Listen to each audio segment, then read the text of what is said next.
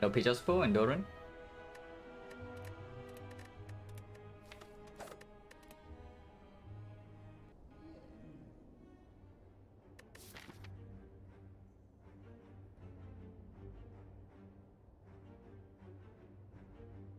Probably 100 into right side. 3 fires, 2 elites, and 100 gold stat into slime boss. Not that bad. Hello, Lunatic. And Panda Ray, thank you for the good luck. Break boss relic, okay.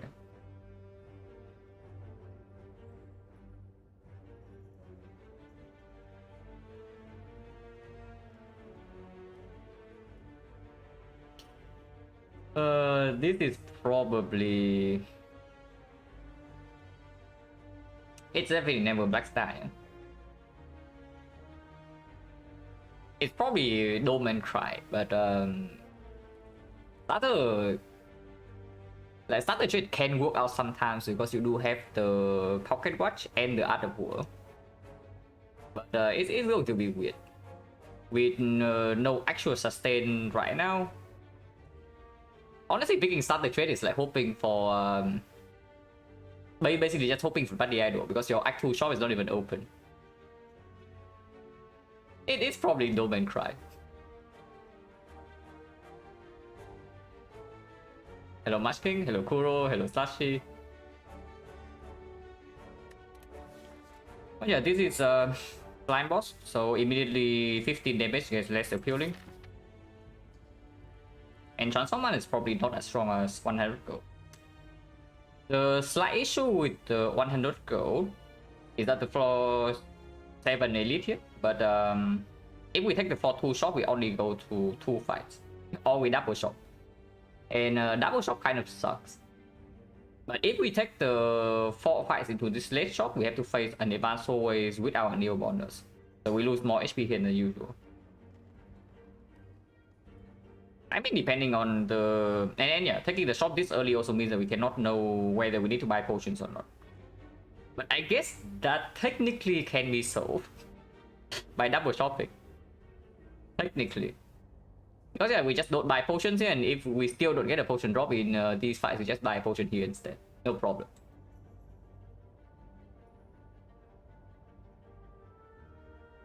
I did more draw with Power Rush or Starter Trade, Star versus Dome. No, the thing about Star is that you always die.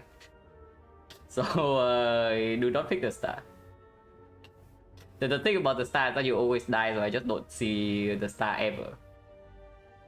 So it's basically the only question on that screen is whether you want to deal with a Dome or not. Because yeah, if you don't want to deal with a Dome and you think that Starter Trade you can get away... You can get away with Starter Trade in like the first half of Act 2, then you do Starter Trade. But looking at the deck, if you don't hit that the idol, I don't think you get away with anything. Because you cannot even go to early Act 2 shot. So it's probably just a Dome pick, then you'll be set. 4 fights, the thing about 4 fights into shop is that you play like all these fights with no Neo Bonders. And this is still a very early advanced always. Like floor 4 advanced always with our Neo Bonders is not easy. Before I do that, I probably just go to this floor 2 shop. And yeah, now technically 4 fights gets a little bit better because we are going to like multiple fires. So seeing more cards to upgrade is fine. But Slime Boss and 4-7 Elite means that I don't really want to bleed HP here for like no reason. Or I can always just take Transform 1. Transform 1 and then we take 3 fights here. After 3 fights we know exactly what we have here. And if we have potions and decent cards, we just go to the left. If we don't have any potion, we go to the right. So another advanced always to another fight to like roll a 70% chance potion. And if we still miss that, we can go here and buy potions. And then we get like 3 upgrades in the end. And 3 upgrades with a transform start also gets a little bit stronger. If we take transform, do we ever go left side? Because left side, honestly, transform 1 into left side is better than transform 1 into right side, it's true. But here, 3 fights or 2 fights. because this is still advanced hallway. And go here first upgrade, go here elite optional, go here another upgrade, but then force burning elite. Okay, I guess force burning elite is a little bit weird. Normally burning elite super late into Act 1 is fine, yeah, but into slime boss you want an HP buffer. So this fight will either take away your damage potion or it also take away like a lot of your HP, and that's pretty bad because then you suddenly have a chance to die here no matter how strong you actually are. Hello someone, and hello Melfa, thank you for the blood. Well, the option is transform 1 on her, go transform 2 for damage, and what? I don't think it's ever 15 damage or transform 2 in this spot because of the slime boss at the end.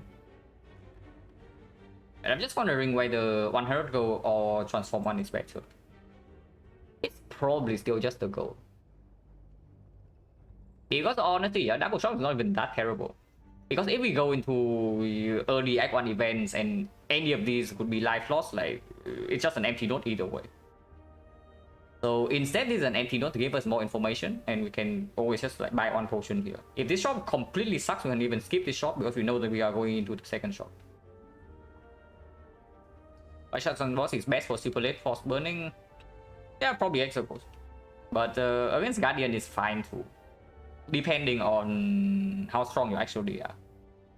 But yeah, mostly Hexaghost is best if you are planning to pass for the late burning elite.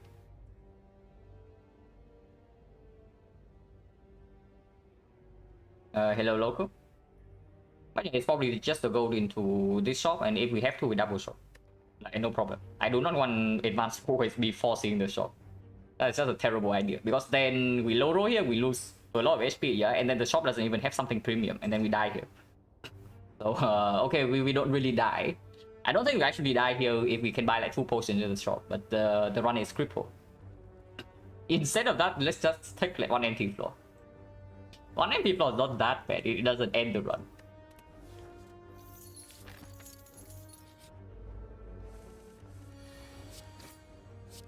Only 2 HP draw home, so I can double block turn 1. Okay, maybe I cannot.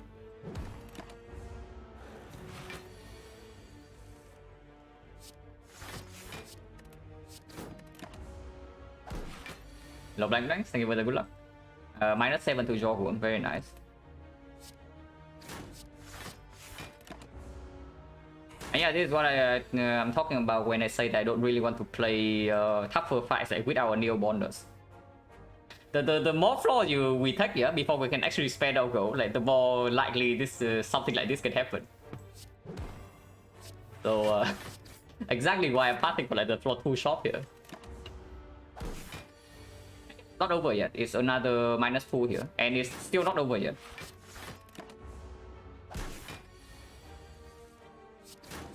It's not over yet, but next turn we only need to draw 3 strikes, which we don't. So it's another -2, and now the fight is actually not over.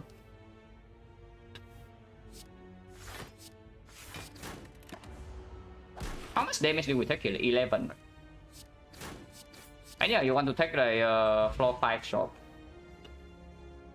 You actually want to take this floor 5 shop after 1 force advance hallway. Yeah, interesting.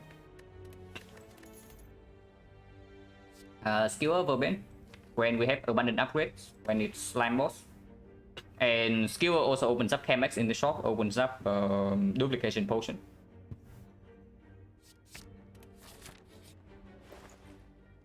I would say goodbye to like mega premium relics.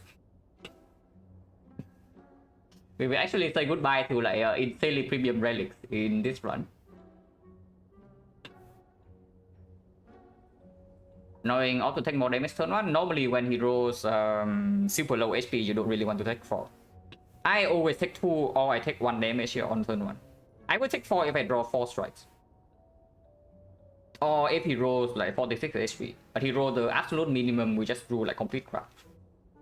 And honestly, yeah, if you count the damage we took extra because we did not strike once, it was just like 2 plus 2, so effectively the same.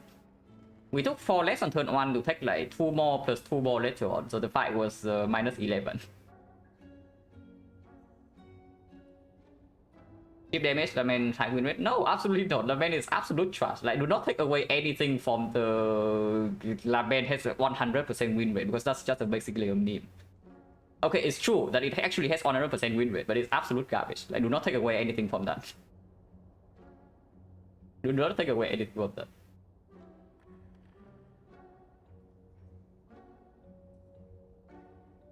And yeah, like I have not really lost a run when I take a strong bonus because I take cheap damage in the first few fights. And I have gone down to 20 something there HP against Jawworm before.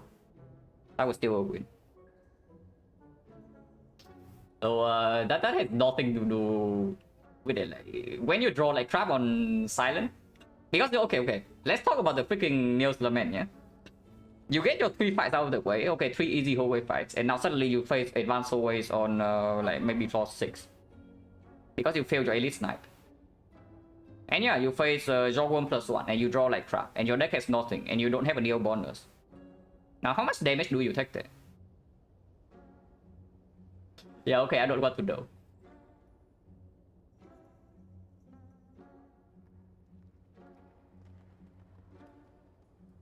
Hello, choose. And yeah, what are we buying here?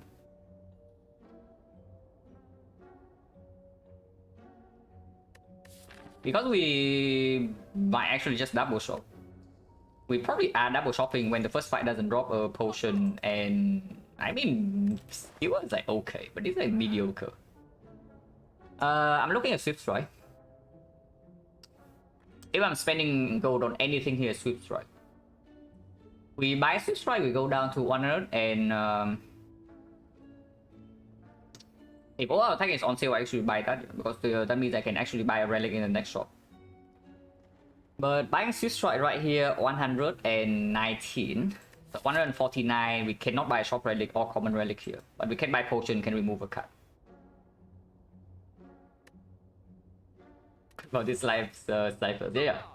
Definitely looking at this because it also has synergy with the skill. Because the boss is flat. Do I want to spend gold on this crap? The thing about freaking liquid memories is that it does not work with skewer. For once, the duplication potion is stronger than liquid memories when skewer is in our deck. And yeah, Swift Strike works better with the skewer. It doesn't really care too much about an upgrade, and we kind of, well, not really need to, but we really want to upgrade skewer. If we have a freaking skewer in our deck, we want to upgrade it. And yeah, Swift Strike is just like stronger than anything else in here. So if we spend any gold at all, it's on the Swift Strike. Los Riantos, thank you very much for the sub and the 5 months. But the shot, the next shot is worse than this, seems low. Yeah, seems slow, but you also see the problem is that we are taking 2 more fights before we see the second shot. So how much HP do you want to bleed there? If we don't get stronger. Like 91 for the slice. It's a slice. It's better than the slice. But yeah, it's very weird. I agree. I agree that it's very weird, but being very weird in your first few floors on Silent is unfortunately what you do. If you don't want to be weird on the first few floors on Silent, then you probably play with Neo's Lemon fairly often. Is what I would say. I don't want to play with Neo's Lemon. Yeah, I probably just buy the Swift Strike, and then we just accept next shop is just a potion buy.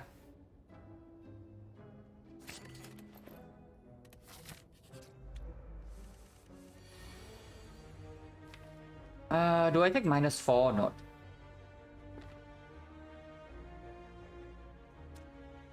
Ooh.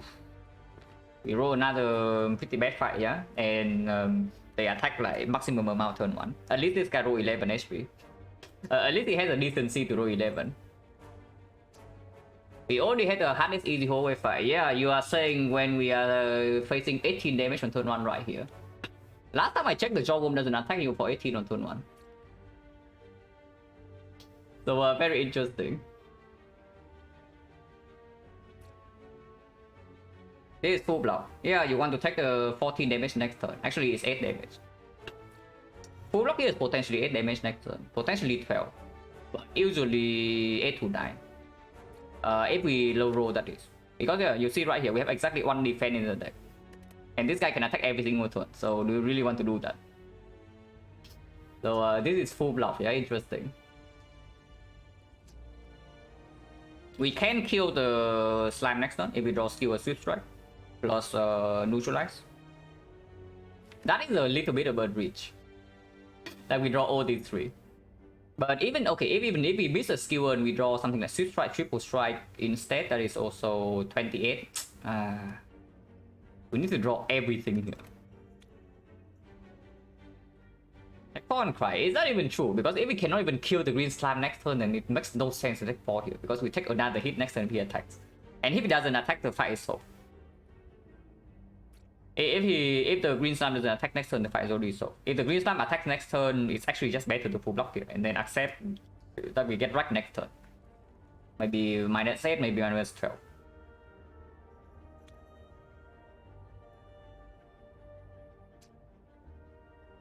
Kill Grey and don't defend next turn, you're taking a lot. Yeah, absolutely. But we do have a chance for lethal. So the question we should ask here is that is the difference in expected value larger than 4? Because of course the trade-off is 4 HP right now. And next turn, how much are we taking? Let's say we full block here, yeah? And this guy attacks every single turn. Of course we kill him next turn. Like we always kill this guy next turn. If we bottom deck the defense, then it doesn't matter. If we bottom deck the defense, it doesn't matter. So it only matters if we top deck the defense. If we top deck the defense, that is 1 out, 5 out of 8, 60%, 62%.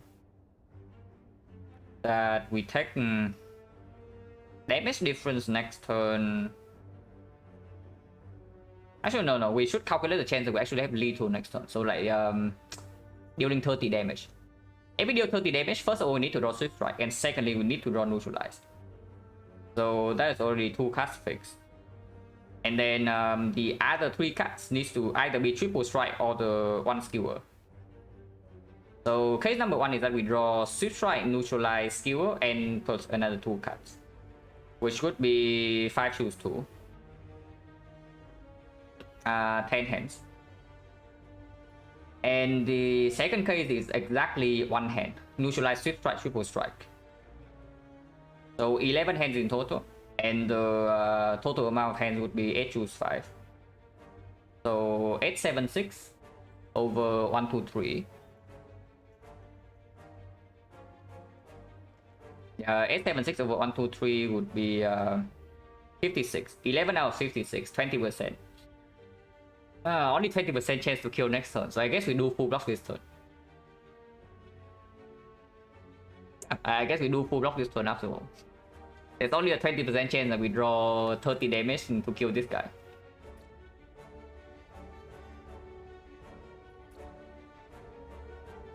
And we know that this guy attacks every single turn, so it doesn't make any sense to do something like single strike here into double defense.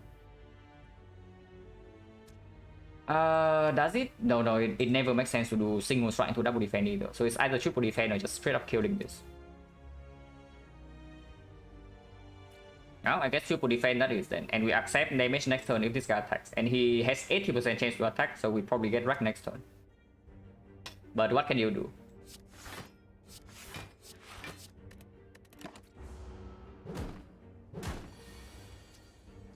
Yeah, we get wrecked this turn.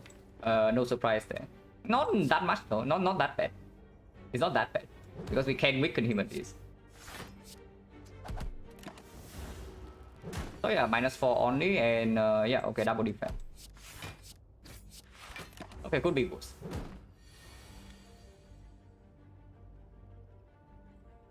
Take forward chance to full block 0, because we have exactly 1 defense and 1 neutralize, and that doesn't change anything. It doesn't change anything because we only need 2 energy to kill the Grey Slime. So we can always play our defense if we draw into the defense.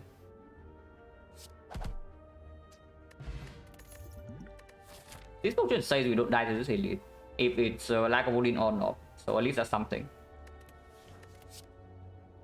Yeah, here's an over attack for free. Here's a relic cleanse for free, and yeah, over attack.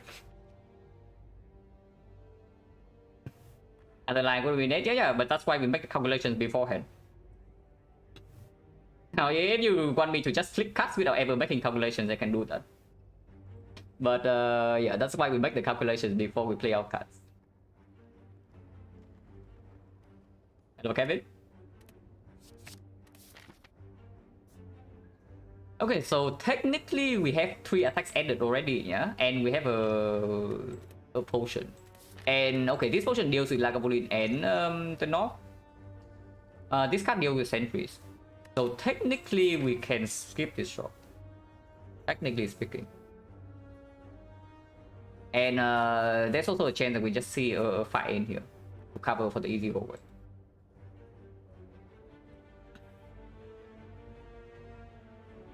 But yeah, if we are not buying... What card would we pick up in this fight?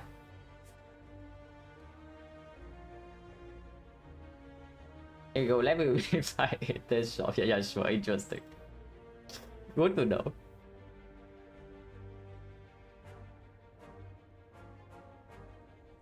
What card do we even want to pick here? Because the upgrade already goes on the skewer.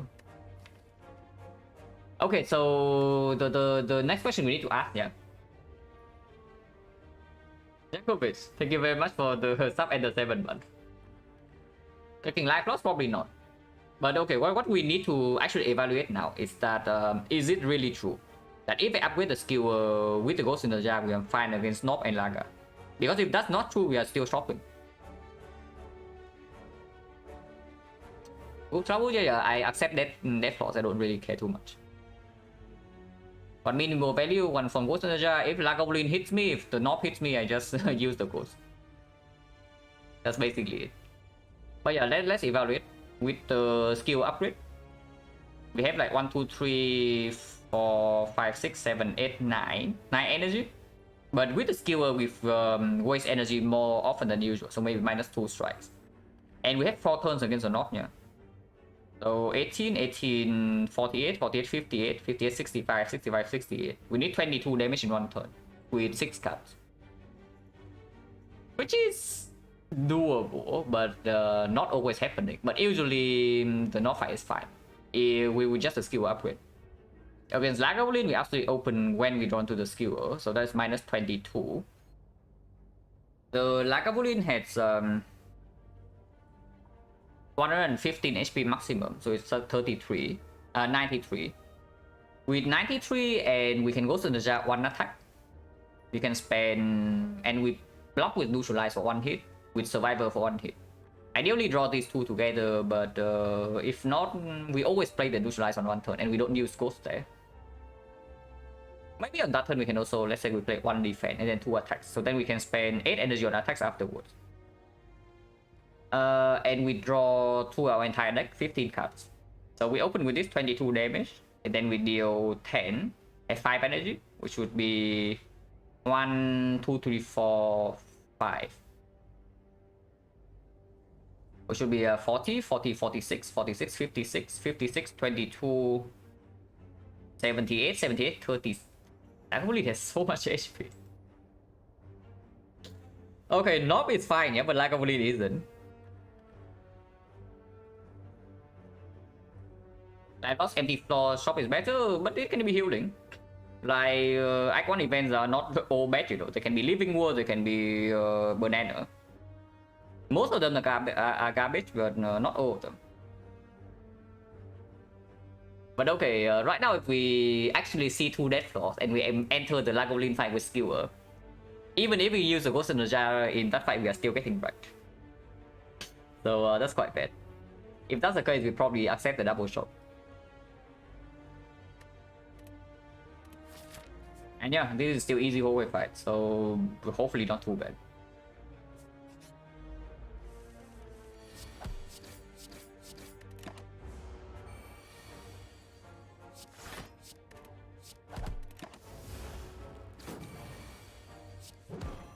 Cultist is kind of free after you add like 3 damage cast to your deck. Like, what a surprise. Go is bad, but potion is good. So with the potion drop, we probably don't need to buy a potion here, which means that any uncommon card we can buy. Like Terror. We can buy a colorless card, otherwise we can also just take a card remove. Wow. Finisher and heal hook, like exactly what we need. Finisher mega combo with both a skill and the over attack, like cannot be better. This right now, I boss Swift right in the first drop. Poison Stab? It's Poison Stab or nothing. If we are saying that we get wrecked by Lagavulin at the moment, then maybe we should take this Poison Stab. Yeah, we probably do. And we still upgrade the skill first.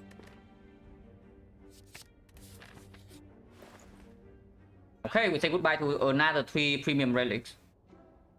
So we went to 2 shops, then we say goodbye to like 6 mega insanely strong relics that we cannot buy. So we say goodbye to those.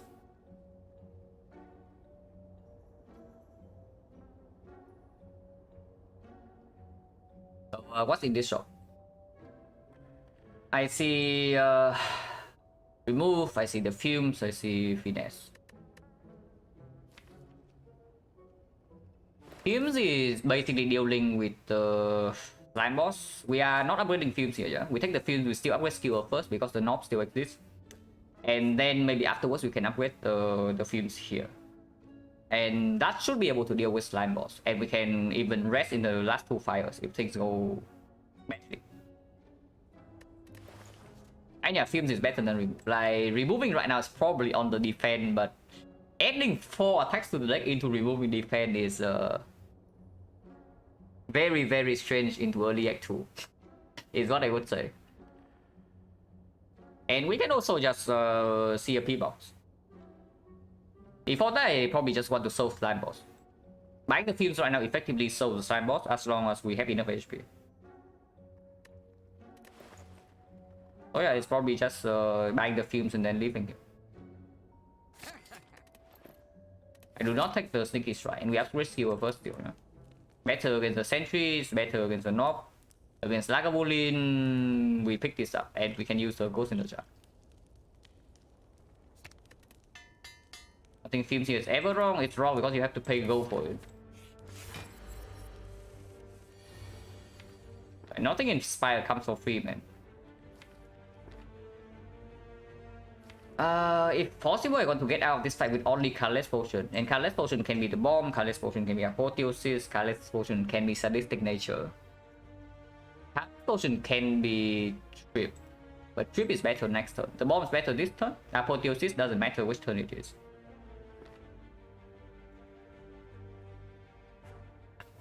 Chrysalis, Metamorphosis, actually all better this turn. And if I still want to preserve this potion, yeah? I'd say that I am willing to use the potion here, but if possible, I want to preserve it, because this can still be the knob. And if we can carry it into the slime boss, or carry it until Act 4, then it's very, very, very good. With panic button, if it's panic button, we just wait for the second redraw. It doesn't matter too much. Because we don't need to open like that urgently.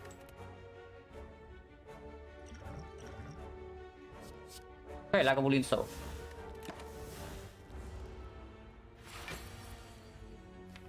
At least I hope so. In theory, Lagavulin should be solved. In practice, maybe we take 20 next turn.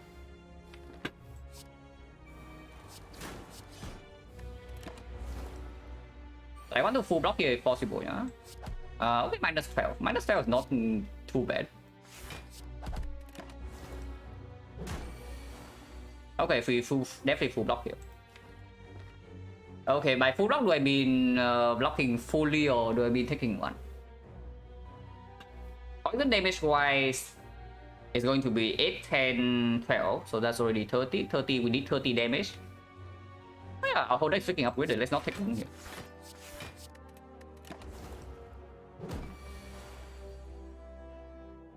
Apotheosis usually solves Lagavulin completely. Damage wise at least. But defensively, you still need to draw into your blocks. But yeah, minus 12 damage in this fight is completely fine.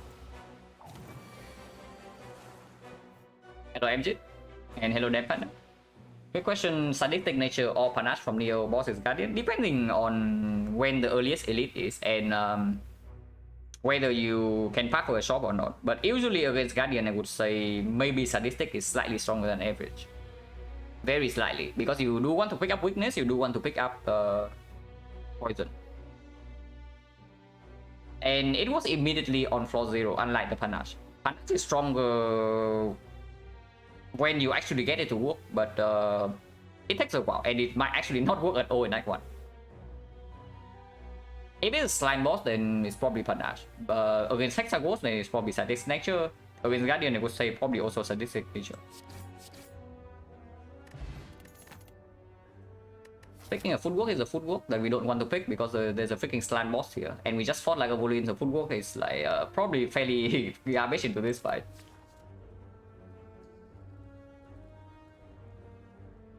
This time does not play against Guardian, that doesn't matter too much. But because you only care about damage in the turns that you want to proc it.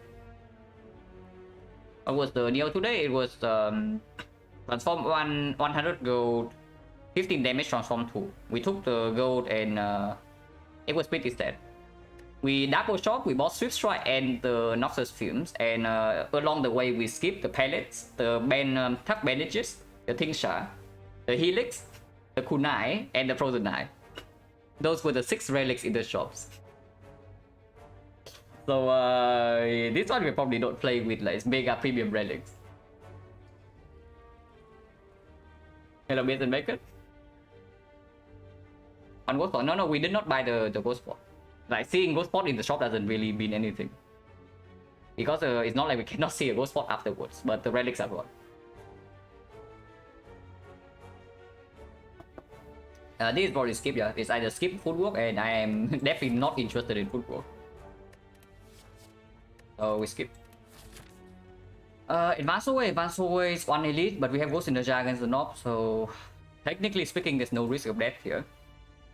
And yeah, I do want to upgrade the Fumes. I mean, we just fought like a Bolin, so Fumes upgrade definitely get a little bit weaker. Maybe I just upgrade OR attack instead, because this can be 50% increase. First of all, OR attack upgrade plays well into all advanced forward fights. OR attack plays well into this fight, and yeah, OR attack against the Knob is also better than Fumes upgrade. And I do not think we need to rest twice here. If we don't need to rest twice, then OR attack into upgrading Fumes into resting once is fine. And if we make both upgrades, then we upgrade the OR attack first. Here versus Fumes, yeah, because we if we don't make this upgrade, yeah, the Knob suddenly is not fine over 4 turns. Is the thing. We calculate damage with the assumption that we use this against the Knob, and we have 4 turns there. Because Lagavulin, okay, without the poison staff, then maybe I upgrade the Fumes just for the Lagavulin, because we also calculate the damage that we are kind of screwed against Lagavulin, even with Ghost in the Jar. But after also picking up poison staff, there's no way skill upgrade doesn't come first. And yeah, here I probably just upgrade or attack first because it plays better in the hallway fights. And it also plays better in whatever elite is coming up next.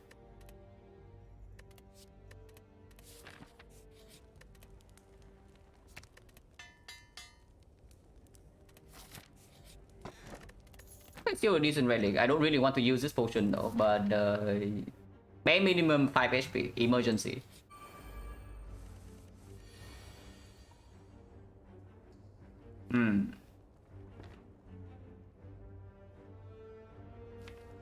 Well, it's probably just pieced up one skill or the other. Like, this fight is not slow enough for us to play the Fumes here.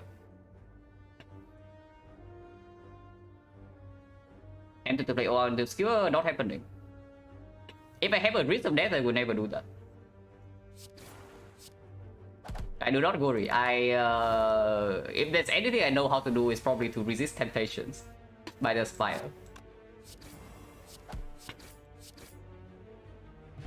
Okay, 5-4 is very, very, very good. If possible, I want to preserve 5-4 for the slime boss fight, but with the Fumes upgrade, it doesn't matter as much. We got 3 potion drops, so 1, 2, 3, 4, 5, 30%. Paid 86 gold for this crap.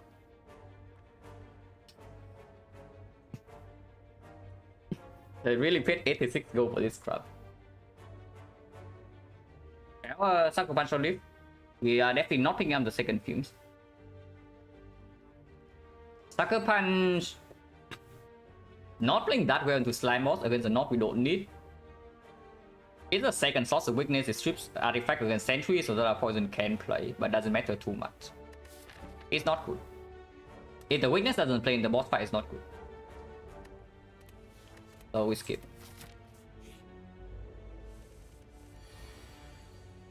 Looking at this hand, we might need to 5-pot. Wasting Nunchaku is a little bit sad here. But we don't really float energy, or do we? Because if we float energy right now, next time we can do skill into our attack. The only bad case is next time we don't draw into skill, which actually happens fairly often, so let's not.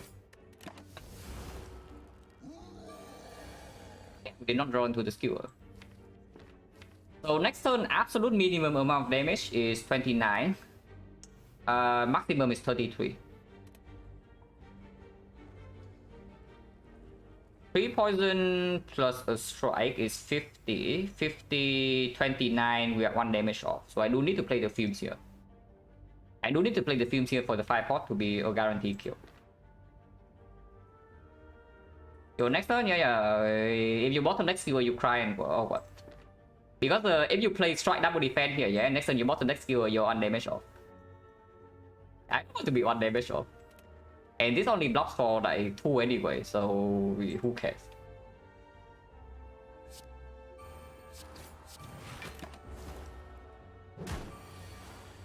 Yeah, exactly. Your next turn, you said. A bit late, but still good.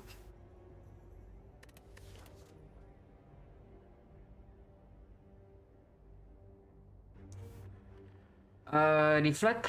Potion chance is 40%. Deflect is just for Act 2, yeah. It's not good against Slime Boss. It performs somewhat into the whole wave fights. And we do have a skewer plus. No premium relics. Yeah, but the thing is that this relic doesn't win you to run, you know. This relic is here for you to collect more relics. And what are we collecting? What are we collecting from here? When okay, I guess Incense Burner is still in the pool. Gambling chip, Incense Burner, some other stuff still in the pool. But yeah, Kunai being gone and top bandages being gone means that our block plan immediately gets like restricted by a little bit right from the start. It can be a problem. Does that actually mean that I should pick up footwork earlier? Not really, right? At least not this early, but that is definitely something to keep in mind. Like maybe I want to pick up an earlier footwork in Act 2 or maybe even right now because the knob is caught. Yeah, because besides red form, like how am I scaling my freaking block? If the two of the strongest relics to scale block is already gone for Act 3 at least. Act 4 you can get by, yeah, with Ghost Energy and some piercing wills, but Act 3 you actually need consistent defensive scaling. This deflect plays with the skewer. That's about it. It plays if we are stuck on 3 energy. Slime Boss equals red form Act 2 operation. Does that feel ballet? Same great, yeah. Actually, I had a run off stream earlier today where I had like paper crane and triple malaise with 5 base energy or something. And the interesting thing is that first cycle of the heart it was not weakened. So yeah, like paper crane maybe not 100% reliable.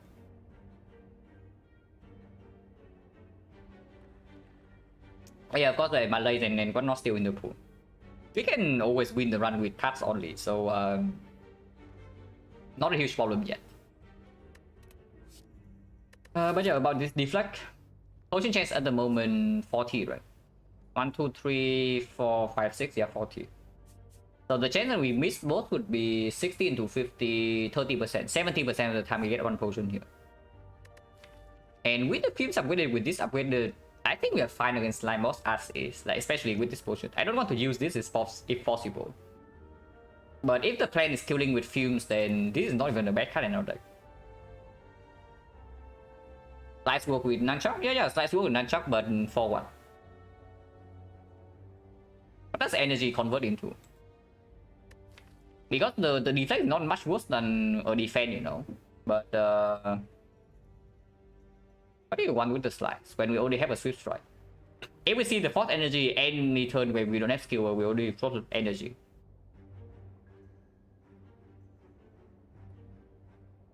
Yeah, slice can work with skill, so does it deflect. And if we don't actually have a terror or a PK, I would want to play deflect over slice. If I have a choice. Right now, I'm just seeing that we are pretty set into Act 2.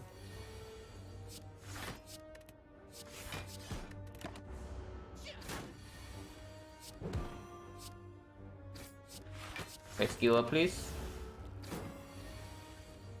Thank you. Just have to say please, guys. Oh, okay, this is fire potion. We got back our fire potion into slime boss, but only if we draw skewer turn 3.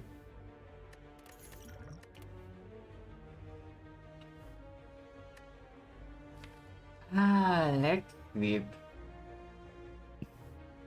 Technically works with our somewhat with our plan to play the films and let the slime boss die eventually when we redraw into the skewer and we redraw into the war attack plus. And it's good into Act 2. It's good into Act 2, it covers weak chain, and we already know that Knob is no longer here. So like, how bad is it? It's not bad, right? Honestly, even into slime boss, like how bad is it? If we block turn 3 with weakness, we take like maybe 28 if we don't even have dex field. If we have dex field at the maximum, we take 17. And then we just let the field plus like do the job. Upgrade, yeah. If we don't lose any HP here, absolutely it can be upgrade. We have 40 HP with Ghost in the Jar. Absolutely it can be. But first of all, we make the upgrade that kills the Silent boss first. And then we talk about the second one. After this fight. Oh, 0 damage you say. Interesting. I mean, this is not that bad, yeah. We killed 2 of them. And take 2 damage. So I guess we do that. Yeah, I guess we do that.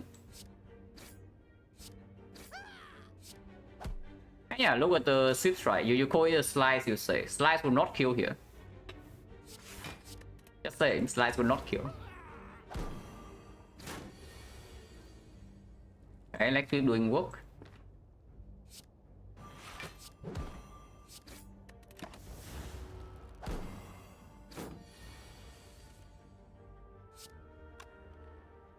Uh, 10. Okay, so let's not do that because it also makes this guy hit harder. And yeah, deflect. Because of deflect, we can play fields here.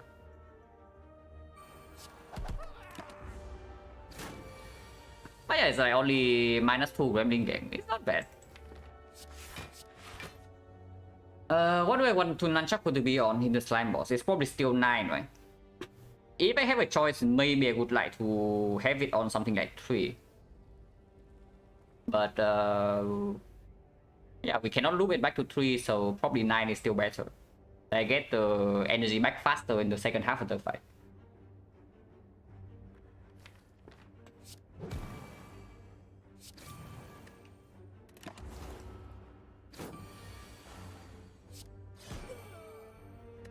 A potion, so 40%. Definitely don't want a second deflect. And the pot chance, drink energy pot. We absolutely never drink energy pot here. You see that this is actually fire potion. So of course you don't drink the freaking fire potion right before the slide boss. And potion chance is like 30. That would throw not good enough, right? Technically works with deflect, technically works with swift strike, but after adding leg sweep, we already have some way to spend our energy, and it doesn't really work well with skewer.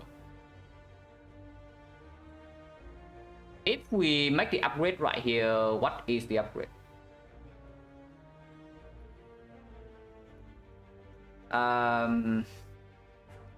Without terror, without backstab, without back of marbles, without PK.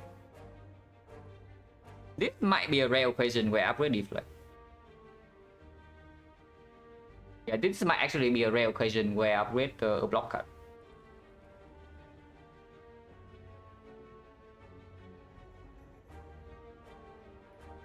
And honestly, yeah, it's not too bad.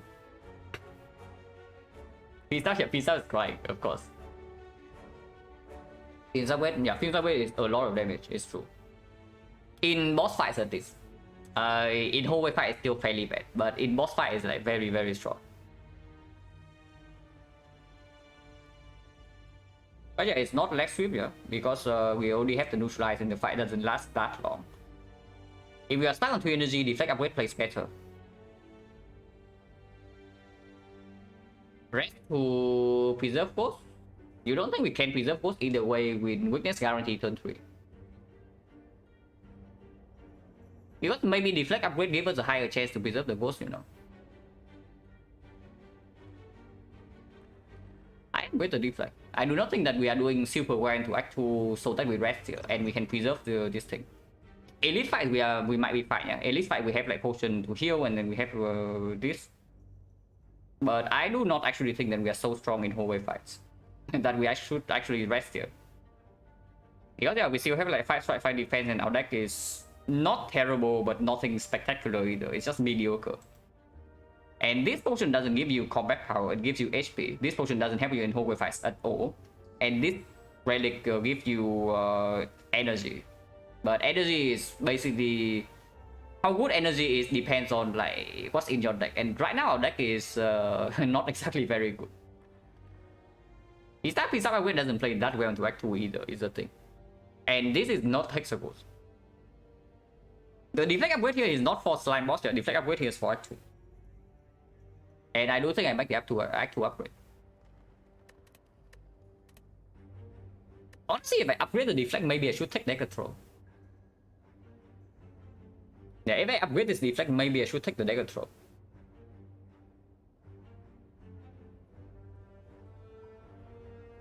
Because there's definitely... second skewer will eat up the upgrade. And okay, the thing about the second skewer is that it does make the slime boss fight easier for sure. Because it increases the chance that we draw into skewer turn 3 and we can use energy potion for 20 damage. But it does not play well after we leave this deck, unless you see Chemex in the shop or Necronomicon, and suddenly then it's like very, very strong. Yeah, if I upgrade this deflect, I probably take the dagger throw. Otherwise, basically we're accepting that we take the turn 2 hit against slime boss.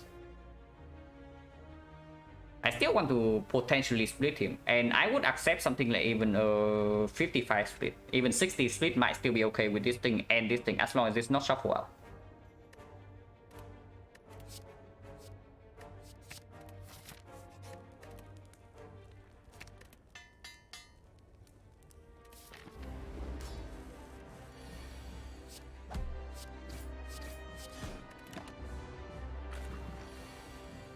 Not top decking fumes, and this time we need to play the leg sweep. Is fairly annoying. If we want to block next turn guarantee, we need to use the leg sweep now, or we need to potentially ghost next turn if we miss the neutralize. So we bottom deck the fumes, we top deck the deflect, and we do not draw leg sweep in turn 3. That's pretty annoying. I have to say that it's pretty annoying. But I can start with this first, yeah, to have more information. Okay, that did not really do anything. Technically can split right now 68, but before Field Plus is down, doing it immediately is probably suicide. So let's not. So the question right here is whether I do leg sweep or whether I do skewer. Honestly, if next time we draw to neutralize, we are already alive. And we don't need to ghost yet. And Otherwise, we draw into like 2 blocks and we are fine as long as we use NG port. Pushing this right now to 88 means that the moment we redraw into a good damage hand, like 2 turns from now, we open immediately and we avoid the 5 more slimes. 2 pots, yeah. If I need 2 pots to live, I will use 2 pots. I'm not too attached with this. I'm not too attached to this. Of course, I would like to bring it into Act 4, but if I need to use it, I use it here. Assuming we're not splitting next turn, poison up skewer is better than skewer. Is it really better if I want to like control this fight a little bit? Because applying poison might force me to split earlier than I really want to.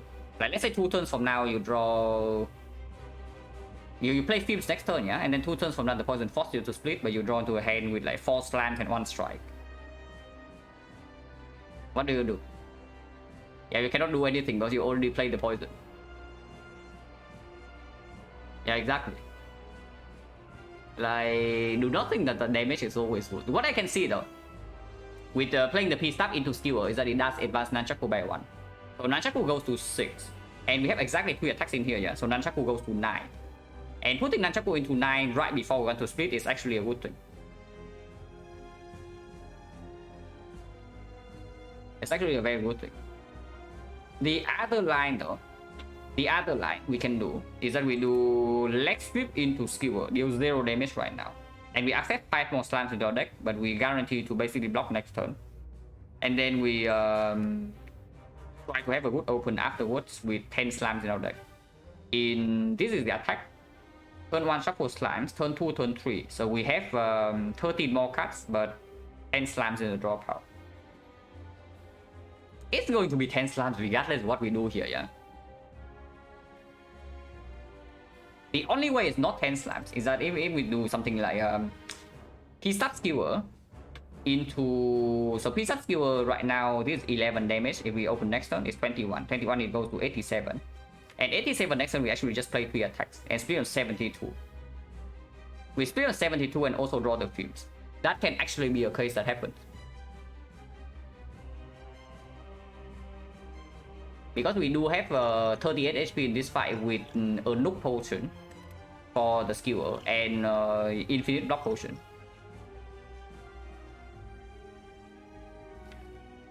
Playing Leg Sweep right now totally shuts down that possibility.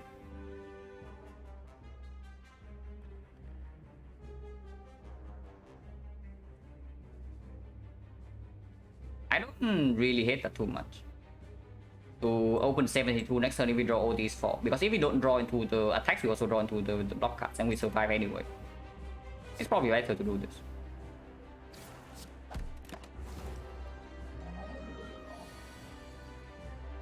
Okay, I guess we go to 5 HP, but we get the fumes now.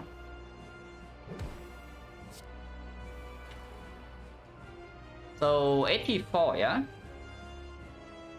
84, if we play the strike right now, he goes to 78. 78 next turn is a force split. Oh yeah, we don't actually want to play this strike. We don't actually want to play this strike, so let's just play defense and go to 5. And 84 next turn poison goes to 4.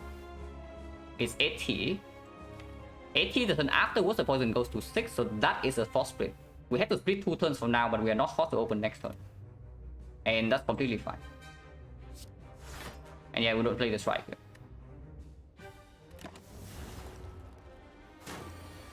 If we don't to Skewer, we open immediately. Can technically open this turn to avoid 5 more slimes. Otherwise, we always need to open next turn. But we get to see like 1 more hand. And we get closer to our Skewer or our attack. And we'll get to the rest over deflect upgrade, Risk of Ruin. The thing is not Risk of Ruin. We have... I would say our Risk of Ruin right here is almost 0 if we are committed to using 2 potions. But you need to think about Act 2. Like... Okay, I know that I usually say there is that if you have any Risk of Death at all in Act 1, you just beat the boss. Because boss relics and whatnot can turn the runner around. But what do you think we do with this deck into Act 2? What do you think we are doing with this deck into Act 2? Because I don't see us doing anything unless the boss relic, boss reward is like mega high roll.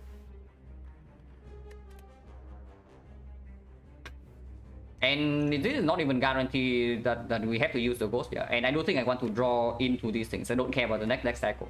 Next cycle doesn't really happen in this fight. So we don't open here.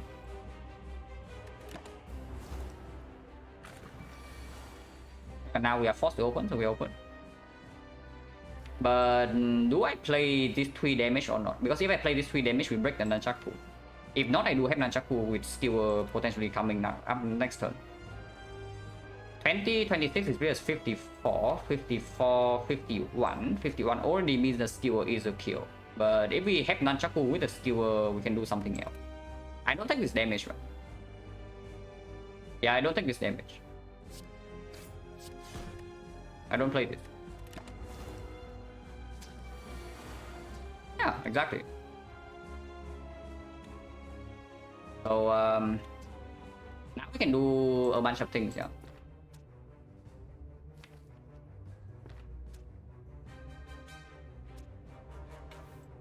Now there are a couple of lines. We can do skewer alone with our energy pot, into energy pot afterwards, into full block, and playing poison stab here, for example. Or we can just energy potion right now, kill this guy outright. Because if we don't kill this guy, we die. We go to maximum 15, so we need to split this guy like right now.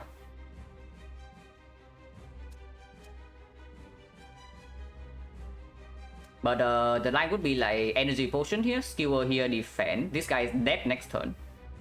And this guy is at the 46. And we are going to be at 3. Actually, no, yeah, we are at 3. Might be forced to ghost next turn if that's the case.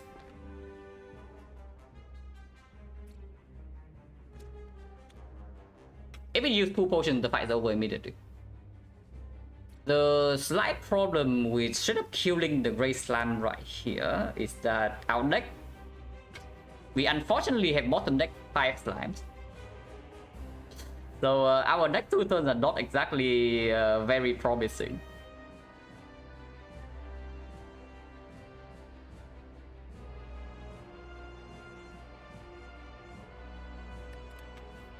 What about skewer here?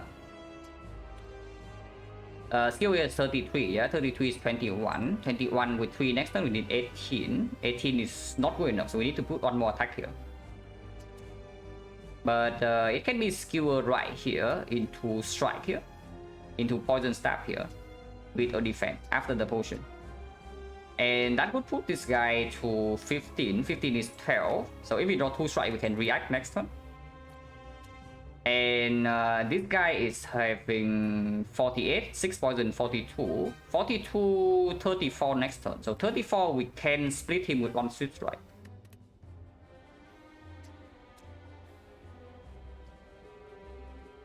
That is actually the best line.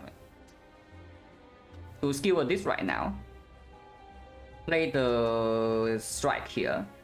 Energy potion, poison stab this guy, defense.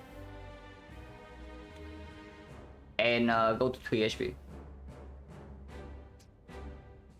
Yeah, if we drink 2 potions, the fight's over on the spot. But I don't want to do that. I don't want to use 2 potions.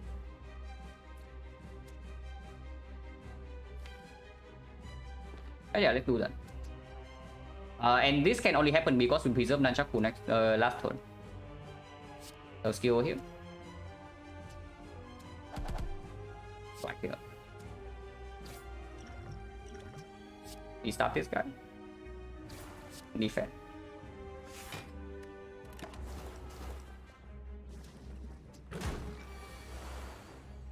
Yeah, now we can interrupt this guy with 1 swift strike. The problem is that next turn, both of these attack, and they have 7 HP, but we do have a deflect coming up. And we still have Ghost in the Jar. Yeah, the also preserving potion is slow because we bottom deck all the slams, so we don't have like impactful turns here when it's the most important. But yeah, exactly 27, yeah, so 3 splits. Double check maybe before I freaking die, but he does split.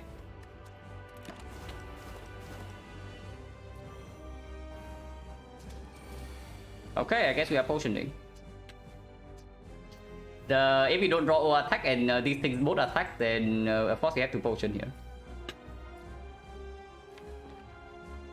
If we potion here, however, yeah, there is still a chance to die next turn. So we need to allocate these strikes very carefully. 5-7, these things are only dead, so we ignore these two. And these guys are attacking for 12 this turn. The chance he attacks for 12 next turn is actually still the same. Man, this guy's attack pattern is like very screwed up. Just because it starts with 12 damage doesn't mean next turn it cannot do 12 damage. And just because this guy starts with 8 damage doesn't mean the next turn the chance of dealing 12 damage is high or anything. It's exactly the same. So that's pretty screwed up. But yeah, of course we ignore this. So there are 2 lines here. We can either put 2 strikes on one or we can put 1-1. If we put 2 strikes on exactly the same guy, 15, 18, 18, so we need 1 strike next turn to kill. And we can still die here. We can still easily die here next turn. So I just hope that we don't draw a bunch of slides or anything. But it's probably just correct to... Okay. The thing is that we are on 8 HP, yeah? So if next time we only draw damage and nothing else, we need to be able to kill whichever one is attacking. If we distribute 1-1 right here, they are both at 13. So all attack will cleanly kill, but otherwise we need 2 attacks. That is not acceptable, right? Yeah, that is not acceptable. So we play double strike on one guy.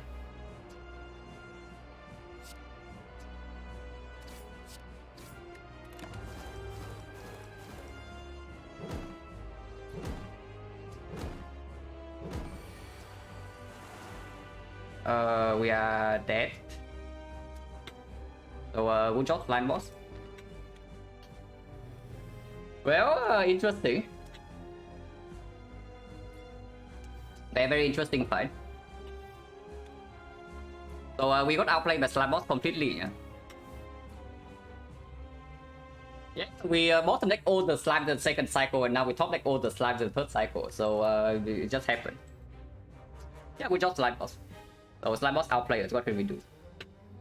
Could have rested. I don't think resting is actually the right play though, because I have rested in this spot like so many times before, and I know what happens in Act 2 from here. Second skewer, you want to upgrade the second skewer. Okay, I say it again, yeah, I say it once again. The thing is not about surviving this fight, guys. If it's only about surviving this fight, then the line we take is very, very different. We just freaking rest there, and we don't take a single card. We rest there, we never die. But it's not about surviving this fight, it's about like freaking Act 2. And do you really think that picking up a second skewer into upgrading the skewer is going to bail you out in Act 2?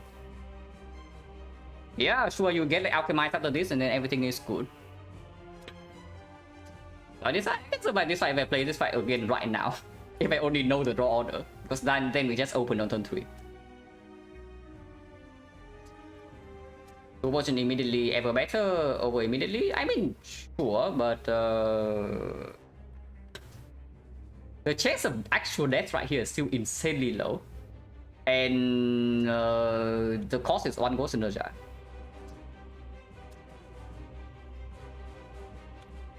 I would say it right now, yeah. Anything you guys say right now is hindsight. I already play this fight enough times to end this kind of act enough times to know what happens in Act 2. If we don't high roll the boss reboot, and I do not play around high rolling boss reboot.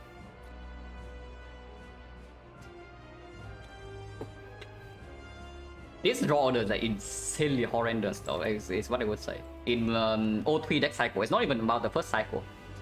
First cycle, second cycle, third cycle are all insanely bad.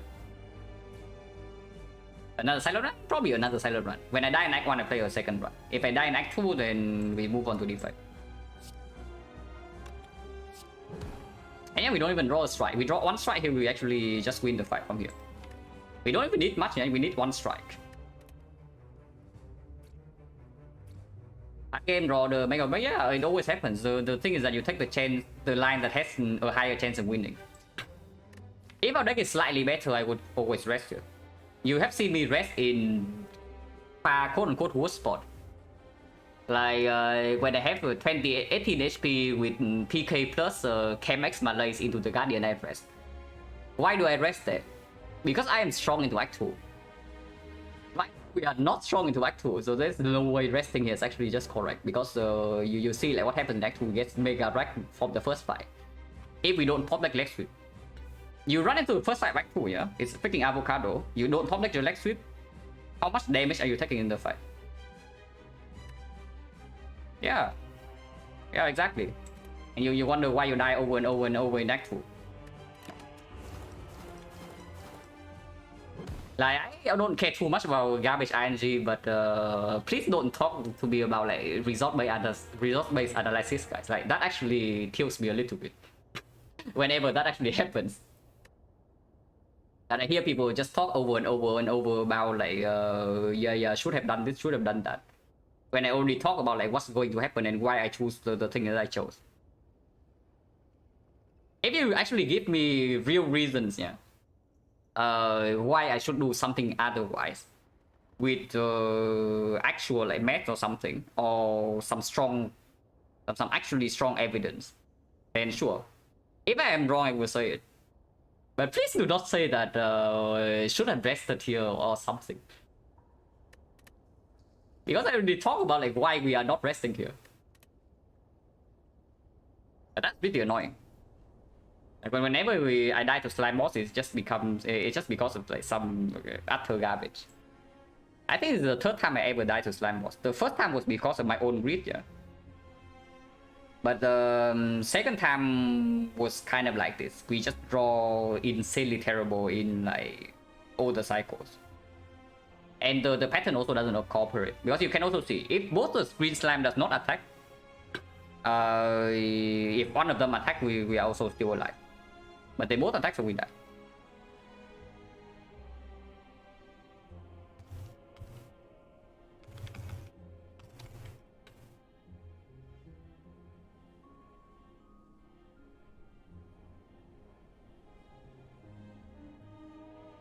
Like some always possibility, yeah, but if you have been watching me long enough, you would also know that if you actually know that how rare it actually is for me to die to slime boss, especially when I have potion into the fight. And yeah, I can tell you right now, this is the third time I ever died to slime boss on stream. On after like 260 something runs. So statistically speaking, you can already say that it's kind of like a 3% low roll. And it never feels good when it happens. We can go again.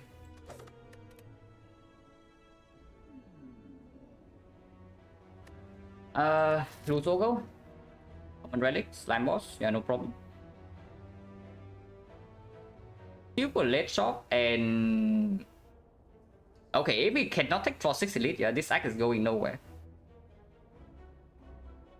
If we cannot take one of these two for 6 elite, we take one elite in the act and that is it. And we do not get anything extra.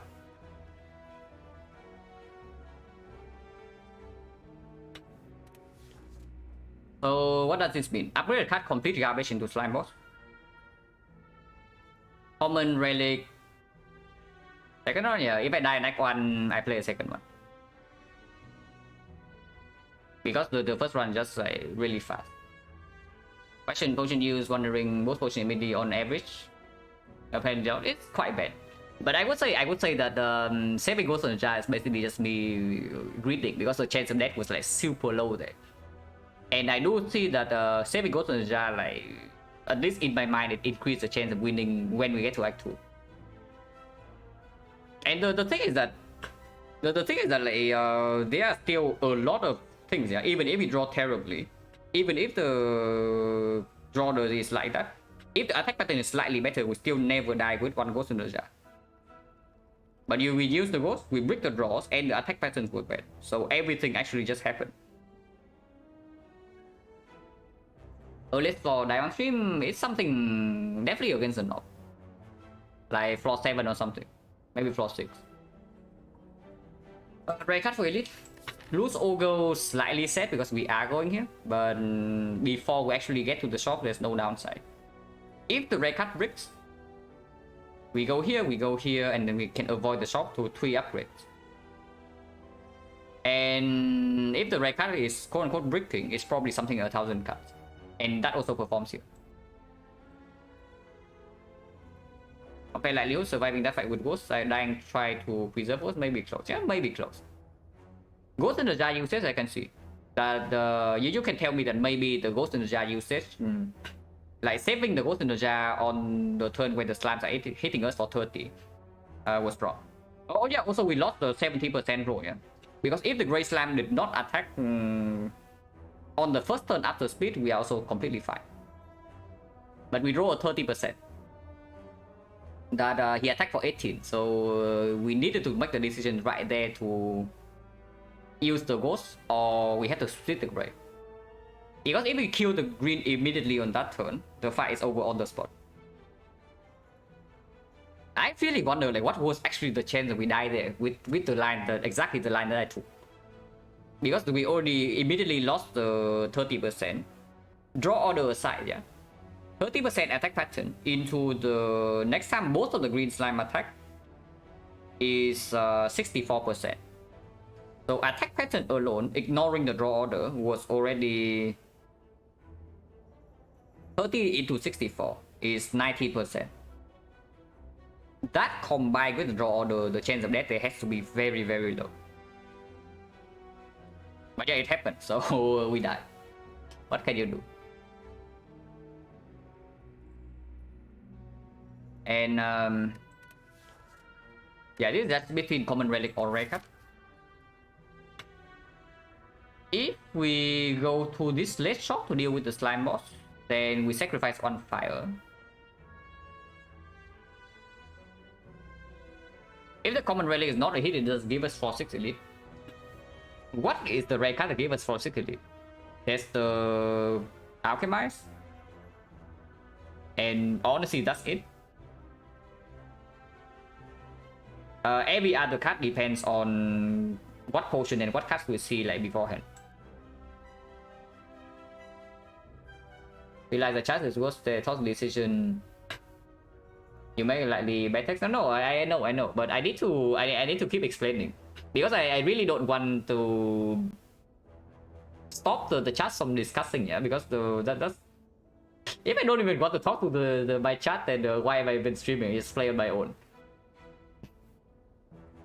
But occasionally, like, okay, not normally I put up with that like really well. Yeah, I can explain. But whenever I'm just human, you guys. Whenever I die to some complete garbage, I do get slightly tilted. So then I vent my frustration on chat a little bit. Is what I would say. But I'm fine with it, so don't worry. Starting new run on tilt? No, don't worry, no problem.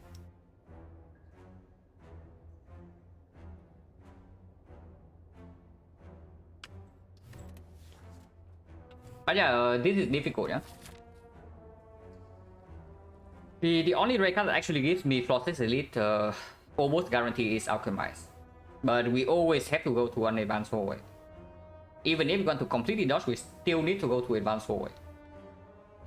Honestly, that fact alone probably tells me that common relic is slightly better. Because if the red card is the brick, it also costs us HP here. Common relic on average makes me immediately stronger, even if it doesn't help in the elite fights, like the smooth stone or the anchor, and sometimes the lantern. Even if we brick, yeah, and we see more buying ceramic fish, this shop can deliver. And if we completely dodge the elite, we only take this for 7, then we have 1 fire, 2 fires into a late shop to deal with the slime boss with a shopping relic. That's not terrible.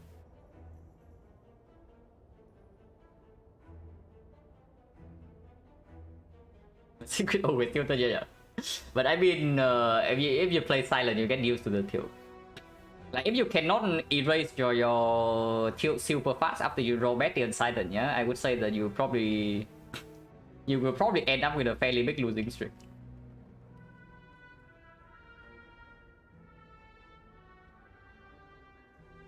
How do I choose unload the PK with Raycat? PK is way better. PK is way better. It is probably common relic just because the advanced way here is forced. Even if the red card potentially give us more chances to actually take this. But I mean, we just roll preserve insect. Yeah? We just roll preserve insect. This common relic is just preserve insect, guys. Like, come on. Okay, not quite, but it's good enough. But it doesn't consistently give us this elite, yeah. So it still depends on what we see in the first few floors. And of course, we start on right side. Starting here is a complete nonsense. Starting here, of course, it's worse than this.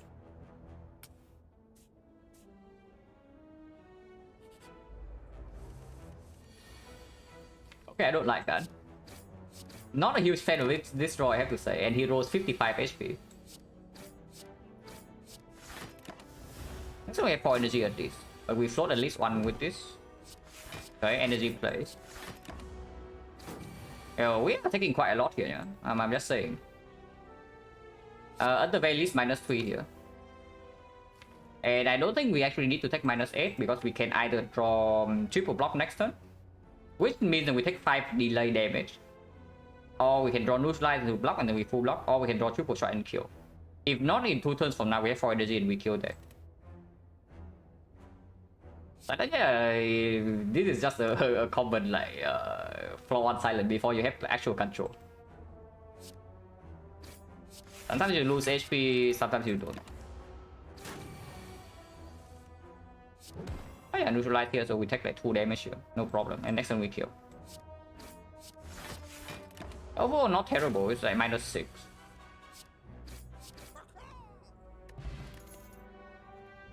Echo the flower. Sacrifice into slime boss, pretty terrible, but I guess it still plays into the Jorgum fight. It still plays into the advanced always.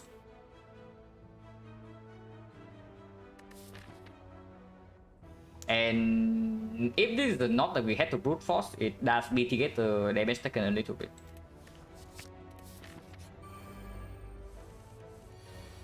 Interesting. How much damage is this? -5. And we cannot kill, yeah? So we just accept the -5 and move on. The game is trying really hard to tilt me, yeah? But I already got over the last one. So at least for now, no problem. I want to kill this guy first because he has lower HP and higher damage, and they are both debuffing. So Sacrifice probably goes here.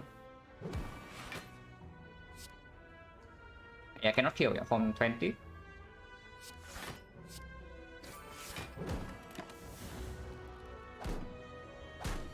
Oh, starting pick is common relic over lose Ogo for Ray card and upgrade a card and boss swap. Next turn they can never attack.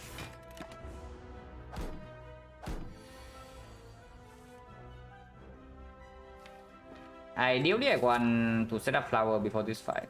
Should be able to control this.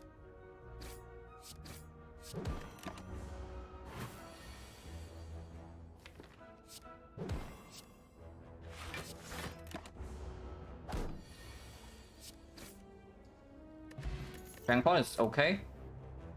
Or attack. Backflip and Acro works better with this, but into slime boss, into advanced always right here. Into 4-7 edit, it still has to be over attack.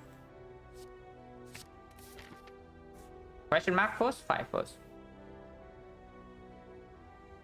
If question mark is a shop, I want it here. If question mark is healing, I also want it here. If question mark is life loss, I probably also want it here.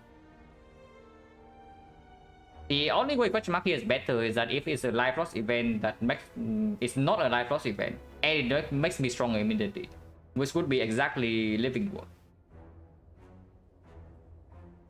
For the common relics, Hero, it doesn't give me Frost 6 Elite, so no. It's a good relic, but if it's a relic that doesn't give me a Frost 6 Elite, I do not count it as a hero. And yes, I will say it right now. The mood from Neo is better than Happy Flower. I will say it right now, yeah, before you mention the mood.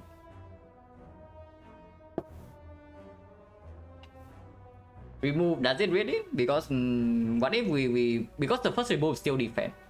And I don't even know whether removing defense actually makes me stronger in the easy hallway fights or not.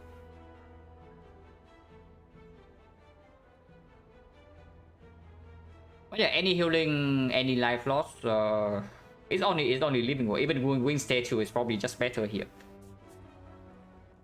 Insect, yeah, insect is the highest roll. Insect is the best one.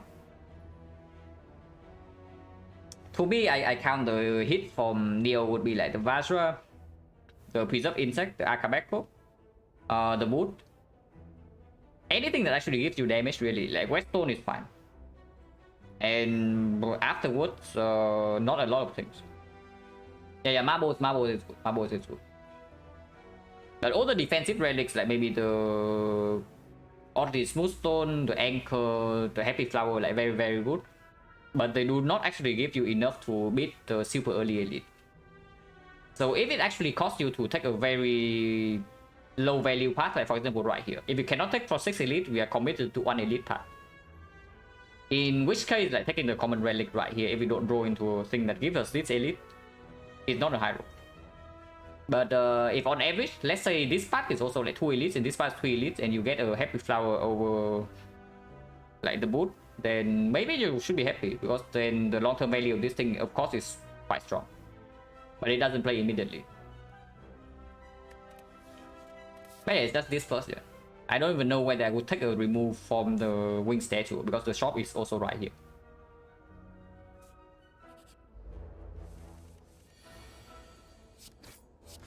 Power place here.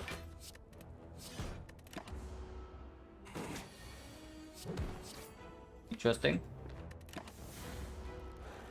At least he have weakness this turn.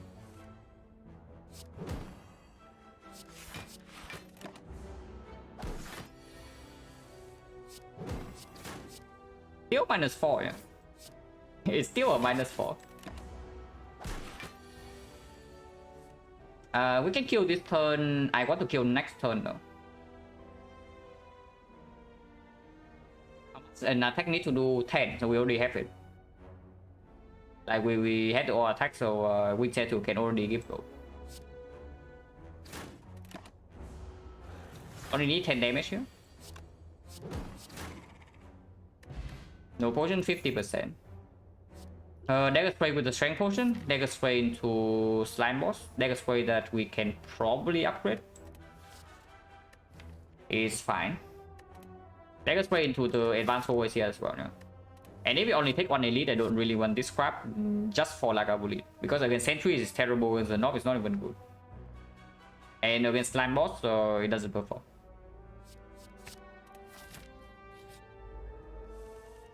Well, I guess this is life loss event, but not in the way we expect.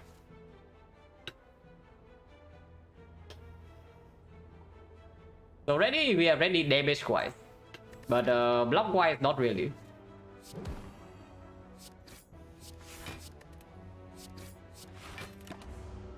Attacks every turn, and we have drawn all blocks on turn 1, so expected that this happened. And we don't even draw lethal here for the flower setup. That's pretty annoying.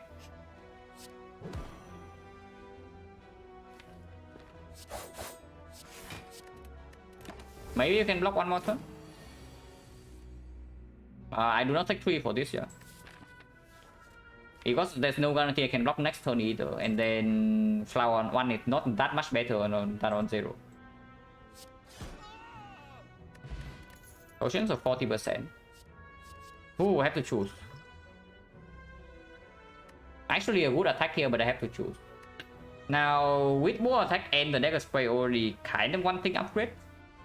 But I mean, they are both AoE cards, so and we have Strength Potion on 1 fight. So upgrading them are not that urgent. That means that maybe I can pick up Predator, but Predator also, this thing also still benefit like pretty well from the upgrade. So maybe picking a card that doesn't really demand an upgrade with the Blade Dance. That also opens up potential accuracy pick to solve slime boss if we don't want to upgrade our AoE card. Or if we cannot save a damage potion. It's probably just better. Predator works well with the Happy Flower, but that's about it. Like upgrade wise, if we are looking at what we have so far, it's probably Blade Dance. Yeah, it's Predator with the flower, but Predator that competes with this upgrade is a little bit weird. And yeah, Blade Dance works better for on fight with the Strength Potion as well.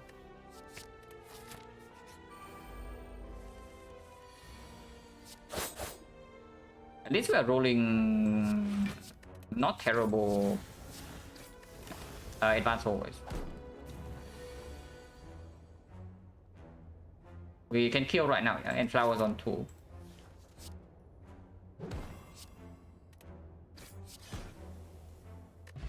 I had to waste a potion. If not prepare backflip into slime boss, slightly weird, slightly better with the heavy flower, but still slightly weird. Explosive pod versus Scarlet pod. If you get panache from Scarlet pod, it's basically an explosive pod. So it's panache a high or a low roll. What is better than explosive pod? The bomb's better. Apotheosis is better. Dramatic entrance is worse. What is better? It's only bomb, the bomb and apotheosis, right? Otherwise it's like some block that we might want. Yeah, we probably take explosive over this. Damage wise, like the explosive is definitely better than this expected value wise, and it's only about the block that this can give. The panic button, the good instinct, maybe the trip is quite strong. Yeah, trip is quite strong, but we already have the strength potion to cover for the knob and Lagavulin. And hand of greed is good. I guess hand of greed is good. So it's like hand of greed, bomb and apotheosis. 3 hits out of 35 pool. Not really, right? Also, our potion change right is 30. The next question we need to ask ourselves, yeah, is that are we running here or not? Because it's possible. We are talking about like upgrade depth or whatnot, but maybe we just run here. And then take this fire and then we reevaluate whether this elite is takeable or not. Because the moment we go here, we accept our fate to take one elite act 1.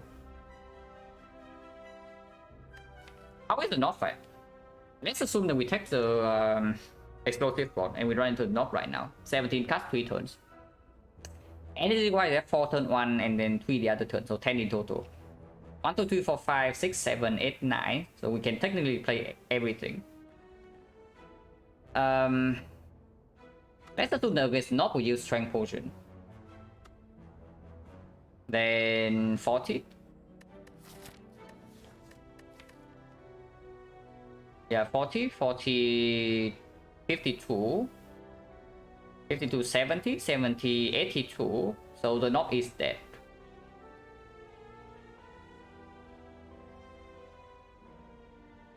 That take explosive, yeah, absolutely. I think we're taking explosive regardless.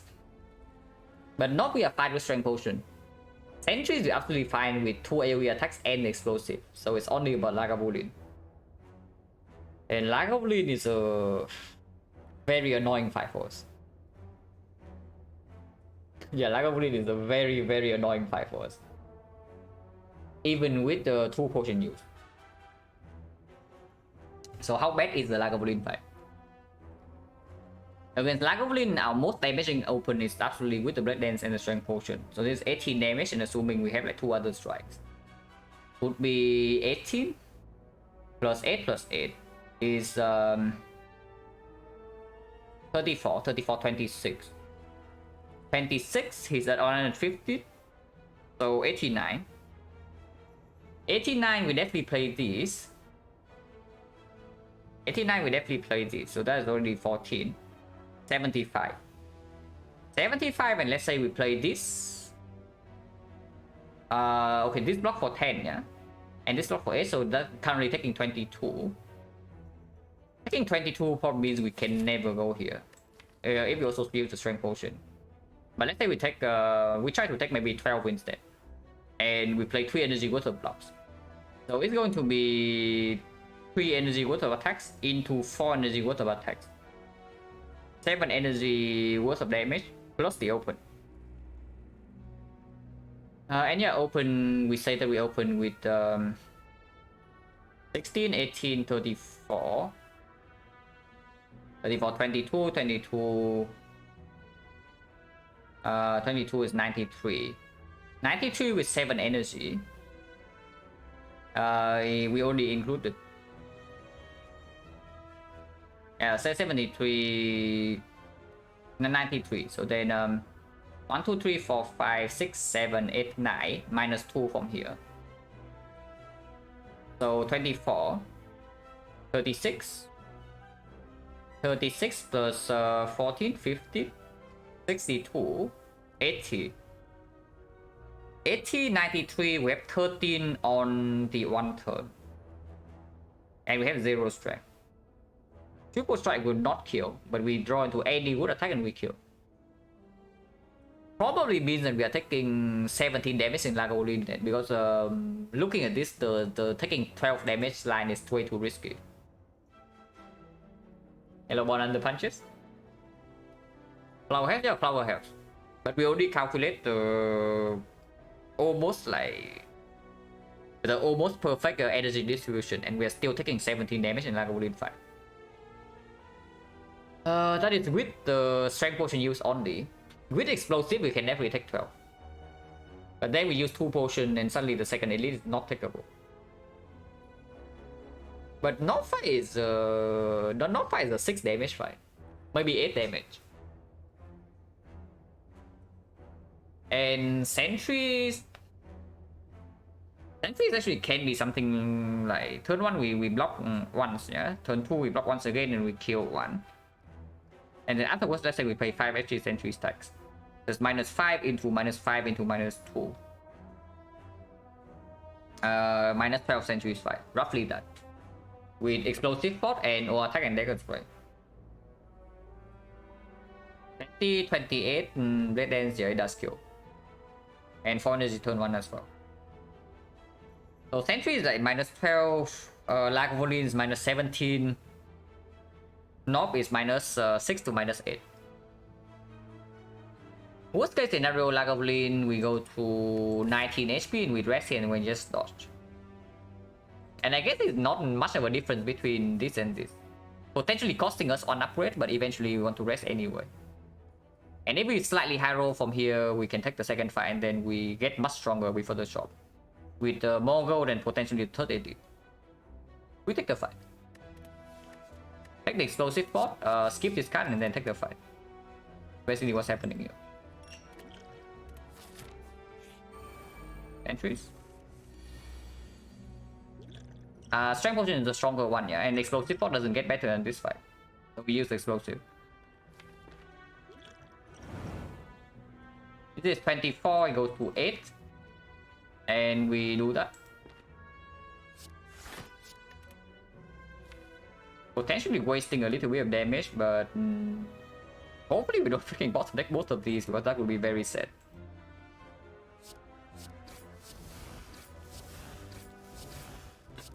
A to prepare for dagger spray, not the over attack. And of course, over attack will also kill.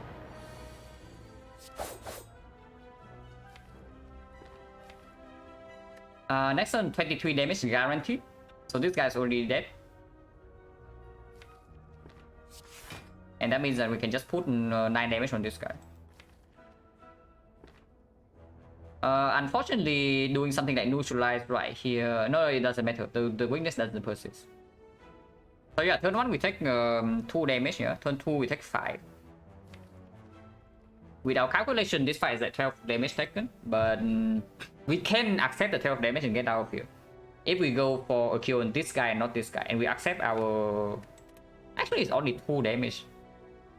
Maybe I should just take 2 next turn to guarantee a cleaner fight instead of going 1 turn blind the shuffle. Like do neutralize here and then strike here. No, it doesn't work because then next turn I need to waste 1 energy on defense. Yeah, it doesn't make sense. Yeah, it doesn't make sense. So it's still like 9 damage here then. And we have to go 1 turn blind. But we only need to draw 1 strike.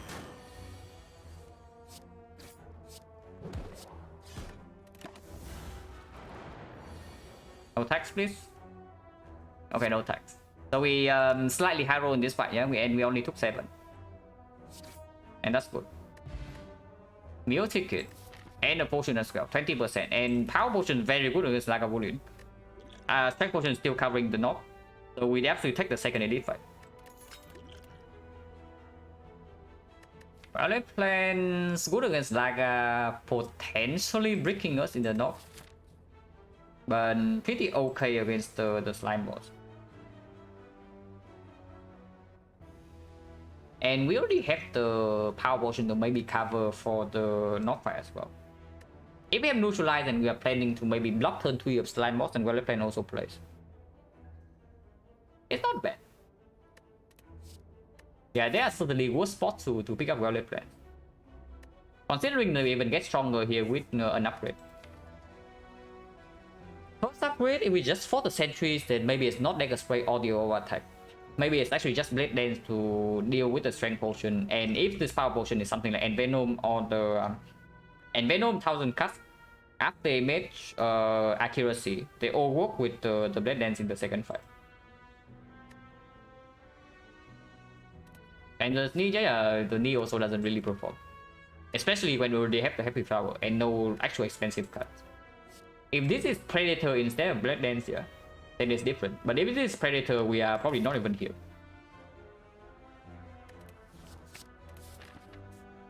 And yeah, on 29 with the Meal Ticket coming here, we never rest here. And first upgrade is probably actually on Blade Dance.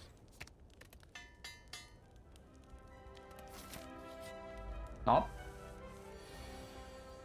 Strength Pot. With the Blade Dance Plus, honestly the difference between these two are not even that big. And if you want to take the third fight, then the power potion is very good here. It's either Sentries or the Lagavulin. And we still have to use this here. There's no way I actually have enough damage if I don't use this. Like currently 16, 26, 33. Yeah, no way. Do I have enough damage even if I use this? Because we might need to actually double potion here. In theory we should, but with the Violet Pens added, there's a chance that we bottom deck our damage now. So with this potion right here, this is 24. 34, 36, 36 plus 9 is 45. 45 and we draw exactly this but minus 1 card. So let's say we bottom deck this thing. That would be 32. 32 plus 5, 37. 37, 45, we got 7 damage off. If we draw this instead, this is plus 4 damage and we have 3 damage off.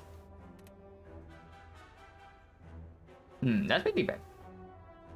Because that would mean that if we bottom deck any of these attacks, neutralize will still kill, yeah? But if we bottom deck any of these attacks, which happens 5 out of 11, we are short on damage if I do not pop 2 potions here.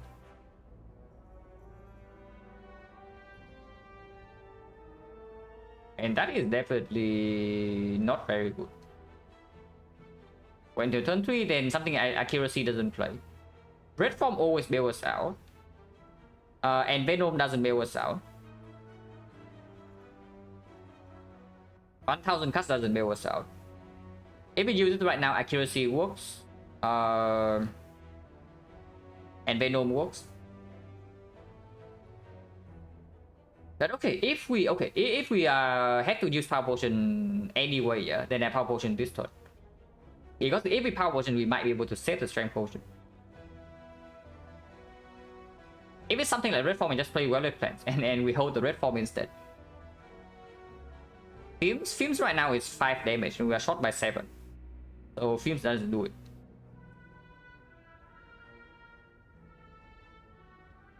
Films right now is worse than us, right? And we are shot by 7 damage if we bottom deck like this thing. but it doesn't reduce the chance significantly. But we only say that even with the strength potion, we are still not there always. Yeah. In fact, we are not there like fairly often. So we can power potion. One power potion right now. Let me set the strength. Accuracy is 16 damage. 16. This is 10. 16 is not enough. Yeah. So even accuracy doesn't do it. Infinite Blades? No. 7 damage off is with the strength potion. Without the strength potion, we are off way more than that. It's only red form, right? It's actually only red form. Yeah, it's actually only red form that helps me preserve this strength potion. So the case we are talking right now is that with the strength potion used, we are short on damage. Perform scrap? No, it's not scrap because we have Violet Plants in our hand. With red form from this potion, we play the red, we play the power potion and just play the Violet Plants, and we hold the red form instead. But if it's another Violet Plant, then it's actually works. Another Violet Plant also works because then we can just hold a strike and we are never short on damage. Okay, we hold OR attack instead. We play these 3 attacks and hold the OR attack, and not the strike. But yeah, Violet Plants here also work. But the only thing that actually helps us preserve the strength potion is the red form. Unfortunately, every other power we still need to use this strength potion. Unless you tell me Envenom actually works. How much damage is Envenom? Because Envenom is quite a lot here. Strength potion right now is 8 damage here. 8 plus 2 plus 2 is 12. 12 plus another 10 is 22. So would Envenom be 29 damage? 1, 2, 3, 4, 5, 6. 6 poison. 6, 5, 4, 15. 15 plus 6, close but not quite. Take a big hit with weakness? I mean we can, but preserving HP into slime boss is a thing. Of course we do have a build ticket. But if this fight drops a potion again or we get the relic, we can still even take this fight. And this can be a fight as well. Tools does mean that we draw... No, tools only so. Because with the strength potion at least. Without the strength potion, tool doesn't get there. The concern right now, yeah, is that we draw 10 cards in the next 2 turns. And we need every single attack in here to actually kill it, not be intact with the strength potion. So if we bottom deck like one of these 5, which happens 5 out of 11, then we don't kill by turn 3, even with the strength potion.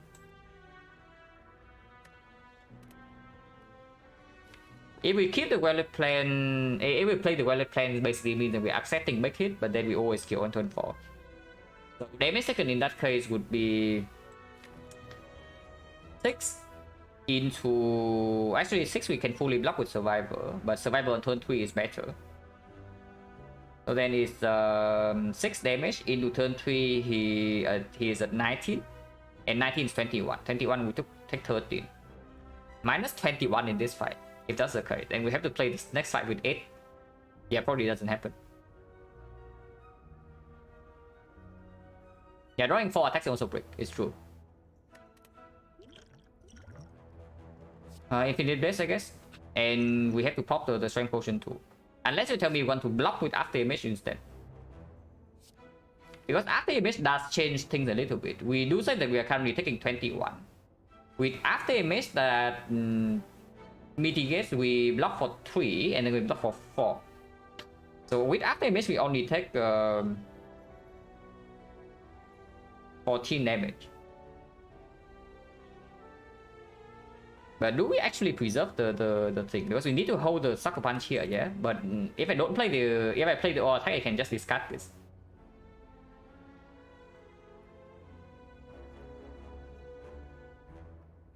Thank for now on power button to draw Dagger Spray to draw it with base attack and energy. The thing about that is that it also kills the hour of like Infinite Blades, and it potentially also kills the hour of Envenom. Actually, it does kill the hours of Envenom, right? Yeah, it does. Every power potion right now, this is a now. Like every power potion right now, the strength pot will always kill. It's the concern. Like even something like 1,000 cuts. Because we are shot by 7 damage and 1000 cuts potentially only give. Actually, 1000 cuts is 7 damage exactly on turn 2. With the neutralize still in the deck. But it does kill the Envenom and it does kill the Infinite Blades. And it does also kill the potential of Red Form hold this turn with the Violet Plants. So honestly, probably not.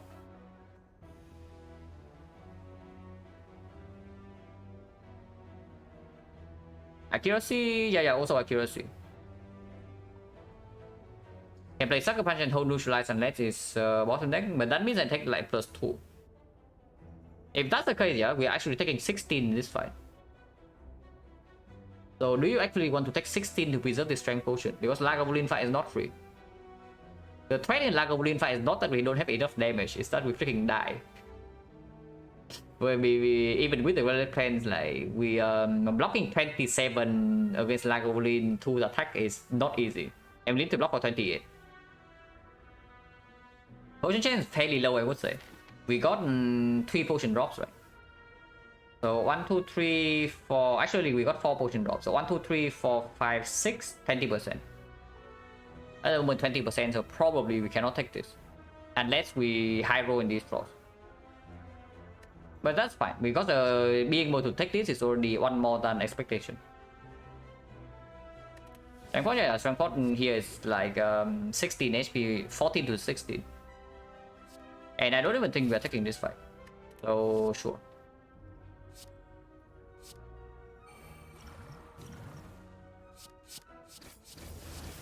So now the next question, yeah. Do I play Violet Plans here or not? Probably not, right? If instead of playing Sucker Punch next turn, I can even play a defense. If the draw is good enough. Because if the draw is not good enough, I still need to commit OR energy on attacks. And if I play Violet Plans right here, I cannot even play OR attack. So let's just do Sucker Punch OR attack.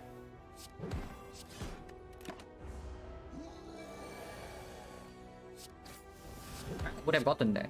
At least I think so. Yeah, would have gotten there. We cannot break. Next turn we always have 14 damage guarantee, so defense here can be used.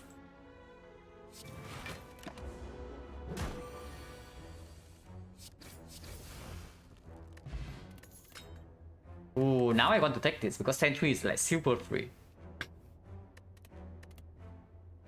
Sentry is so free, guys. Auto neck? No, we were there. Like, ship was 6. Ship was 6 and strike was 8, so we always have 14. And he has like 13 HP.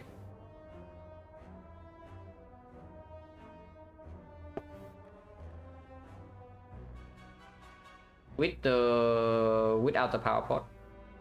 Yeah. Second blade dance opens up accuracy in the shop. To open up maybe flex potion to deal with slime boss. Escape plan because we know that it's not a knob.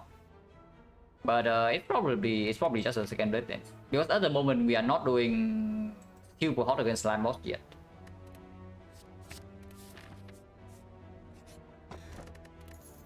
Oh yeah, and I don't key this icon. I've said this multiple times. I do not key this icon. But yeah, we know potion 26 and HP against Lagavulin. But we do have Dagger Spray Akabeko to open. So how bad is the Lagavulin fight? Because Sentry's fight right now is fairly chill. And immediately after the shop, we get 15 heal into a fire. But yeah, we don't care about Sentries. Yeah? We never lose 26 against Sentries. So it's only about Lagavulin. Into Lagavulin fight, we open with probably Dagger Spray. But Dagger Spray effectively is the same as Blade Dance Plus regarding the open. We can set up Violet Plans eventually. And we can play with the Violet Plans, we can always play Neutralize Sucker Punch. So block for 10. Into Survivor Defense, and we take block for 30, block for 23, we take 17. In theory, you can even only play this and then take 22, as long as we kill BV after that. Definitely resting twice? What do you mean?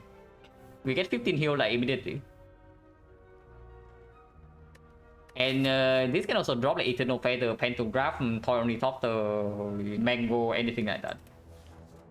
Or Regal Pillow, even Regal Pillow, rest once.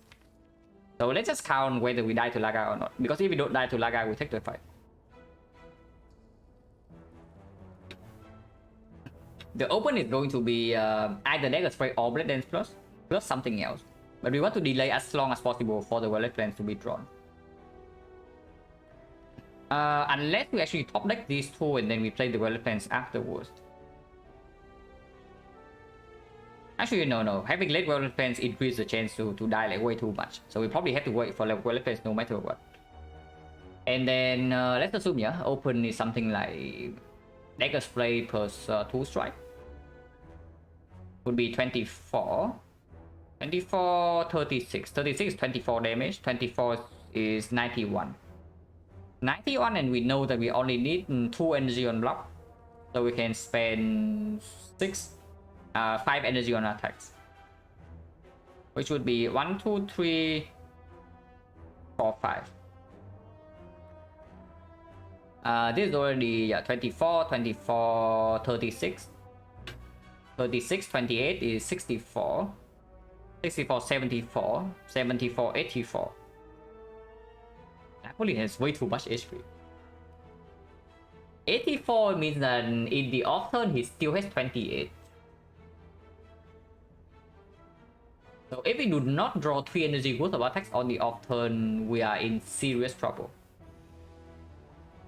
Dagger Spray Blade and Spell doesn't work. No. You see right here. Opening with Dagger Spray means that you get plus 8 from the Akabeko compared to any other attack. This deals 8, this deals 16. So they are exactly the same. Yeah, they are exactly the same.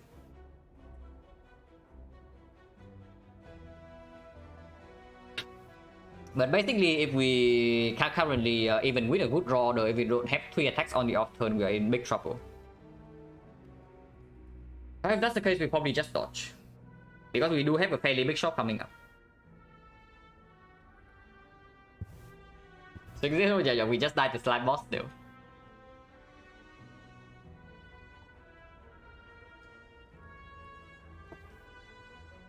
Yeah, we probably just dodge then.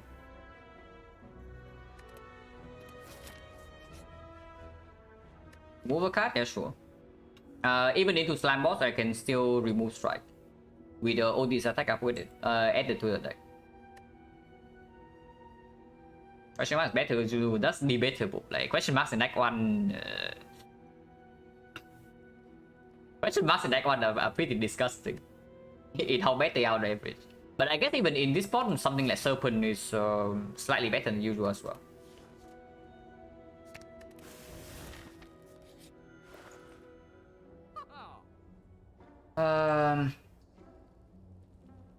Now this shop does have something that completely solves slime boss. I'm not sure how much I want to buy that, but it's there.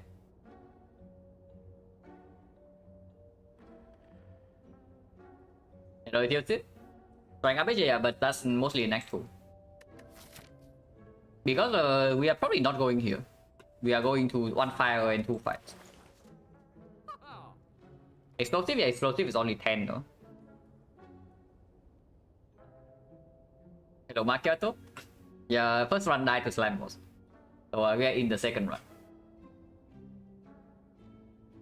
Explosive pot. These relics do not help against slime boss, yeah. How scared are we of slime boss? Potion chance at the moment is 30%. So the chance that we miss both the potion here and here would be 17 to 60. 42%, that is very high. So yeah, if we buy the explosive pot, we have to be prepared that this is the only potion we have into slime boss.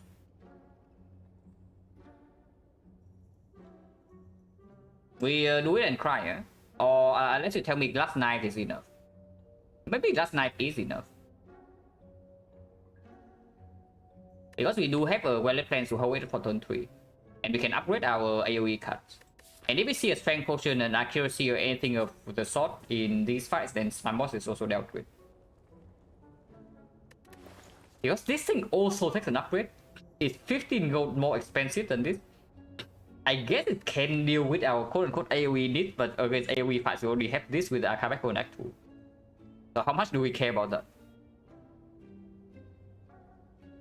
Burst, I don't think I play gold for burst. Like, what do you want to burst right now? We don't have the energy or the hand space to do this. I don't think we buy glass knife and explosive pot and then we just get out of here. Yeah, it's probably just glass knife or explosive pot and get out of here.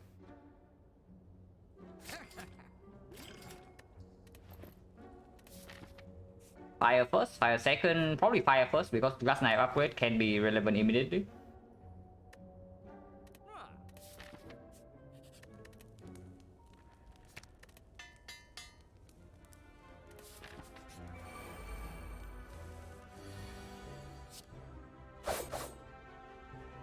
Oh, that's cool.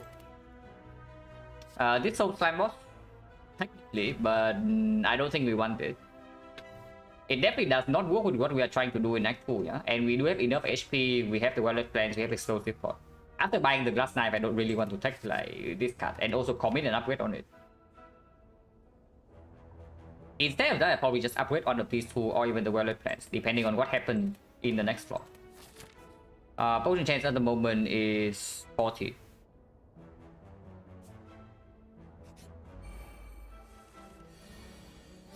Ah. One-shotting fight feels pretty good, I would say. So no potion? No. Yeah, not really, yeah. But it is there. We can pick a third blade dance. I don't feel like I actually should do it. We have no relics that actually work with it at the moment. We don't have any card to work with it. We don't have any potion to work with it. If we see pyramid, it also gets slightly weird. Video back back. Oh yeah. What is the upgrade before slime boss? With the wallet plan, the OR attack immediately becomes slightly weird. So I don't even want to upgrade it because eventually it gets removed. Wallet plan's upgrade pretty strong. But of course we also consider like potential pyramid after this. And if we are just talking about what plays into slime boss, then maybe it's just dagger spray. It's just dagger spray. But let's upgrade also guarantees pyramid, it's true. But yeah, it's probably just dagger spray upgrade. I don't want to upgrade weak source yet before I see boss rewards because we can also just see a malaise. And then suddenly we don't like care about like any of these anymore. But this upgrade we just play in Act 2. And it only plays in the slime boss fight. I don't think I want to pick any of these though.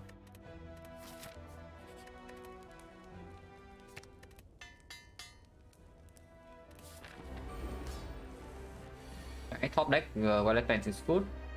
And yeah, example number 1 of why our attack is complete garbage. Because now I want to hold the glass knife for turn 3 split, but if I do so, I cannot play our attack here. I mean, I can also play our attack and pray.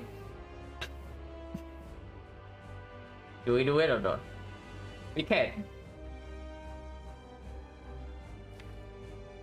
Can we actually split on turn 3 if I hold the glass knife right now? Because if not, I just play the glass knife and hold our attack for the split instead. If I hold the glass knife, yeah, and let's assume that we can even play our attack, it's going to be 26, 34, 34, 40. 40, 64. 64, and we bottom deck 2 cards. So worst case scenario is this. 48, 38, 28. No, 64 is the amount of damage we have, right? Yeah, it's 40, 64, 64, so 82. 82, 92, 102. This at 48. Yeah, probably not. Like, it's not even that good. I probably just use glass knife right now and hold the OR attack instead.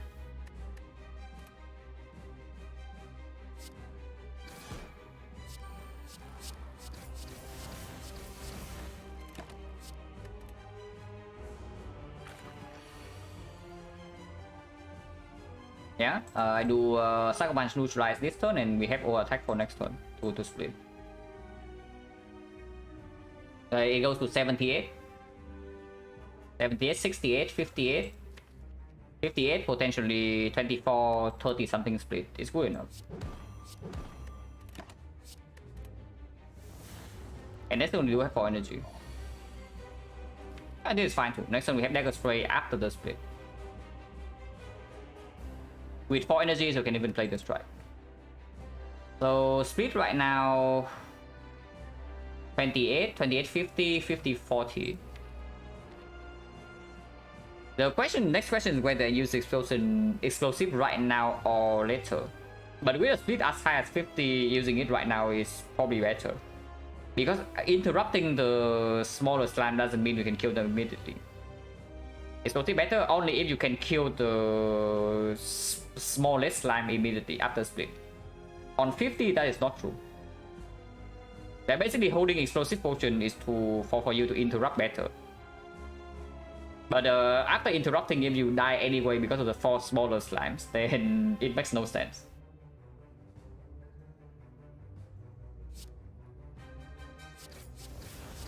Do this first, because if we discuss the strike, it doesn't matter. And doing right now increase the chain and discuss the...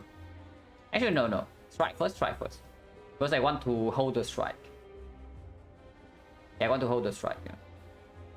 Do I want to hold the strike? 50, 40, 40, 28. 28 and 16. So yeah, I do want to hold a strike.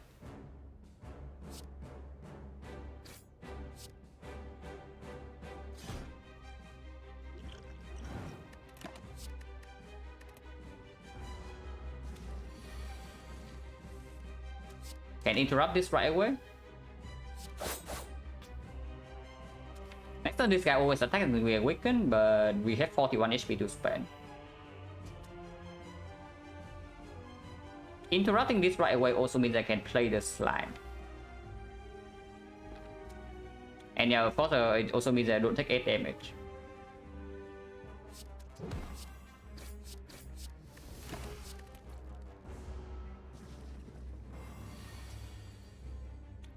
Yeah, fine here.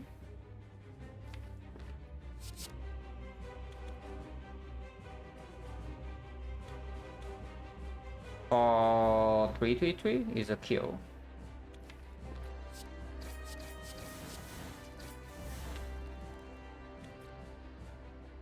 And this 8 to interrupt, this guy always attack next turn. So we need to kill this guy next turn.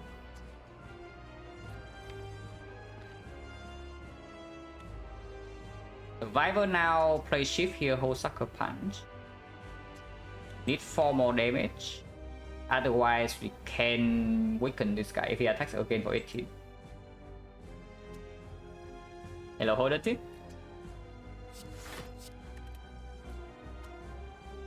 Because we are weakened, putting the 3 damage here doesn't make a lot of sense. We can always put 5 here to interrupt next turn, but I want to kill this.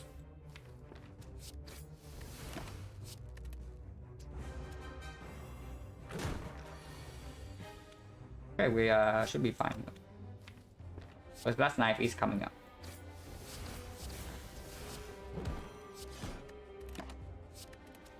And we have 4 energy, we are not weak, we are not frail.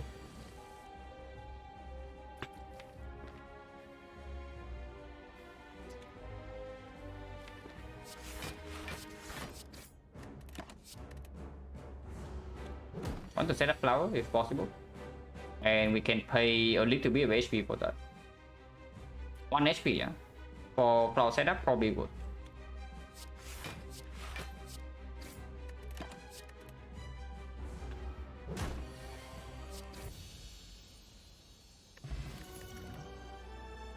Now it comes for free. Of course, we pick the good card. Our holder is physical damage. We have a well plans. And if we see Fusion Hammer, this also performs way better than the other two. And we technically have PK Acrabeco. If we draw PK turn 1 and we don't use this up.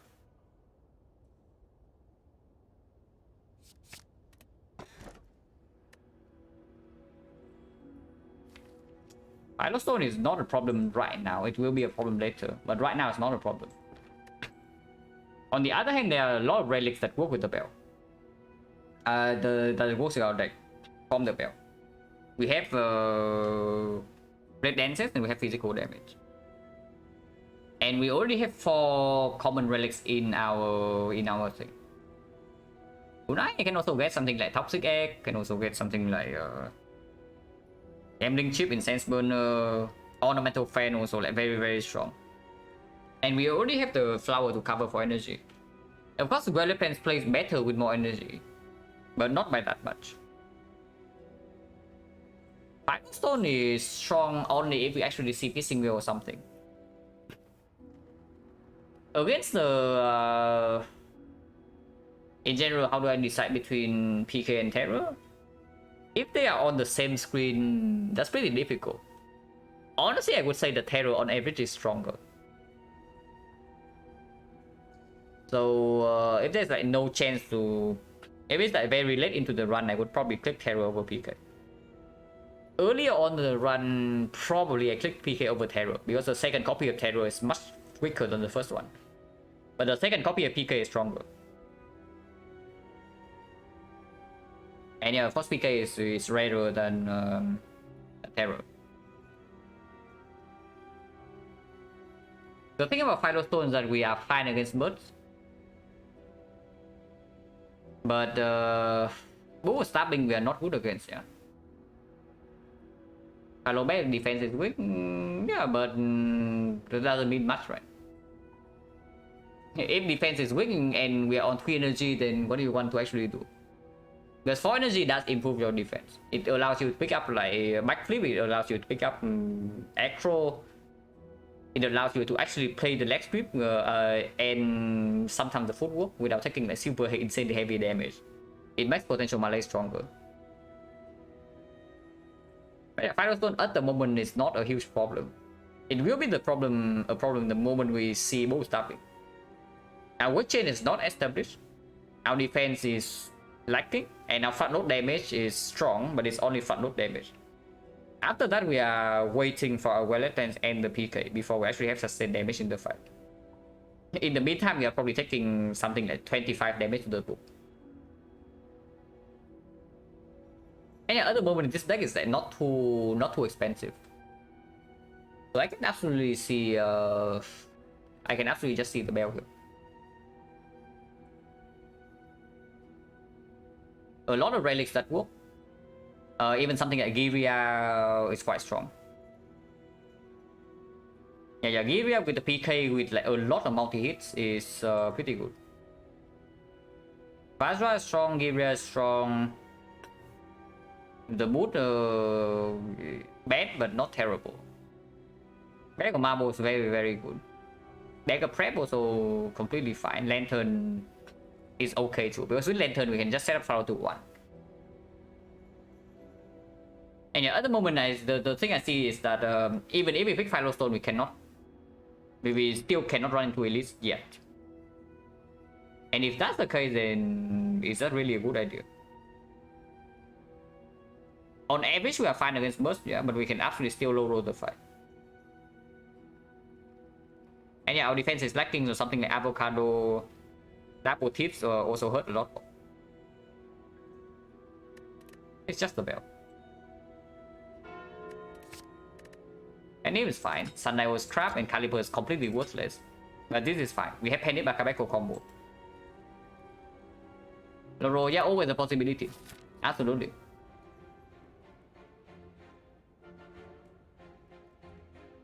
Pretty bad bell. But do I want early shot or do I want late shot? If you can set up Penny Bakabeko, yeah, the elite fight should be somewhat okay. Never Dome is Never Dome. It's absolutely Never Dome, especially when we have Violet Pants PK. Violet Pants alone already makes the Dome worse. PK makes it even worse, and one of the bigger plans to block with the Violet Pants is Piercing Wheel. And Dome kills Piercing Wheel like almost immediately. Dome is probably one of the worst energy relics for Silent.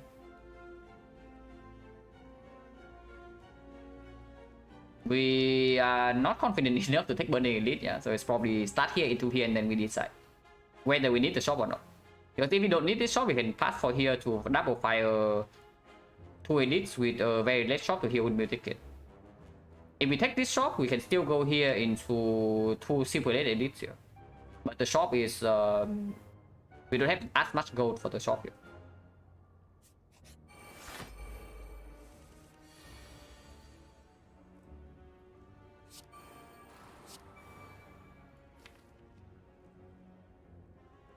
Saving 94. Saving energy right here, like how much are we losing out on?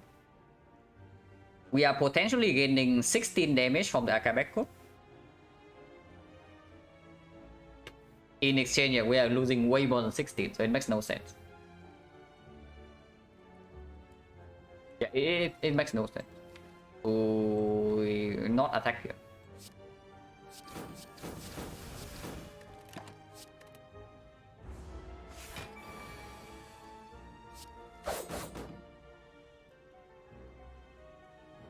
Slightly off.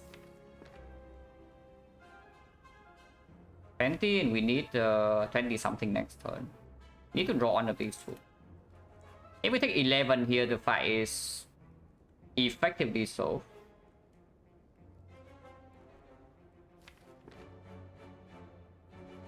The final attack is at 25, so yeah, we do need to draw into one of these. Otherwise, we get wrecked next turn. It's only 5 damage difference. And yeah, if we run into the shop, we'll take it heals all this up. Unless we take like 20 plus here, which can actually happen. If I block fully block here, we can take a lot next turn. It's probably just the defender attack.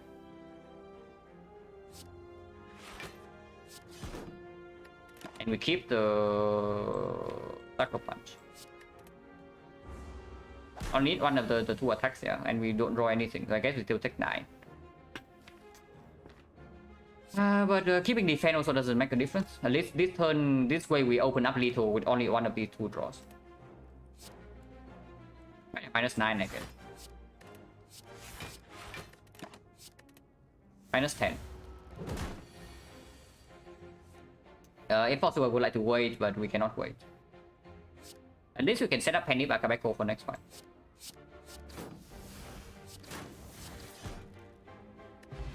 Fuju is okay. And it's freaking green. It's Michael and green this time, and we do have Penny Bakabeko with the PK. So how much damage is this? 120.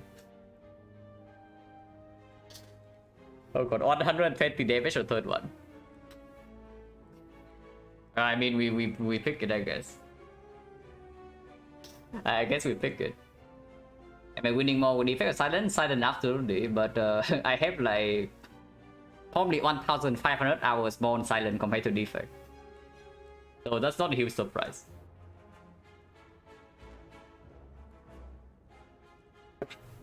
But yeah, we picked this.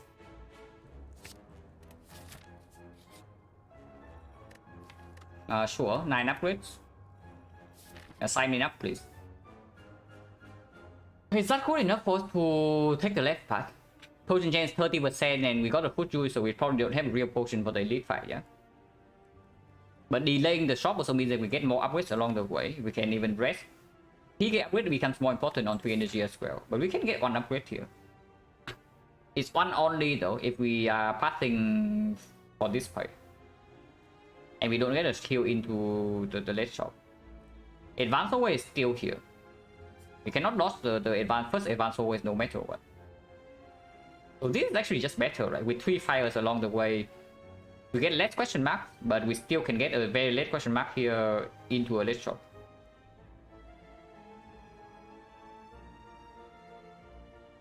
Yeah, this is just real better. Okay, 120 damage. 120 damage, like coming right up. Next turn. Surely. It will never fail us right after we add it to our deck. And it's not like this turn we have anything else to do, we just play triple defense. Because neutralize here makes like no sense either. Actually, there was a line with double defense neutralize dead dance, but 120. Oh, come on. I guess we take 80 instead. 80 is good enough. 80 is still one shot this.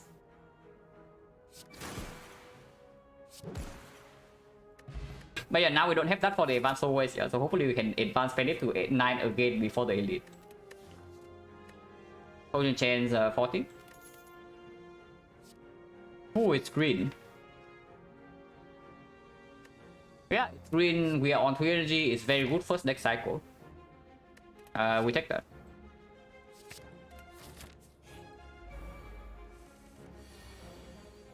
We got a little bit garbage, but it doesn't matter.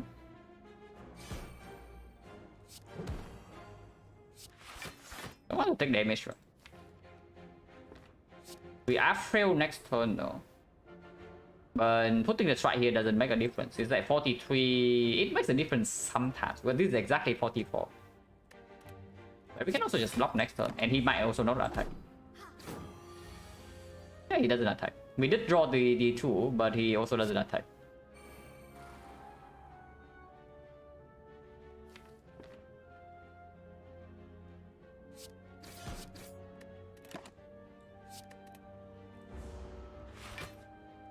Now we can pen nip this if we draw into the blade dance. If not, we can block.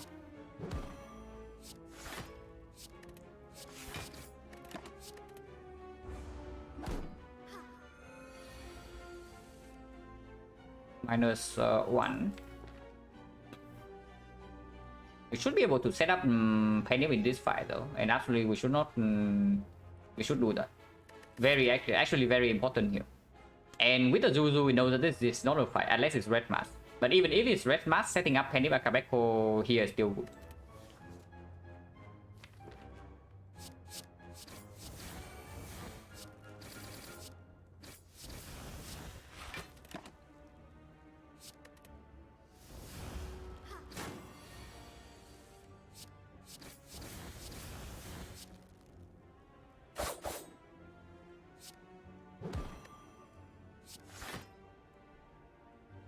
So we need to draw exactly into Riddles or Masterful Staff next turn, but if we do that, we set up perfect relics. So I do take a small risk and keep this instead, because she is actually, it's not even healing. Okay, so we get perfect setup then. I was thinking that she was healing. She's not even healing. Okay, very good. Okay, Terror. Ooh, Terror PK Pendip Akabeko. So triple damage 6 times plus Akabeko. How much damage is that? It's going to be 12 times 6 is 75, 360 damage with the withhold. On turn 2. No, not quite on turn 1, but on turn 2. 360 damage. Okay, not in this fight. We cannot apply Terror here. But yeah, 360.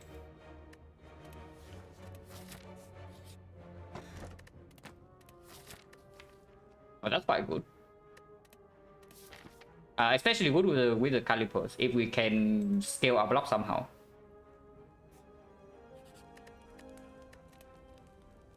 Definitely one of these two. We always make the energy upgrade here. The question is whether it's PK or is it Terror. Long-term upgrade always the PK, but if the fight is very short, Terror is stronger.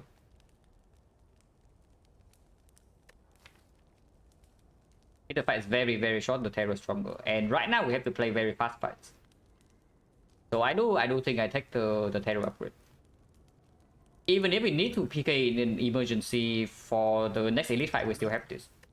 And we want to make like 2 upgrades anyway, right? From here into here.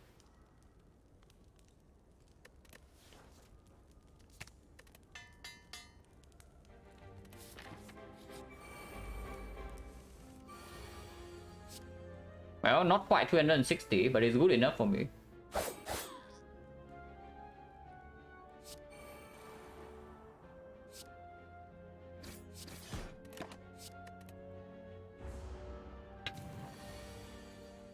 Well, she's dead next turn, and we can set up relics again.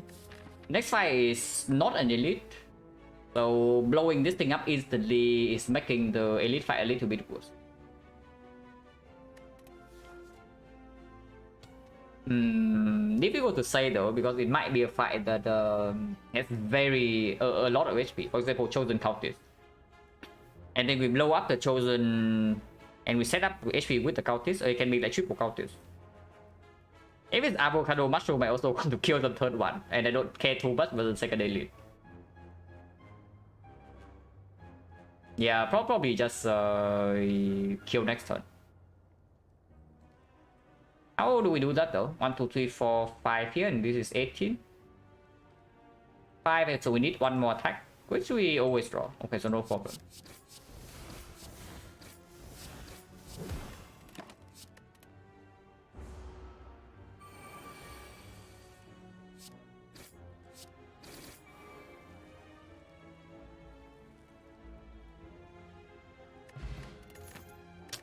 Man, can we really only take 2 elites?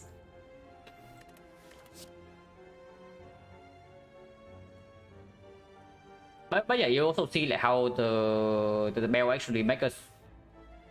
The bells actually give us like this thing. Yeah? Without the penny from the bell, we cannot do what we have been doing. First of all, and secondly, you also see that we are not even short on energy.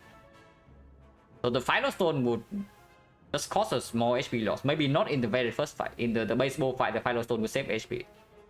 But in the moment we leave the first fight, the final stone just doesn't perform. Therefore, we read the alchemical pendant. Yeah. Like, not just that. We also have PK Terror. So that is 360 damage if we line up Terror turn 1 into PK for turn 2. 360 damage on this, yeah, and that is without strength. Backflip with the Calipers, escape plan with the Calipers. I guess escape plan is like kind of fine. Backflip is better. Not on 3 energy though. But it does play with Sundial, it definitely enables footwork. Better than the escape plan, because escape plan we already have Cursor the Bell and we added like 3 more attacks. It's just backflip. And now we make the second upgrade. And then we make the third upgrade. Wow. We want the shop, yeah, for healing. Or are you saying that we want to explode this guy immediately, we ignore the shop and go for double question mark late act 2? Because without relic setup, like this fight is over instantly with the preserve insect. It's either slavers or the leader. And then we just roll 2 late question mark with Juju bracelet and for what's an outer? Okay, for what's an outer is a slight problem. Slight problem, not a huge problem, but a slight problem, because we do not get healing from the build ticket and we do not spend our gold. Yeah, we just fought leader, so it's either slavers or the book. If we draw Riddles turn 1 against the book dies instantly. Riddles returns 120 damage. And the book doesn't even have that with the preserve insect. Actually, he does. But Riddles one-shot the book if we draw a third one. Dagger Spray one-shot slavers. Forgotten Outer. Riddle PK Akabeko Nip Vulnerable 360. It's it's not 660, it's 360. And get fire plus elite. No, the thing with that is that our relics right now are set up. So if we enter the fight here, we don't get a relic set up for this fight. But in exchange, we do get a shop. And still 1 late question mark. So we sacrifice 1 question mark late act 2, yeah? For 1 fire and a shop. And the relic set up on the elite. Going to the shop is much safer for sure. Because our automaton fight can be slightly weird still. After our turn 1, our sustained damage is okay, but it's not that strong. And stripping artifact on automaton right now is an absolute pain. And stripping artifact is very, very important for us. Like, before terror is down, our damage is of course 50% weaker. And we also need to deploy the freaking paper crane weakness. So automaton fight is definitely not trivial. Akabeko added at the end. No, it's added at first and then it's multiplied. But even with all that, it's still on only 360. Only. Thank you very much for the red, bro.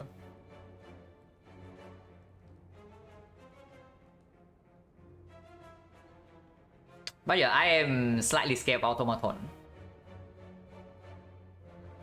Benber 61. Unfortunately, he's a mod here, and mods in this channel are untouchable.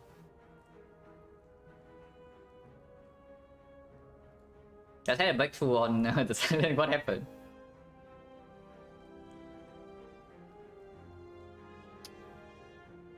But yeah, I am scared enough of automaton. Then we probably go to the shop.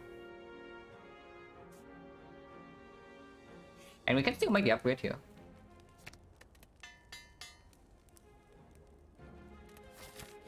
Okay, who's the unfortunate victim?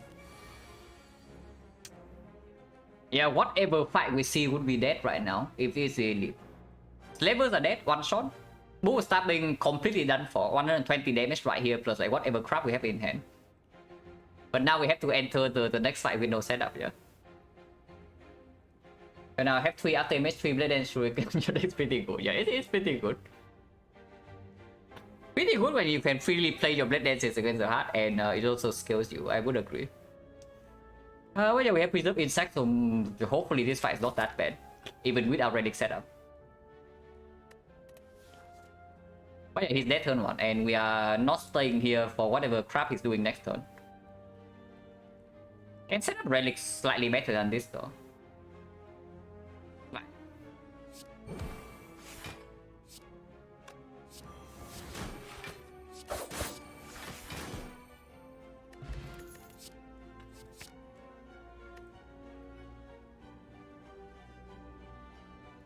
Wait a turn for flower? I don't know though, because next turn we can completely brick on the on damage.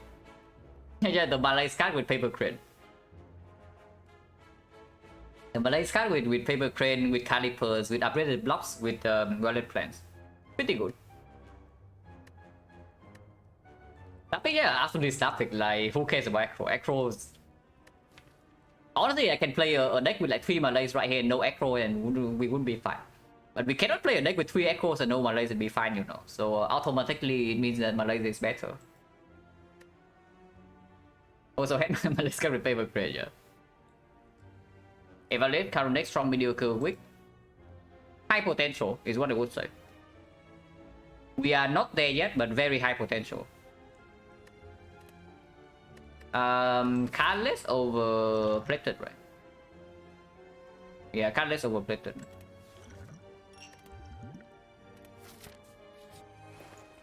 Wow. But football is okay, deflect on 3 energy is okay. Card remove is very good. And I don't care about buy straight right now, so I can remove strike plus. Unless you tell me it's time for all attack to go, but before automaton, this can still stay. Yeah, before automaton, this can still stay. Lantern, it's okay too. Makes it possible for us to set up the flower on 1 instead and have energy for the first 2 turns. But yeah, footwork with calipers and paper crane and a weak chain with Malays, sucker punch seems clear. And we can even upgrade the footwork right here. Yeah. And yeah, deflect on sale, sure. Right, remove, sure. Could have more discovery, but probably not. Secret weapon, yeah. Secret weapon actually not too bad. If it's in Act 4, maybe I should buy this to blow up Spear and Shield instantly. But we are not in Act 4. Okay, now the book gets to live past turn 1. Oh my god, the book would have died turn 1, guys. Could have done this first, but I don't think I want to play the defense instead. Unless you tell me it's energy pot and go time. Discovery, yeah. No, don't worry, we don't have alchemized yet. So there's nothing we can realistically do with the discovery at the moment.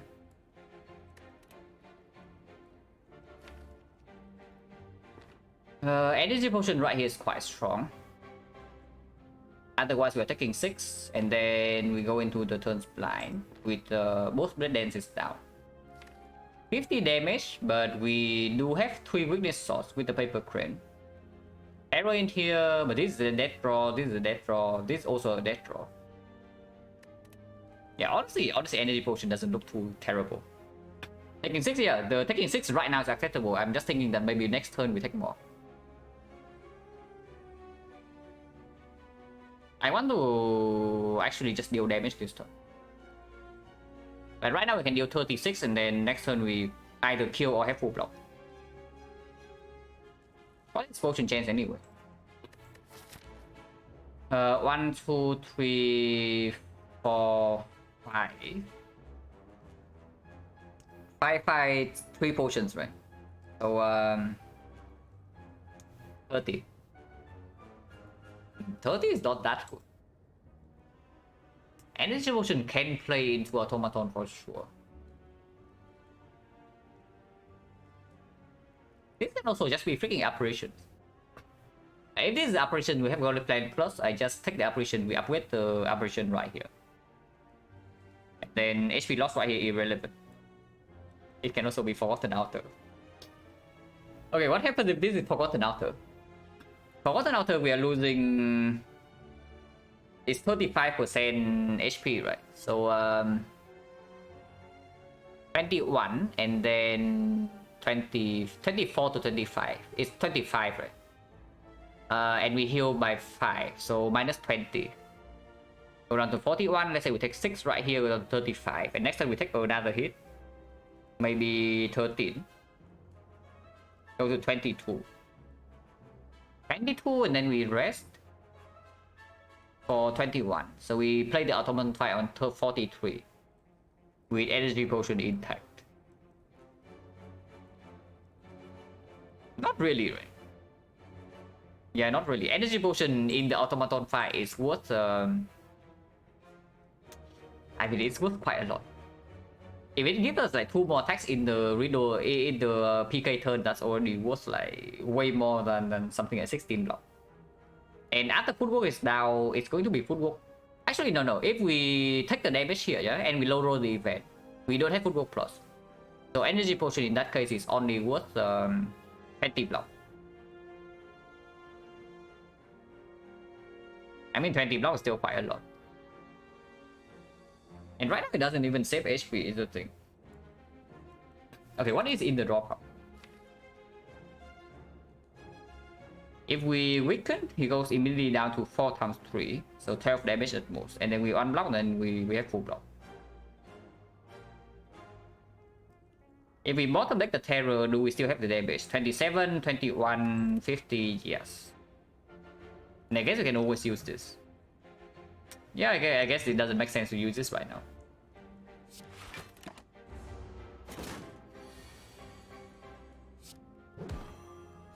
Like 4.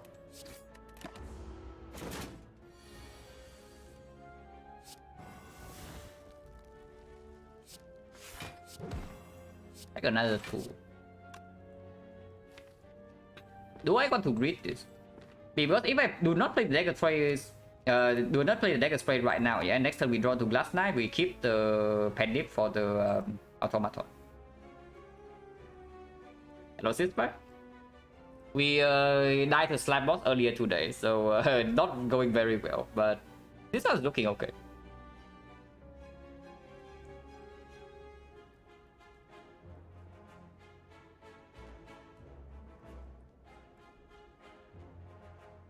Slam death, yeah, slam death with...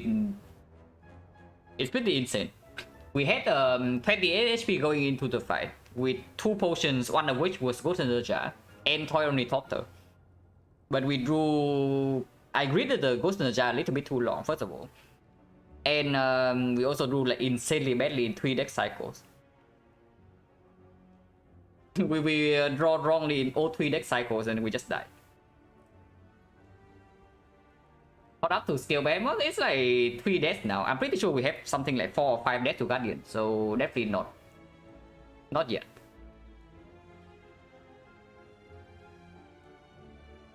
I mean, not necessary. Next fight is not with elite, yeah. Next fight is the freaking boss, man. And if this is elite, we don't even care, yeah. But next fight is the boss, and the boss, you don't want like 63 damage against this guy. And Vietnamese, yeah, I'm Vietnamese. If we draw Glass Knife next turn, we are fine. If we draw Malaise next turn, we are still fine into Glass Knife the turn after. So we need to brick on both. And then next turn, he's attacking for 35. So even if I draw triple defense, we are still okay. I agreed, yeah, I agreed. Yeah, I definitely agreed here. Yeah, like no problem.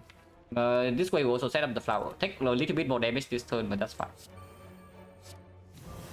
Like 10 damage. Could have energy potion to save this 10, but we still set up the operation. Yeah, I take 10 damage for like potentially 40 or 60 damage in the automaton. Because this can still be operation, it can still be something that offers us a heal.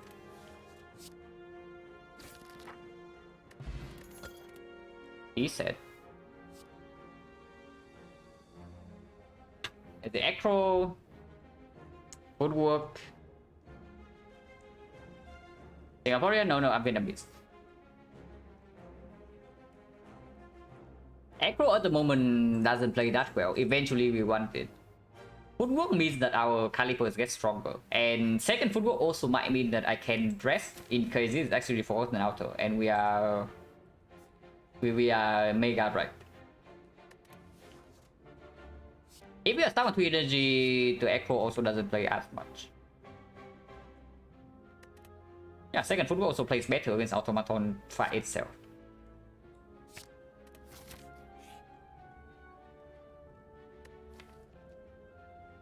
Minus 21, but he plays this 2 times. This is definitely better than football upgrade, right? The whatever book we have.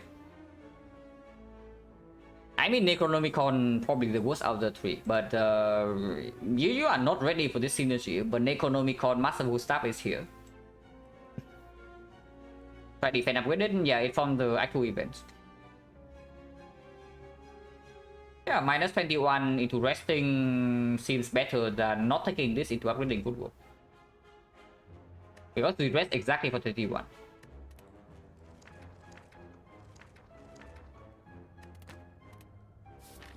I guess powers play with our blend dances. It can give us Envenom. We can strip artifact against all the fumes. And the stripping artifact against the automaton is very important here. You know?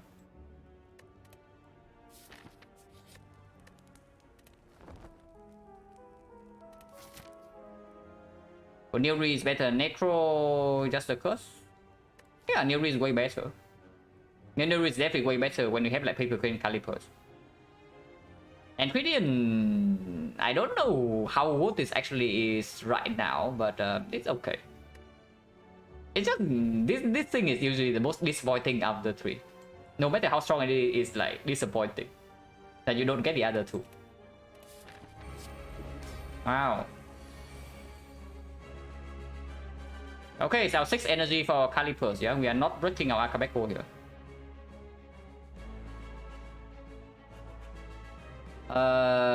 Careless potion. Right now can be the bomb. Can be... But secret weapon is better next turn. Secret technique is better next turn. Apotheosis doesn't even play right now. Master strategy better next turn. There's only like the bomb... Yeah, it's only the bomb.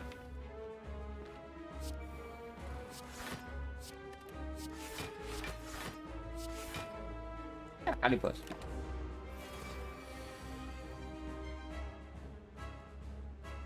I want to do it on the dagger spray if possible, so we can keep drawing. And definitely can use the energy potion, yeah. I'm willing to use 2 potions here.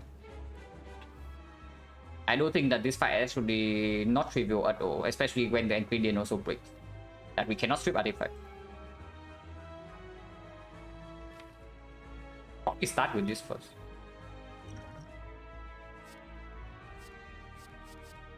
This is currently 32 damage AoE. Not quite as strong as the dagger spray, but reasonable enough. Discovery can be artifact trip, can be dagger spray, can be scaling defense, can be a lot of things. It's discovery, right? Yeah, it's discovery over dramatic entrance. What are they stealing anyway? They are stealing Malay's PK. Back with this first. Finisher with our 2-blade dance is like reasonable. This is artifact strip. Actually, I take poison sub. Artifact strip in this fight is important, more important than anything else. To apply paper crane weakness and to apply vulnerable here. Yeah, it's actually just poison sub. Oh god. 120. But we are not doing that yet. We are not doing that. We need to kill the minions. Do we need to kill the minions? We need to kill the minions. They are stealing our freaking phantasmal killer here. Like this guy, at the very least, one of these two needs to die. We one shot no matter what though. So we kill one of them and then deal damage to the other one a little bit. Okay, 120 is a lot. I don't think we still trip artifact. So it's an 80 one shot this into P-Stab middle into honestly even Malay to strip. Maybe not Malays to strip. 120 damage. I don't want to die here. Like you guys want me to die here or what? I'm thinking of even energy potting this turn to use the Malay to strip and still putting the damage here to get the PK back. I am doing that.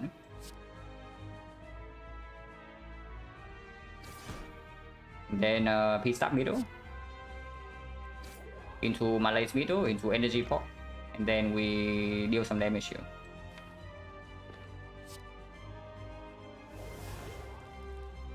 Oh, I just keep the energy pot for later. It does still PK, we still have these things. This is 16, 28, 28, 44. 44, but we want to put this on the automaton, so 53 only. Yeah, energy pot right now is fine. We also advance the pendant back.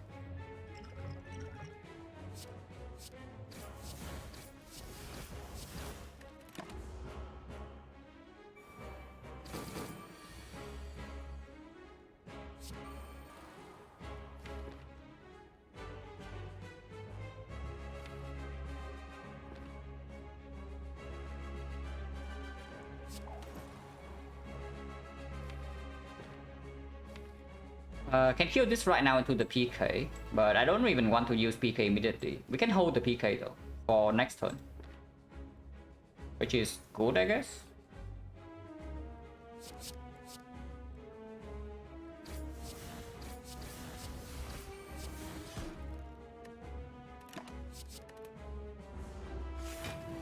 And then which chat they're going to steal? They are stealing the red race card. And yeah, like right here you see, like we are taking 14 damage this turn. So do you want me to die or what? by telling me to do 120 here and ignoring the minions? I'm scared that we might still be dying here, yeah, but with the paper crane and the footwork and the calipers, hopefully it doesn't happen. But it's possible.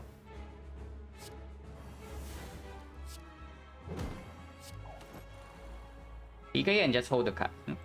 Because next turn we have 5 energy. And I don't really want to redraw these things. Next turn is already Hyper Beam. But we can hold... okay. If we can reapply weakness immediately, then it's good. And I just guess we can play the whole hand. Not really, right? We hold 2 defense. Playing the whole hand right now retains 9 block. And next on Hyper Beam base 58, it goes to...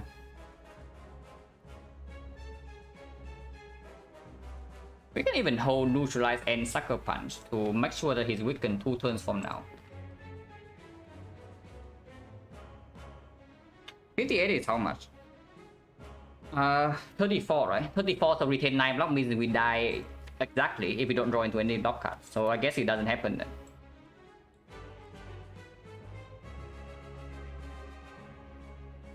Maybe it's impossible, yeah, because the minion can also kill us, and we still need to kill this guy to have the PK back.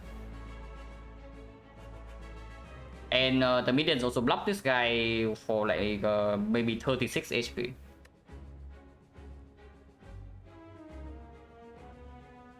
Sucker Punch neutralize hold 2 defense. 2 turns from now it can be very good, but we can also only attack when we have PK on in play.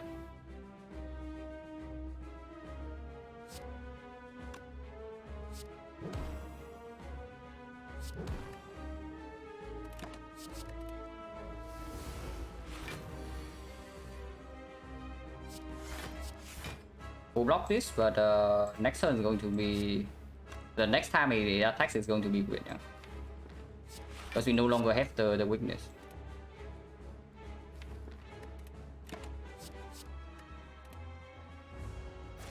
PK is in the redraw, next turn he is no longer weakened. We don't draw into the PK, but we can do it 2 turns from now. So this turn we can do something like Red Dance Ritos hold defend Glass Knife, or we can drop the Penny right now. How much damage is this? It's going to be times 2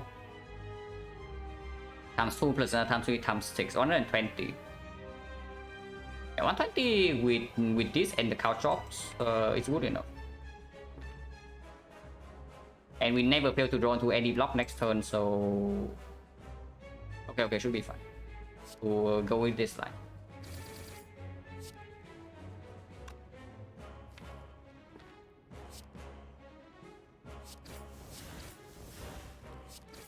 Don't use this Penny, and keep the Glass Knife defense for next turn. Yeah, really missing Necro Battle stuff. With Necro, this guy is already dead, yeah. And instead we have a freaking cow chops.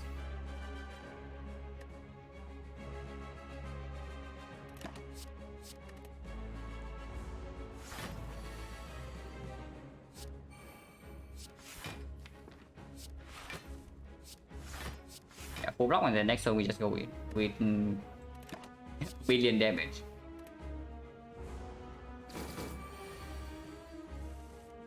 $120. That is slightly overkill. Can I set up the Penip again somehow if I do it in a different order? For example, I do Sucker Punch right here. Yeah, 120 is like... If I do Sucker Punch right here, 42, and then this would be 60 damage. It's still more than enough, right? Yeah, it's still more than enough.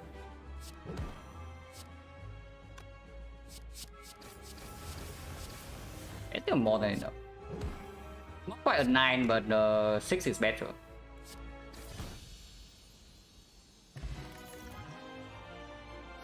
Kind of garbage. Anything, if anything, bullet time.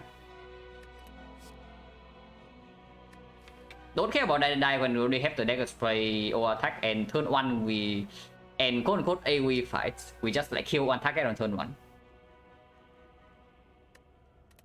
So finale not needed, die not needed if anything is bullet time. Bullet time does work with the calipers, and it works if we are stuck on 2 energy. Would be a decent upgrade as well, so that we can backflip into it. Okay.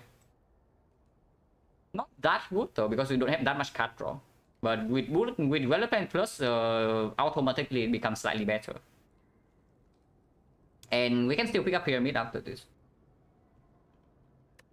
Yeah, bullet time is fine.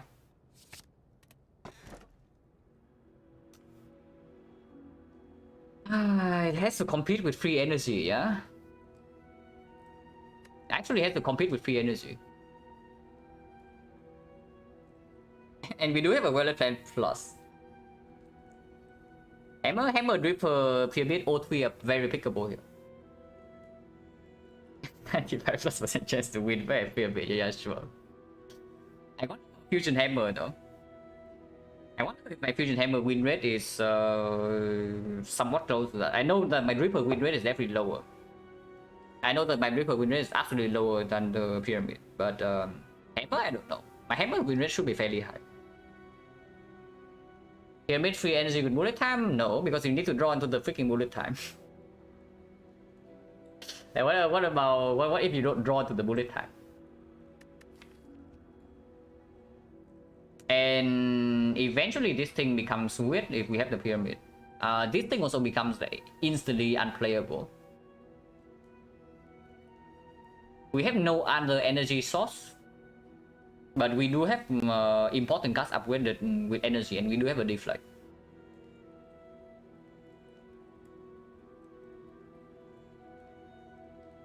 But yeah, like with this combo, Technic, Akabeko, Terror, PK, Pyramid is like so freaking insane.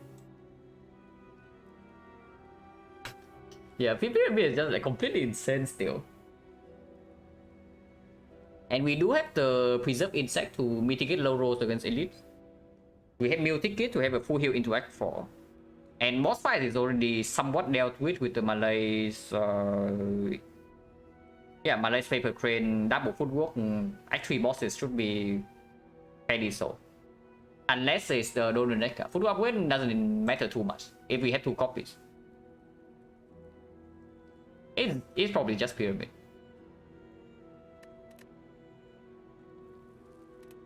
If not Pyramid, then honestly, I would probably pick Hammer over Ripper here because of the build ticket. Oh god, we are like super mega ambush. Actually, this shot we can avoid, so it's not that bad. And we can take 3 elites. If we take 3 elites, though, we have no fire. Why Pyramid? Because Relic's OP. That's your answer. Remove? No, absolutely not. Like, why do you want to remove this card? Like, what reason do you have to remove this card over like something like this garbage? Like, why? We don't have a single upgrade in this act though, which I don't know whether I like or not. Maybe I skip the first upgrade to... we skip the first elite to upgrade the bullet time. If we actually want to... I mean, no. With the pyramid, this upgrade also becomes less important. Because even if we draw into it, we don't lose out on the value. We can just do it next turn.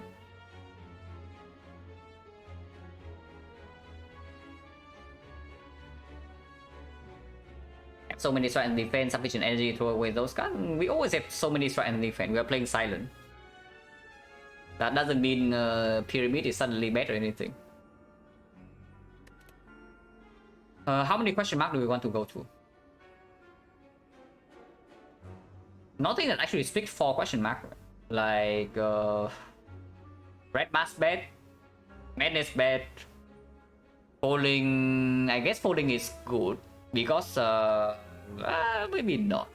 It can ask for footwork, but 1 out of 3 it asks for wallet plan, so that's a free remove. And then it can ask for like attack or the strike. The only bad attack it can ask for is actually... Honestly, even Widows with Host can go, yeah. The only bad attack it can ask for is maybe the Dagger Spray or the Neutralize. Our skills are fairly good, so probably whenever it asks for a skill is bad. Or rarely, but the thing is that there are only 2 good question marks. Okay, Sensory Stone is good, so that's 3. I don't think we always start here though. We always start here, we always go here, and from here we can decide. Because if we see one normalities pyramid, that's a little bit weird. Yeah, normalities pyramid is a little bit weird, I have to say. Who's the boss?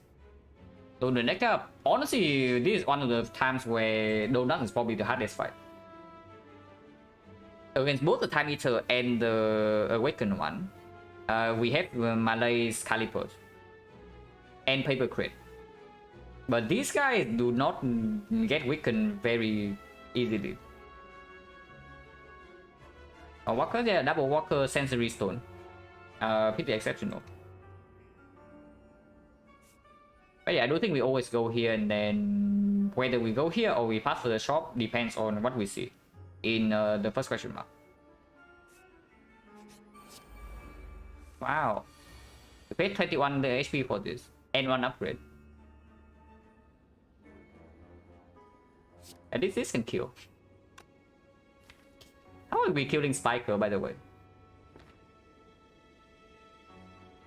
Okay, we Terror PK. Hopefully, we Terror PK later with the Calipers.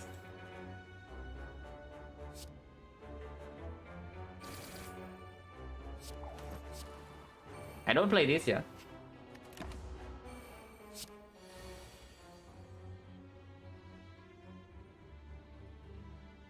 Oh god. Cannot play this, cannot play this, cannot play this.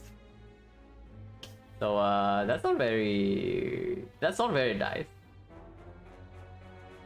Okay, Spiker is a little bit too strong, yeah? The Spiker is a little bit too strong for us. Just a little bit. We can play OR attack, but I don't want to discard the PK.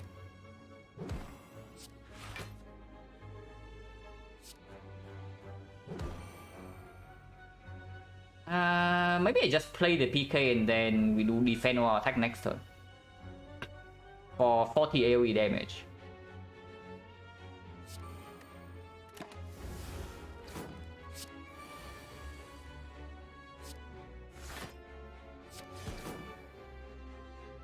Okay, now we need to draw into some defense. Otherwise we can never kill this guy. Technically we have this to reach a little bit.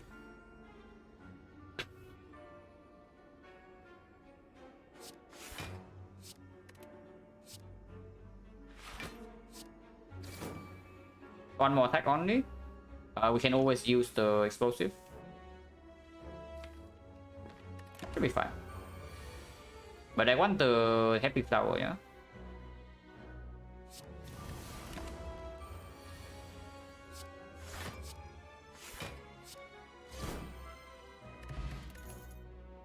Cabbage.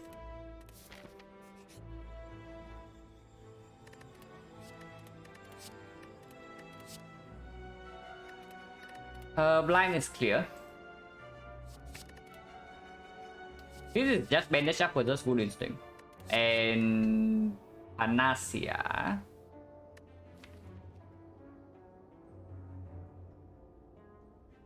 Panacea with the potential speed pot is very strong because we do have the Calipers. Of course, we don't have a speed pot right now. If we draw turn 1 against the heart, it's good. But only turn 1.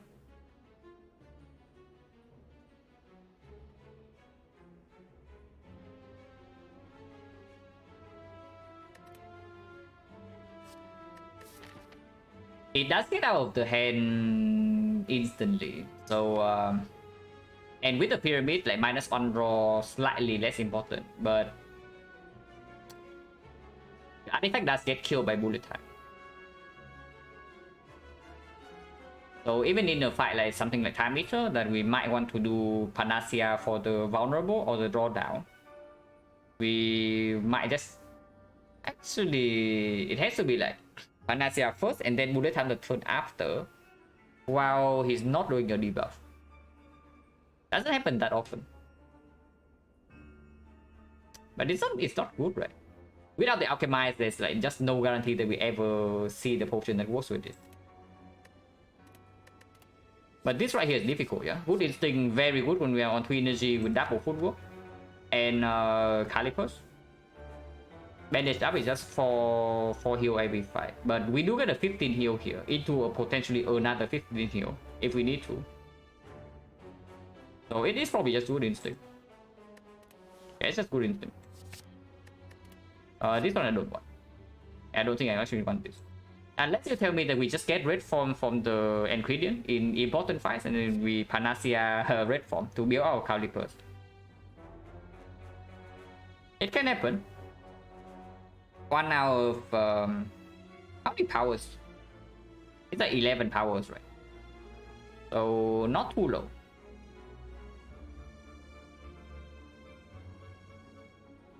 But there's just nothing that actually speaks for it at the moment. Yeah, in any fast forward fight that also doesn't really play. Not really. So does this mean we go here? Does it mean we go here? Without gold, I don't think we ever go to the shop, even after losing 15 HP here. And this is only one of the good events, yeah. So if we go for the triple question mark into maybe double shot, it's like 3 question mark, and we still have 2 rare relics, but guarantee 1 garbage event. If we don't do double shot, we are stepping into another question mark. Not exactly right. I just like the fight. Non legend, thank you very much for the raid. I did catch a little bit of the, I think your first one of the day, and it was a pyramid operation red form with 60 bucks HP, so I assume that run pretty easily would. But how was the stream? Yeah, thank you very much for the raid.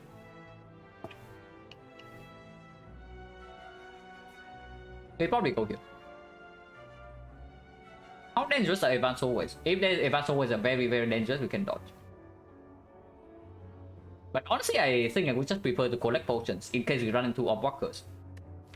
Because double walkers is not free, especially when the relics are not set up. Lots of fun, good to hear. Yeah, with relics not being set up, orb walkers is not even super easy here. Let's take the fight.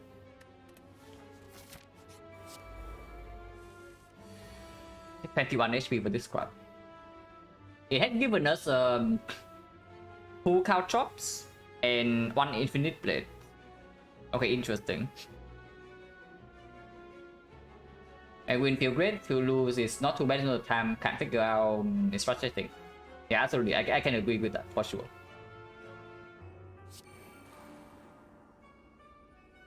We save this for as long as possible, yeah.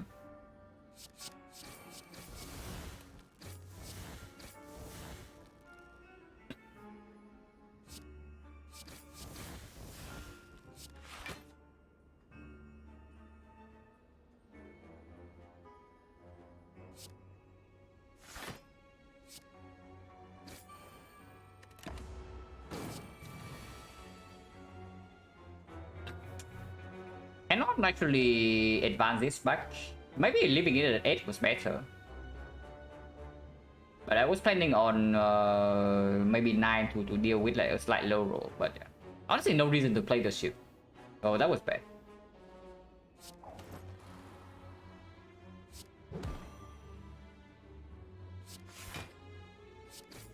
Now we just try to advance like, as high as possible.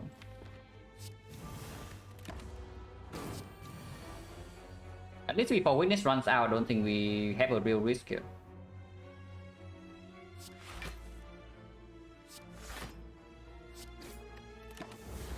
And we always have a kill in hand.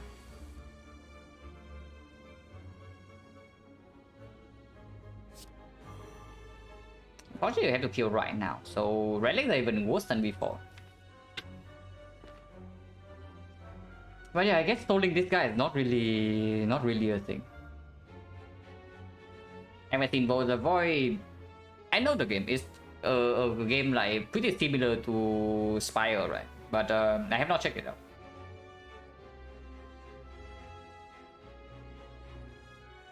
Oh, that's bad. Of course, I don't take this damage. Ocean roll on 3 energy with the Caliper's double footwork.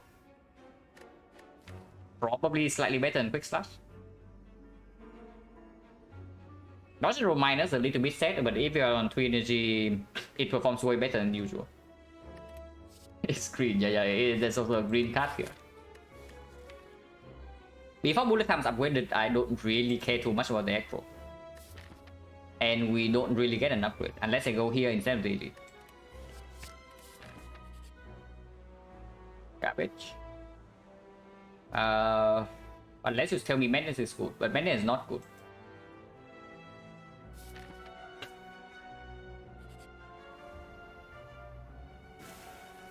Free remove at least. So do you want the upgrade or do you want the elite? With my bloom and Walker still not showing up, yeah, I do think that we go to this question mark. It's like two good events. My bloom of Walkers and 1 bad event with the red mask.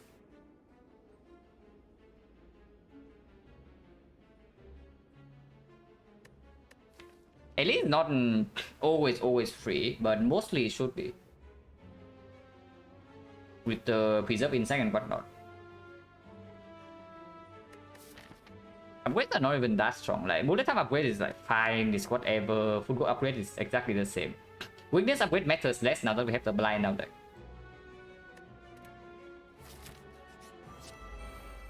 Okay, finally a decent power.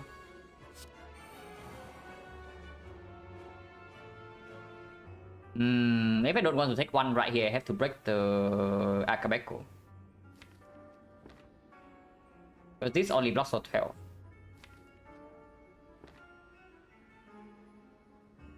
Taking one right now means the Master Staff is costing 1. We lose out on a lot of damage next turn, is what I would say. I probably just take this 1 damage. Yeah, I probably just take this 1 damage.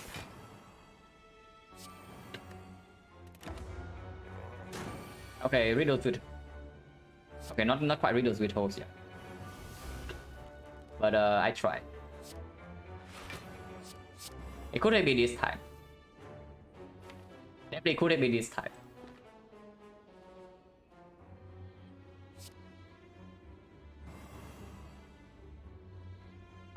Eight. So I do need to play 1 card.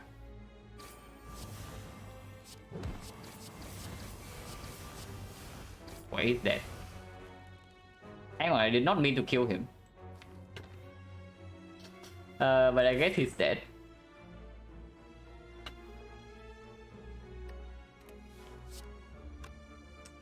Cloud is on 2, and we cannot really advance Fenit back to 9, right? So maybe he just dies here, because there's nothing else to set up.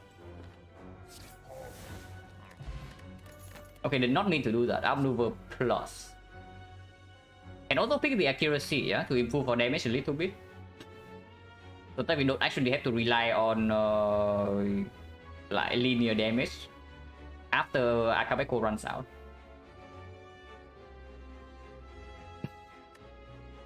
Outmaneuver plus also allow me to get a much stronger malaise and potentially pick up more backseats to draw cut. It's just better with the pyramid. Oh god. Okay, how do we deal with this? This is actually a serious problem, yeah? Like how do we deal with this? Like, not even kidding, like, how do we deal with this? Calibers, they scale very fast. And then if they ever get to... and we still need to kill the baseball first is the thing. But okay, we just have to play the fight out and see, because no point at thinking about it too hard. Maybe PK this turn, next turn we can go in here.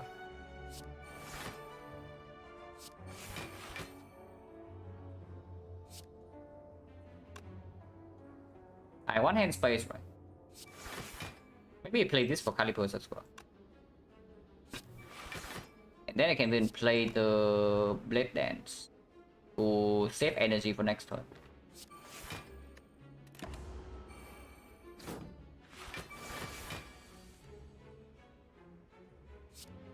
I can one-shot this. If we do it here, we are taking 21 damage.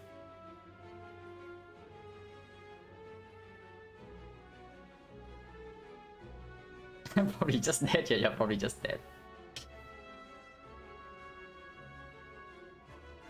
How are we doing this turn? I don't want to put an attack here instead, but then do we still have a kill on this? It's going to be 40? 40, 24. Bullet time kills, right? Yeah, I'm pretty sure bullet time kills. So 34 on this.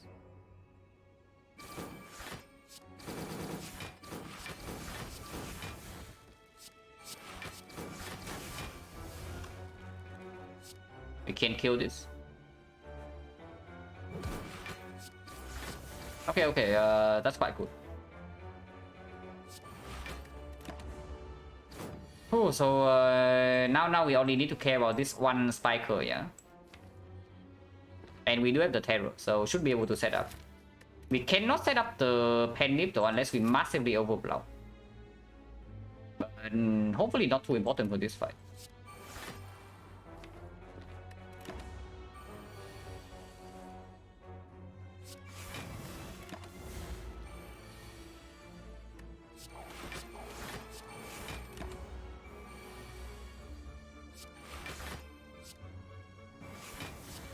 Okay, massively overblock time.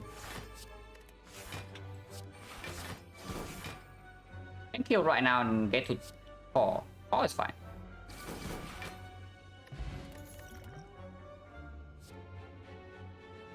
This is 1 energy, 23 block. Now 1 energy, 23 block is pretty good. Normally I hate blur with the pyramid, yeah, but our case is a little bit different. When we actually can play around the calipers, this thing is 1 energy, block 23. And yeah, 23 is good. 23 is a big number.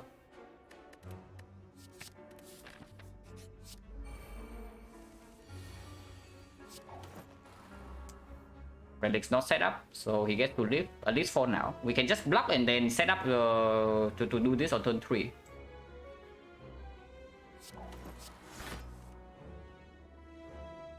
But at first we need to not red rack next turn. This can absolutely happen.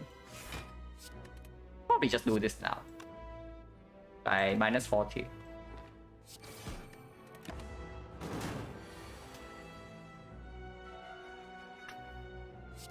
This freaking guy. He's like one turn too fast for us. But yeah, I guess we just do deflect, defend Malays then. And we take not that much. 43 is like 26, we take 6 damage. And we do get a heal here, potentially a heal here. Actually it's 25. Only 5 damage.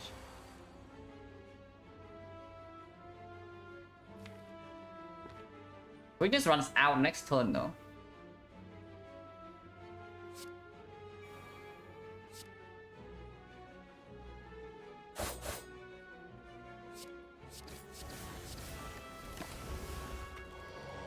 Maybe that was bad, because now if we try to neutralize, we need to use that.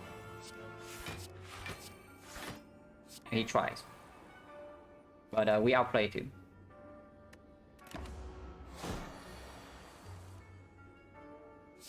I have to set up relics as fast as possible.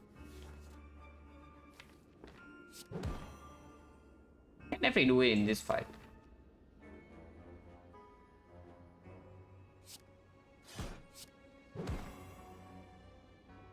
If I attack here though. Yeah, I can.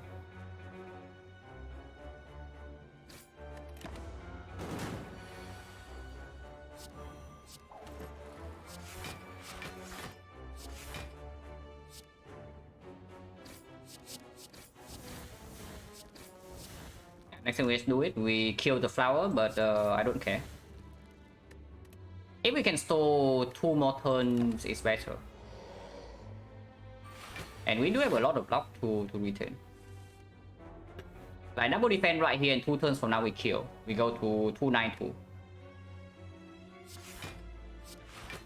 Okay, just make hand space.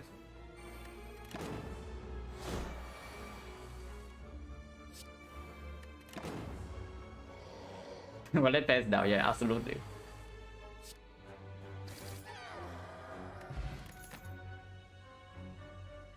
Ooh. Yo, that is going to be a lot of damage. You think that 120 on the Riddle Suit host, yeah? But it's actually 180.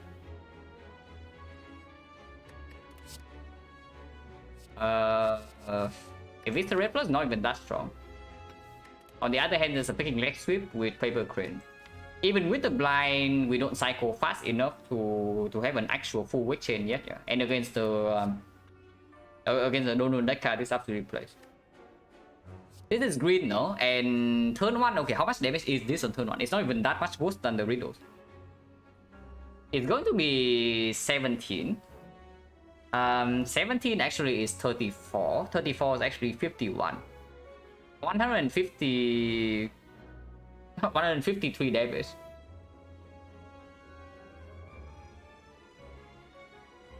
Oh, that's pretty strong. But after turn 1, it's just complete garbage, right? We don't have discard. We don't have... okay, technically we have discard, but no. Yeah, we don't have discard, we don't have strength. We don't have enough deck cycle. And we can only play it when we have either bullet time or our maneuver. This is just really better.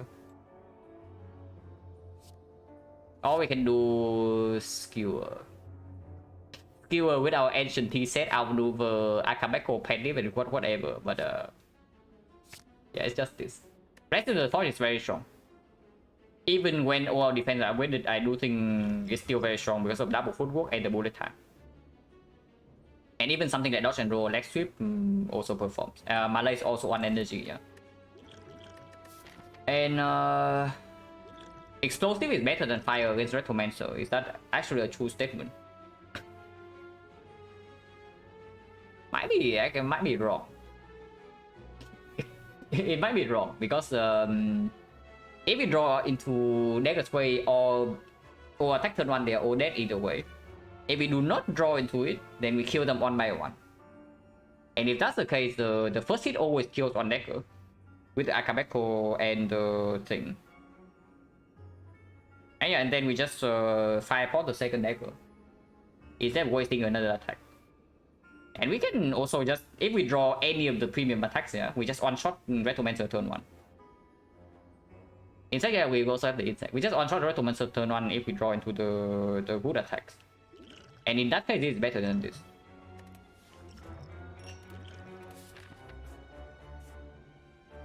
Okay, Nakton period die for this.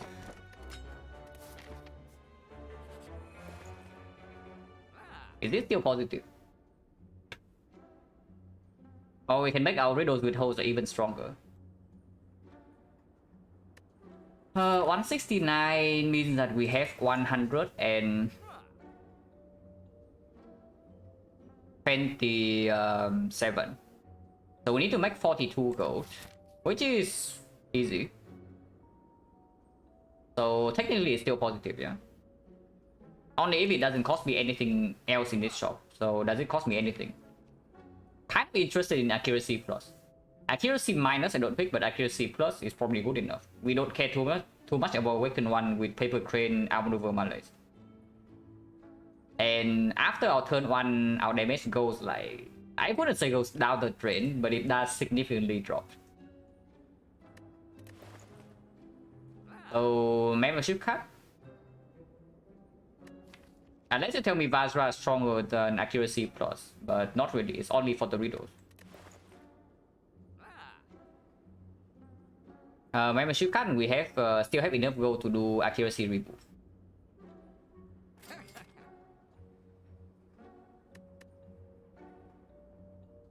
Yeah, accuracy remove. Unless you tell me it's actually accuracy Vajra, because we can afford that. Maybe I actually do accuracy Vajra and we don't go to this shop. Because at the moment I don't really want to remove or attack, yeah. And I guess we do have Masterful Stuff to remove as well. But removing Masterful Stuff immediately is very strange. It still absolutely performs like for now.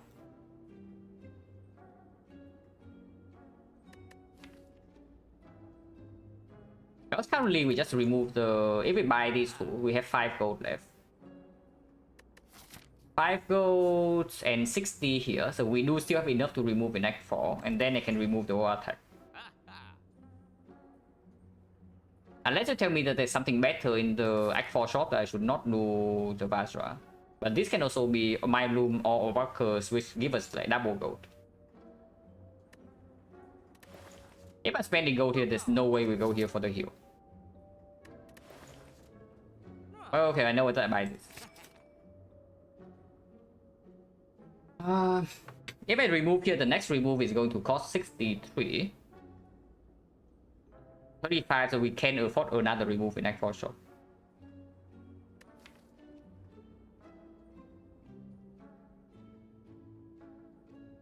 Oh, I think I don't really want to remove right now though. Honestly, probably not, because this can still be played with the bullet time. And it's not like it's better than Spear and Shield either if we draw it turn 1. Our plan against Spear and Shield at the moment is mostly just blow them up on turn 1 immediately. Or turn 2. But probably just take the Vajra to make us blow things up like even harder than before.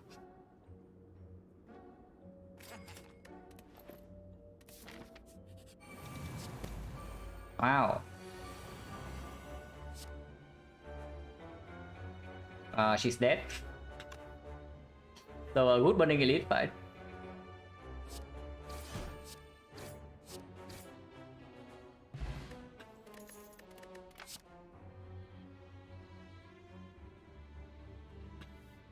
Backflip plus versus dodge and roll. I picked the green card, right? Because we still want to cycle back to our bullet time, cycle back to our maneuver plus. Relic, yeah, Relic's crying, but Red Professor is also crying. But I mean, trying to set up Relic in that spot is a little bit greedy. Actually, it's not. It's really not greedy at all, because we can just Glass Knife the Retromancer, play the PK, and then set flower to 1 at least. But I want to kill Retromancer third one. But I want to kill Retromancer third one. Dodge and roll less useful in Calipers? No, it's more useful. Precisely because we have Calipers, I even consider the freaking dodge and roll here. But this one is green. We have 2 footwork here, do not forget. We actually have 2 footwork, so dodge and roll with the Caliper is quite a strong card. But it's green. Okay, we have accuracy plus. So blade dance upgrade is great, and second backflip upgrade is fine too. Gameless rules better, definitely better than Fire Potion.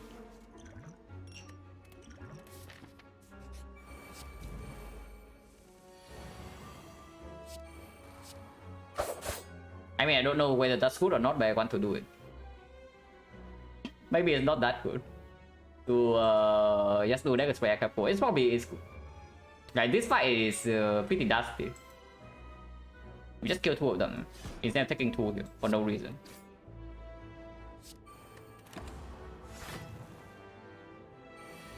Probably should not have played accuracy. Yeah, playing accuracy there is a misplay.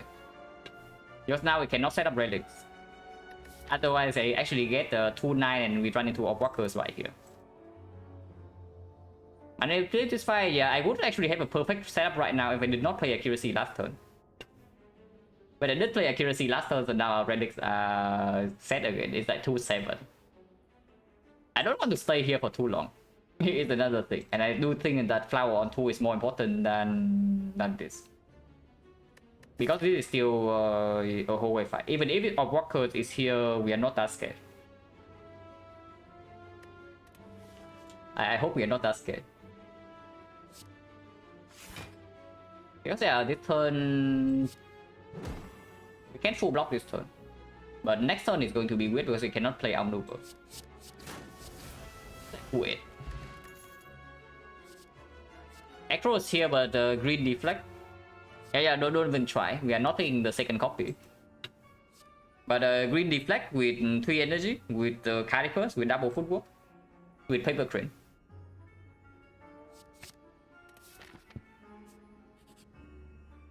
Oh god.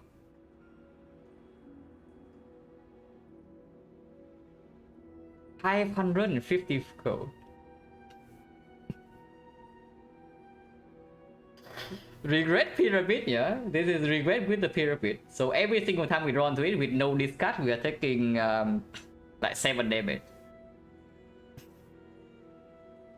But the difference is 450 gold.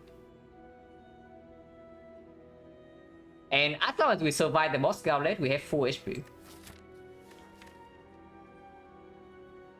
But okay, I do think we're actually not that good in the boss gauntlet. At least Dononeka. Because we know that Dononeka is the first fight, then we probably have to take some damage there.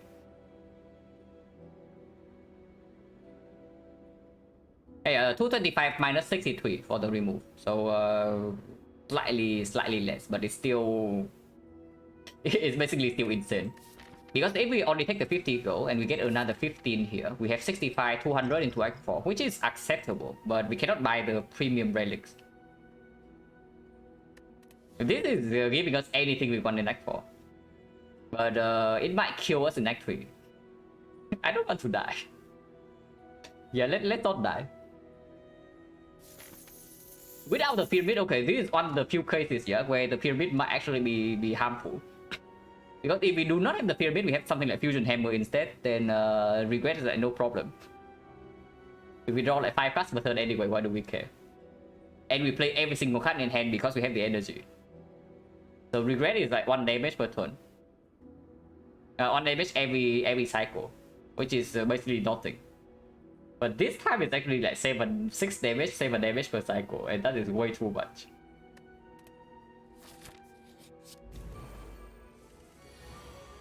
Oh god.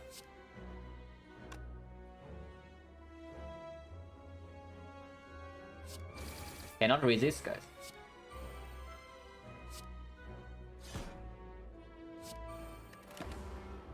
This fight is not super easy, yeah, but we do have red form. But it does mean that we need to kill next turn. Should be okay.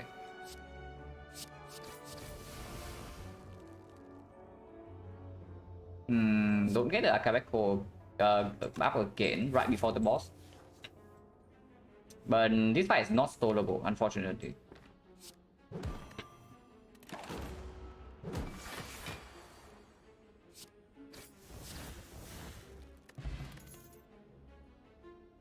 Okay, now this time the position is reversed. It's Echo plus versus the Deflect minus. The run was weaker and Act 4 would have taken... Potentially, yes. At the moment, I don't even think we are that favored into Act 4, but I do think we are in a decent spot. Just because we can easily blow up the Act 4 elites. With the T set, this is just good, right? Like, it doesn't matter if it becomes like slightly bad later, because we are probably upgrading bullet time in Act 4 over footwork. And with bullet time upgrade, the Act 4 definitely plays. Yeah, we have 0 cost block, we have outmaneuver, we can discard the regret. We could have discarded the regret. But yeah, I guess cannot bank on getting the discard, and then we just get now just watch. Now we are just getting freaking tools the trade in 2 fights with the ingredient, and the regret is basically nothing.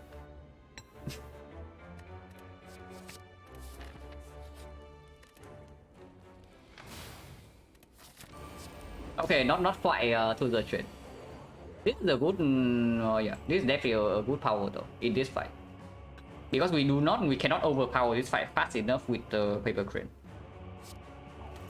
When we need to rotate weakness around. Don't really want to potion. You need to kill this guy first, yeah. After this guy is dead, the fight is like immediately over. I mean, the same is actually true for this. But we don't have cow chop. So honestly, it doesn't matter which one we target first. How many block cards am I spending here? Because I can do dodge and roll, good instinct, defense plus to full block. And then I play the other 2 cards. Spend 4 energy, keep the deflect in hand. That's probably just the best. I can make next worse? No, after this thing dies, it doesn't matter. We have Kali first. We have Kali first, paper crane, pyramid, we never take damage when one of them is dead. So, and before one of them is dead, it doesn't matter which one we are hitting. After one of them is dead, the fight is over on the spot. Yeah, this might actually be the hardest boss, hardest actually boss for us. Yeah, whenever we rely on the paper crane to block, like this fight is always the hardest.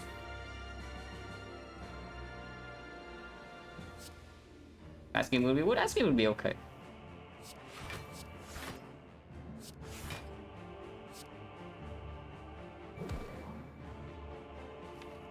No card gamble, yeah, but can have gambler rule. If possible, I don't want to potion here though. I don't think we take that much damage from the second fight, like whatever that is, if we end up using a potion there. So before we actually take heavy damage in this fight or have a risk of death eventually, I don't want to potion.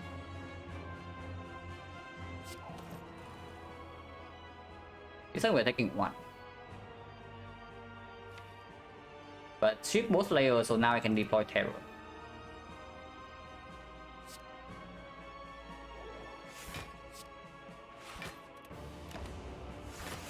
Master Gustav is going to be with though. Okay, I'll maneuver into Echo next turn, yeah. And of course I play Outmaneuver, he can take 6.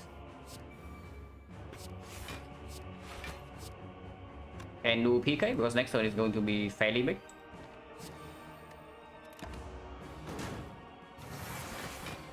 Damn energy. I hope next this turn is big. It should be.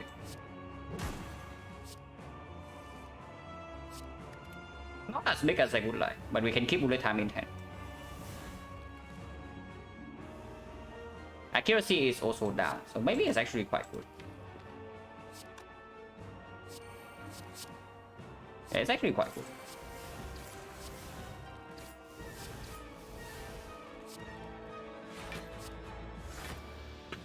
You can also just play the Survivor and play all attack for 33. Actually, that's better, that's better. We don't need bullet time for anything. Now we just kill this next turn and then fight is over. We still retain 21 block. Okay, we will kill it next turn. Not this turn, next turn.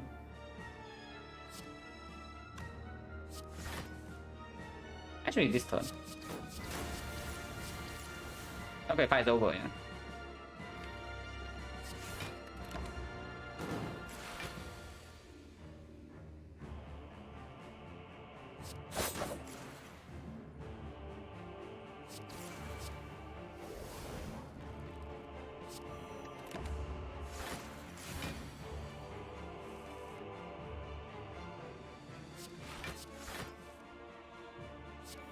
So now we actually won Penny-Bot 9 for the second fight. And Penny-Bot 9 for the... So I guess the Awakened one for second fight would be much better for us. Because the Awakened one is definitely a fight where we can freely control the Pendant. But Penny-Bot 9 for the next fight is important, but easy. Penny-Bot 9 for the Elite is very crucial. I don't care about the flower. Because we still have the T-set. But Penny-Bot 9 absolutely has to happen. As long as we don't die there.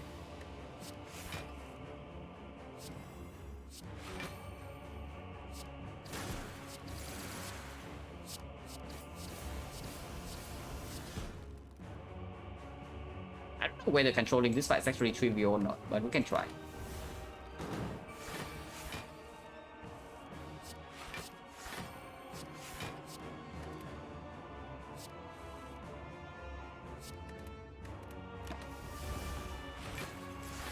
Because he does gain like quite a bit of block.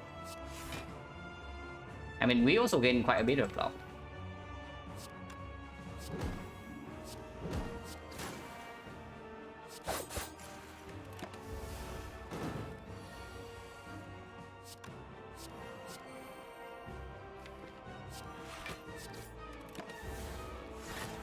Sundial, I don't care, yeah. Yeah, don't care too much about Sundial.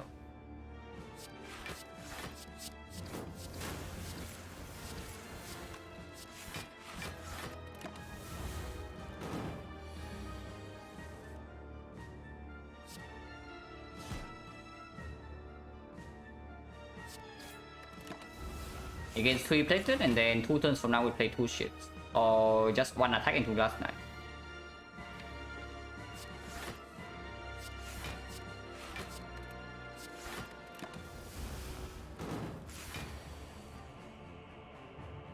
PK would be better here, but we can just take like 1 knight. Yeah, once again I don't care too much about the Happy Flower.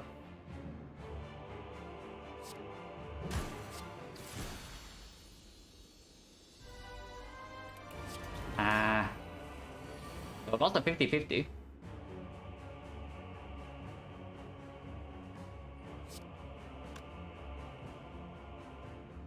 Next time we can, if we draw terror, we can like kind of blow the. We can kind of blow this guy up a little bit. But immediately we are taking 16 and we are only drawing 4 next turn.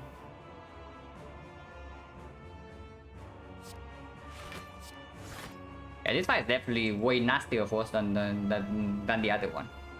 I hope that we don't need to potion here, yeah. We might need to.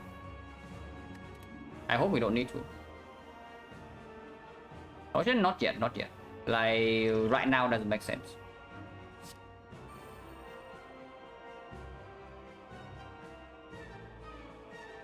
Outmaneuver is better, yeah. We do have a potential malaise coming up. Potential... Actually, next turn we have 4 energy already. So keeping this in hand until I see the malaise is just the better play. We don't have a single piercing wheel to strength reset. So landing a huge malaise is very important so that we can stack up calipers. Yeah, I don't play this now. I hope that I don't die here. There's definitely a chance. 168. At least that's fun.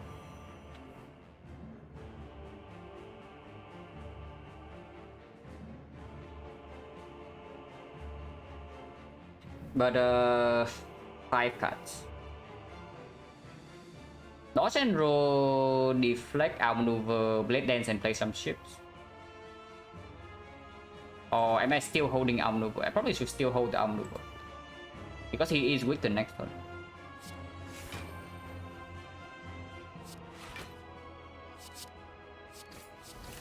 He's almost splitting already, yeah, but minus 10.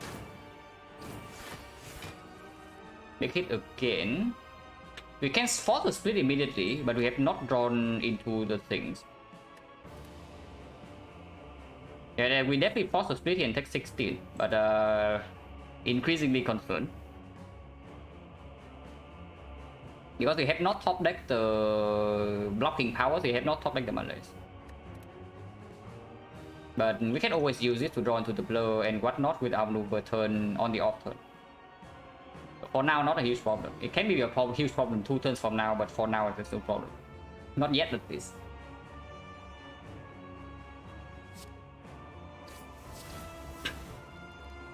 And he split already. Can we ever kill here?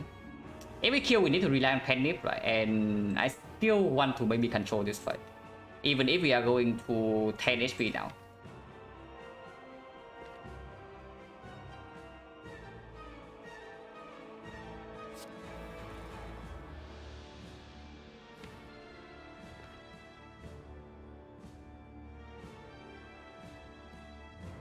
Riddles right now, next turn 1, 2, 3, 4, 5, 6. 10 cards and we have 1 energy left. We cannot play 2 cards and that is very bad. So Blade Dance needs to happen right now.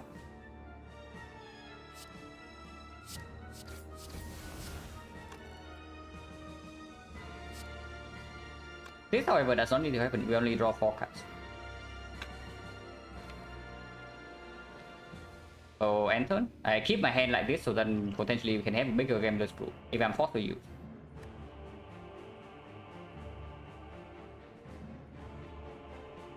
Yeah, 1, 2, 3, 4, 5. We do not play the all attack right here. It's weird. But we also don't need to actually play 6 cards next turn. Maybe that was better to play Riddles then. It was probably better to play Riddles.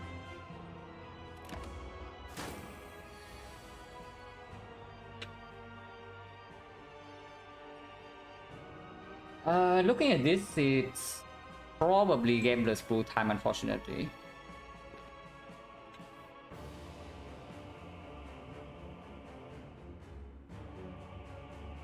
Yeah, I have not drawn into the footwork and the guarantee malaise or the blur.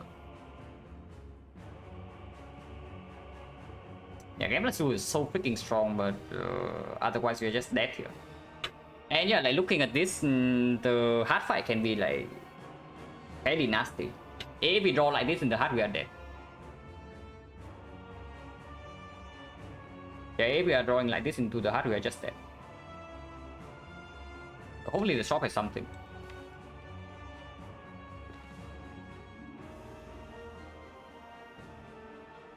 We can technically play 6 cards, but then next turn no guarantee weakness and no footwork down yet. I don't think I don't gamble away the ships though, because gambling away the ships and the neutralize takes away the option to play 6 cards this turn. But the decking Malay, not just Malay, like we bottom deck all the defensive stuff.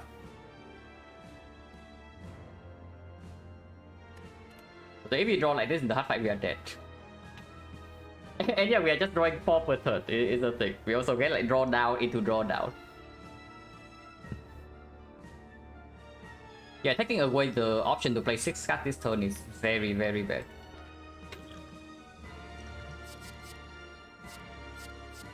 But it's like this. Okay, a little bit better. Do I do think I do one? I do think I want to play bullet time here. 1, 2, 3, 4, 5, 6, and I keep all the block cards in hand.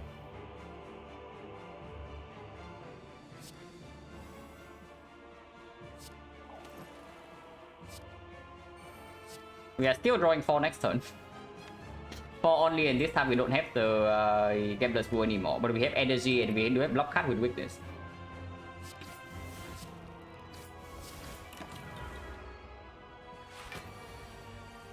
Okay, we draw into Malays, so should be okay here.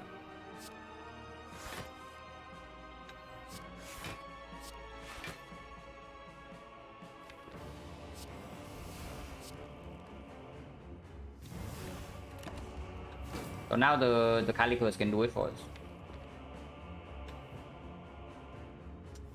Setting up the Panic again can be fairly nasty because he's only -2.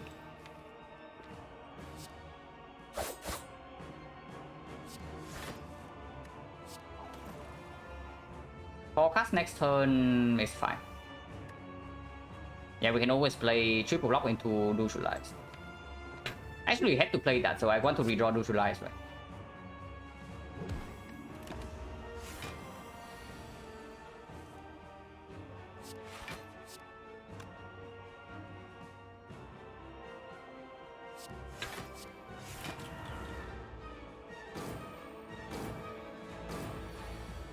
Debuff again.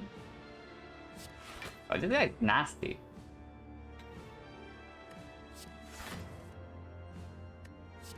But attack is here to help us clear our hand.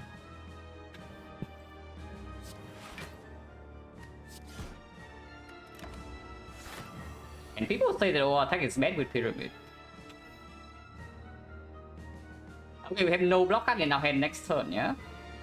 For next turn, yeah? So we need to do something right now. And next turn we only have like maybe 3 cards to be played.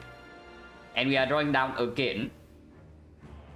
We have not spent a single turn in this fight and not having drawn down or vulnerable. So that's pretty sick.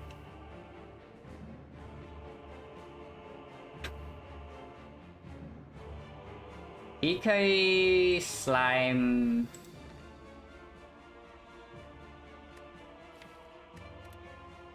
Not being with Staff Calipers in this spot is very, very bad.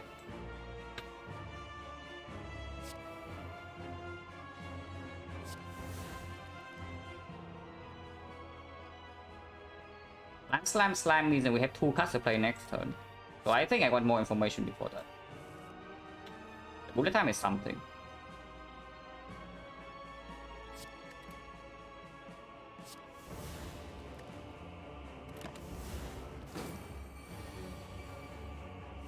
What the hell is this guy doing? Yeah, he's changing strategy. Like he's just debuffing into a hit every single turn now.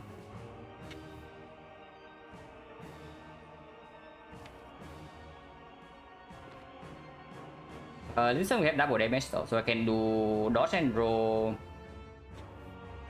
sucker punch. And we keep these 2 block cards for next turn.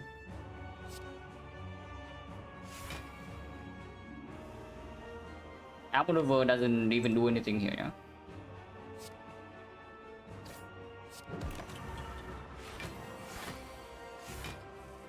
27. Now we get a chance to empty our hand.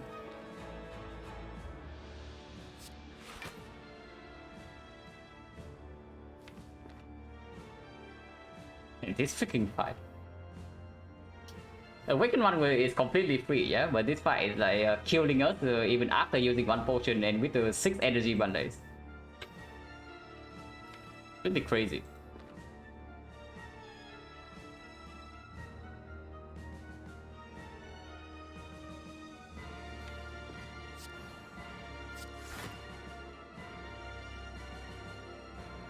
Never playing this. I don't waste one card play on this.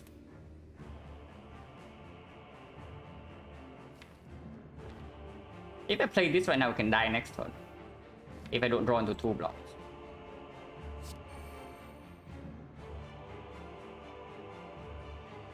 Blade Dance.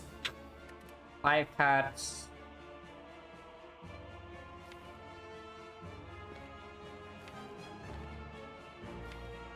Cool. Blade Dance 64, so not quite enough. Actually, it's more than that. Actually, yeah, it's 64. Wait, 1 slime. But 1 slime only so that we can do like backfill into some blocks.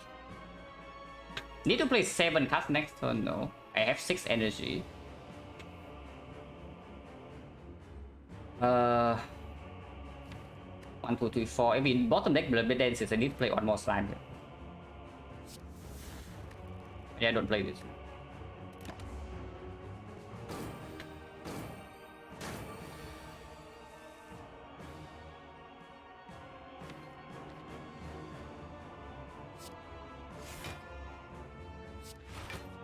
Okay, we just kill him next turn.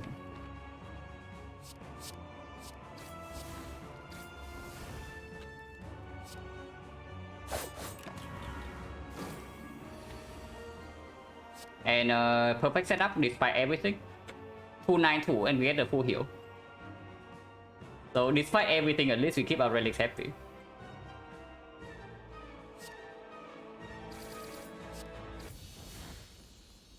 Losing Gameless Brew is pretty bad though, I would say.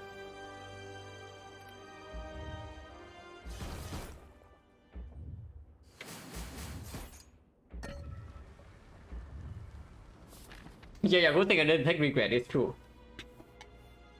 Like, it would be a pretty big regret there.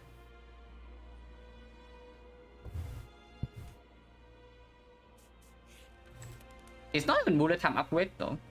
Like, looking at the fight just now... Actually, no. Without bullet time upgrade, we can never play Echo into it. Unless it's set up with the maneuver beforehand, and that's pretty bad. One dexterity is good, but it doesn't make that much of a difference. Yeah, it is still bullet time upgrade. And if we see any other card draw or another backflip or another Echo, we can pick it up in the shop or from Spear and Shield. Oh yeah, bullet time upgrade, no? Unless you tell me it's Malaise upgrade, but we have this thing for it. We still have this for the potential football upgrade, potential Malaise upgrade. And this plays better when we don't use a potion, so we upgrade that for Spear and Shield. Wow. Maybe we can have everything upgraded. Okay, this shop is tough. I'll probably take a short break and then we talk about this. So yeah, be right back in 3 minutes.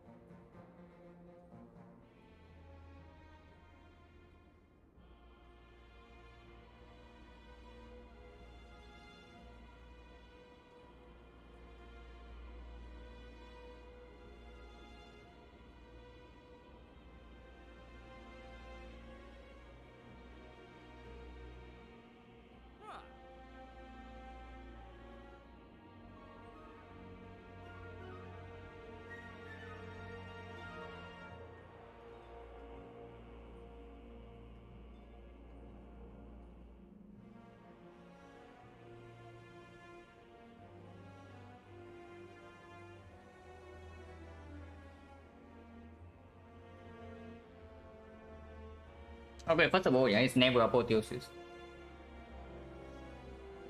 What does origami? Paper crane. It makes the weakness much stronger. And if you're on PC, if you're watching on PC, you can hover over the relics, and if the Twitch extension is working, it should show you. And yeah, very powerful relic, Silent exclusive. So if you haven't been playing Silent, you will not see this relic.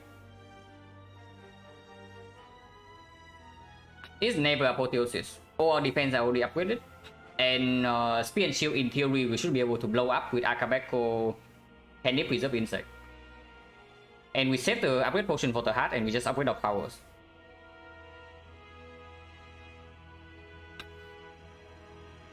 Think Gamble Echo remove? You don't want power potion. You don't want shackles. Like, why do you not want shackles? Because the way I see it right here, first cycle we have no way to negate vulnerable, yeah? And our footworks are not down yet. So most of the time if we draw into malaise, we have to malaise first cycle. After malaising first cycle, what would happen then in the second cycle? If we cannot strip artifact enough to reapply weakness, we never get to stack up calipers. And then third cycle we the rate is 3 and then the same. Because do not forget, we are still playing on 3 energy with occasionally more energy, but most of the time we are on 3 energy. Can already reduce 1 times 15, yeah, but you apply that, you assume that we have weakness. Do not assume that we have weakness. We don't have enough draw for that. I mean, we can take Gambler's Brew to guarantee that, but the thing about Dark Shackles, yeah, is that as long as we survive first next cycle and we have a Dark Shackles in hand, we have 1 free cycle to stack up calipers. Be reducible, yeah. Our artifact strip is not as strong as you think. It is really not that fast. The thing about Dark Cycle is still full blocks, third cycle is still full block, fourth cycle, and then we have 1 cycle exactly to stack up calipers to attack on the off turn. And we take a lot of damage when we actually attack. We don't have Tungsten Rod, we don't have after image, and our main damage when the fight goes long is still the Blade Dances. I like Dark Shackles like a lot. After Dark Shackles I don't really know though, because my healing right now after Dark Shackles is that we do footwork and acro. But then I don't buy a potion. Before that happened, I probably buy a potion over the footwork. Even though it is footwork plus. Shackle can also play in Spear and Shield. That's in the case that we cannot blow up the spear on turn 1. Then we kill the shield instead, and then we Dark Shackle the spear. I definitely think that we need to buy 1 potion here, yeah? 1 potion? No, 1 potion is absolutely the worst out of the 3 here. Because power potion gets upgraded with Gambler's Brew. And, no, not Gambler's Brew, with upgrade potion. And Gambler's Brew is just completely insane.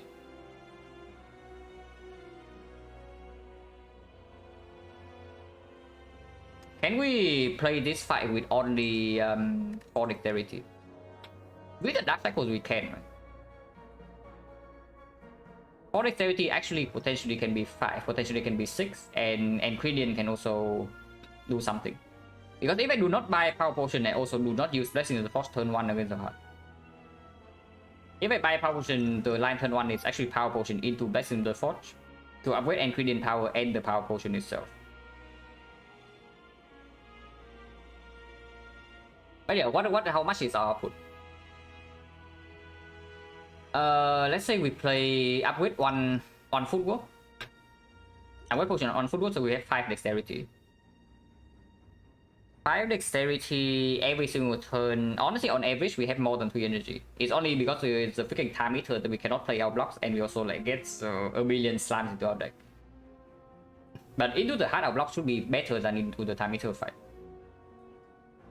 With 5 dexterity,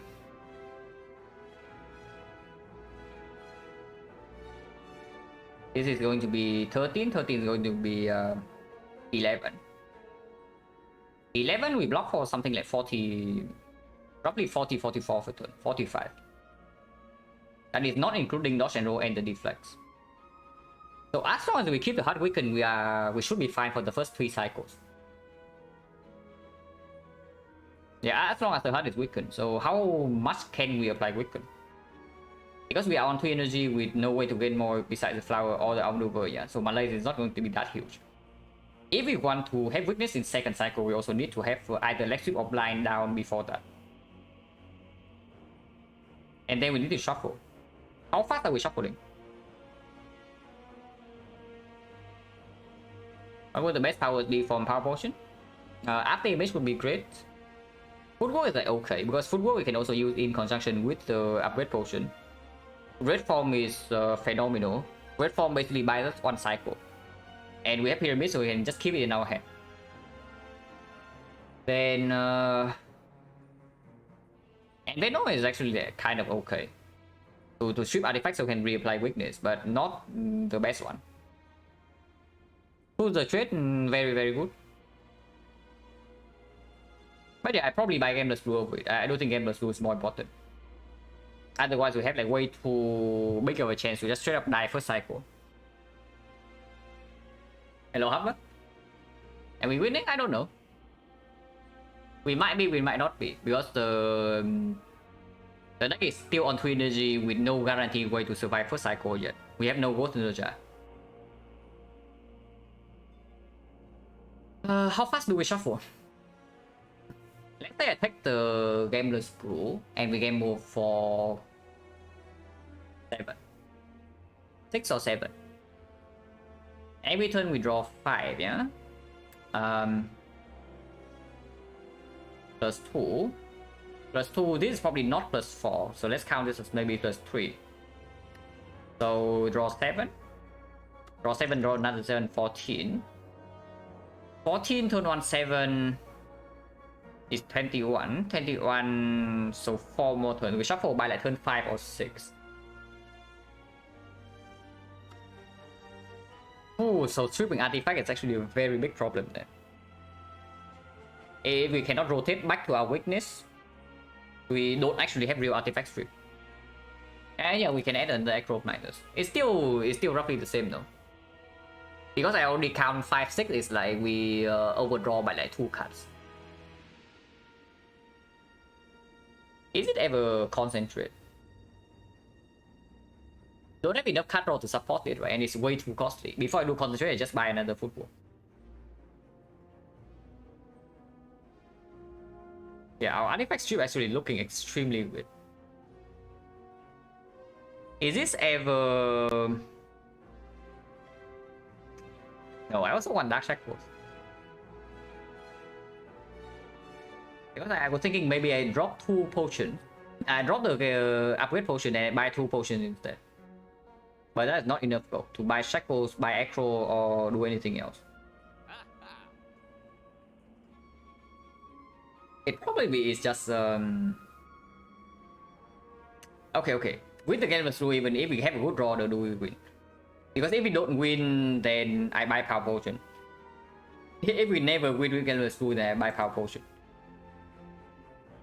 But there's also a chance that we just stack up weakness enough in the first cycle, in the first attack cycle, that it persists until the second cycle, and we don't need to strip super urgently, and we have until like turn 8 or 9 to reapply weakness. So for that to be the case, first attack we need to weaken, yeah? So we need 1, 2, 3, 4, 5. 5 weakness. This 2 is 4. Sucker Punch, neutralize, allies. Actually, it's very possible because you can also upgrade the leg sweep, can upgrade the Sucker Punch or the neutralize as well together with the football. Maybe we don't need to guarantee a win yet. Now I'm just evaluating whether we actually have a chance to win or not with the Gameless Blue. But it seems like we might be okay. Yeah, it seems like we might be okay. With the Gameless Blue, that is. With Power Potion, the thing with Power Potion is that if we break on weakness, first cycle, we can die immediately. And it can easily happen. Our deck at the moment does not have a real cow gamble. It doesn't have Frozen Eye. It doesn't have enough deck manipulation. So if it just happens to bottom deck like the weakness cards, we die immediately. no matter what the power gives, unless it's red 4. Yeah, playing witness 2 cycle is possible, and then we shuffle. We only take like 6 turns to shuffle at most, and we have until turn 1, 2, 3, 4, 5, 6, turn 7 to reapply weakness. And potentially we can stack up some Caliper's block. Not very likely though, if I do not buy this footwork.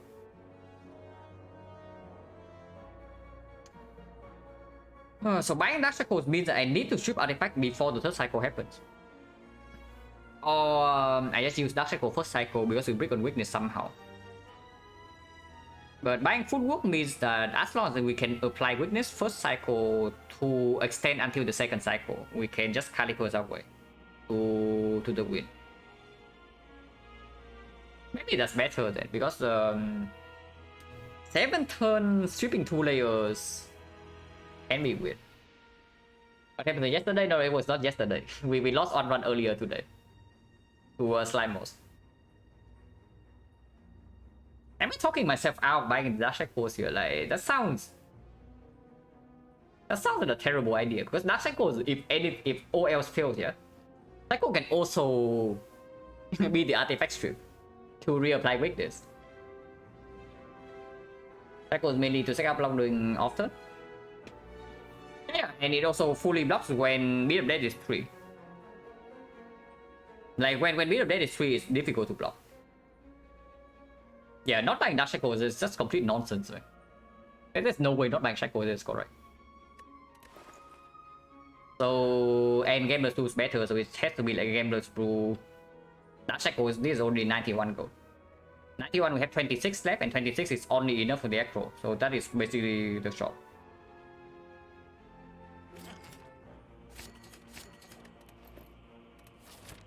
Okay, we killed them on turn 1, yeah. Excellent power, and Brilliant did it once again. Okay, we don't kill them on turn 1, but we do stack up Calipers, and we have Dark Shackle to full block this next turn.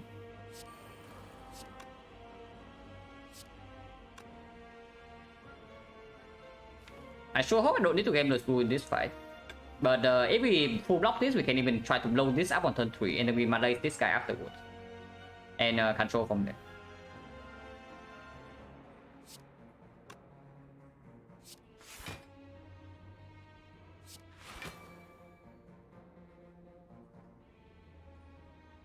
I want to spend all my energy this turn. And I still want to keep the Akabeko. So it's just like this.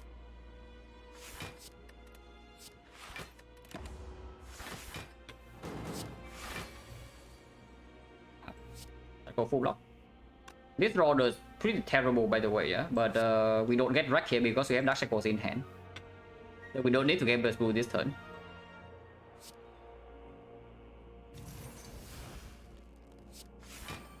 We are still taking 1 damage,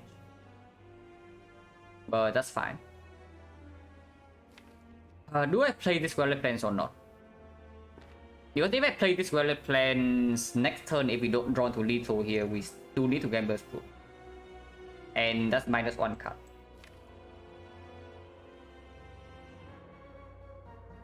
How much damage is this? 120, right? Actually, no, we get -1 strength here. So it's going to be 3, 10, 100. Yeah, 100 is still killing this one shot. Is there ever a problem that not playing this here means that we cannot draw? We have 8 cards. So if we have Acro plus, we do overdraw by 1 if we don't draw into any 0 cost.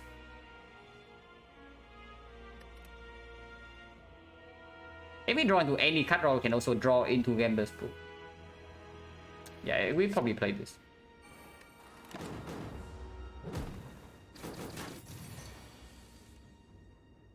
Yeah, Acro Plus is here, and we can do that. Unfortunately, this guy also attacks turn 3, so we take like another chip here.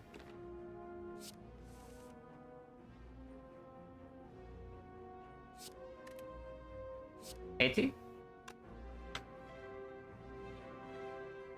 So we can preserve Gambler's Brew and take 6 damage here, and that's fine.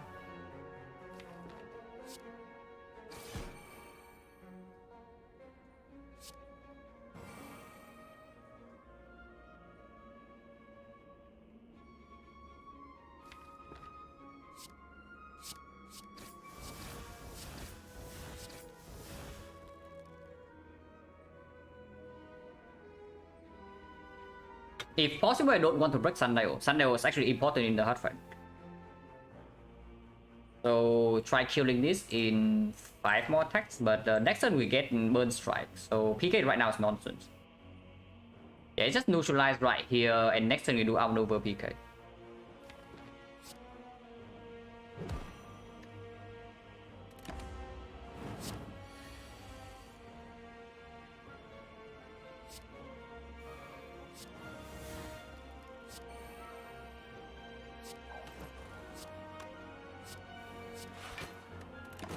Flowers on 1,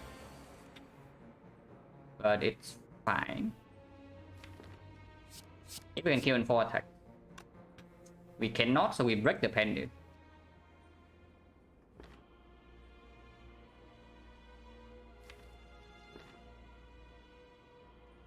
I mean, we can full block this turn. If we break the pendant regardless, then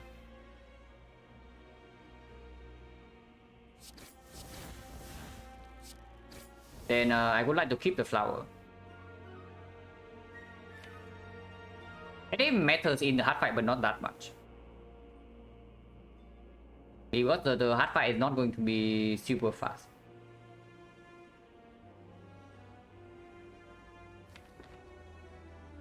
$42, this does not kill, yeah? Yeah, this is like 4 times 5, we have no strength, so it's 30 damage.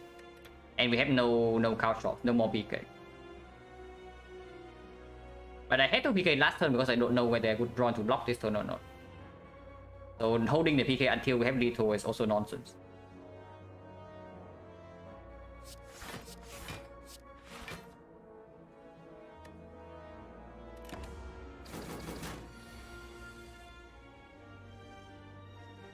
Yeah, we just killed it.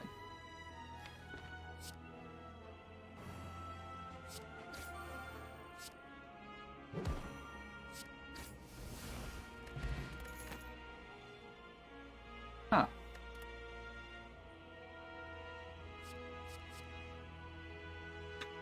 Yeah. I think we spent like half of our goal for basically this kind of potion form, so surely we pick this. And yeah, okay, at least with this, I know that keeping Sunday on 2 can be really good, and setting Flower on 2 is good, and Outmaneuver Plus is very strong now. It's definitely, yeah, it's definitely game over Doppel. Okay, artifactory problem solved. If you are ever worried about our artifact chip, it's solved. And we have guaranteed weakness for cycle, yeah.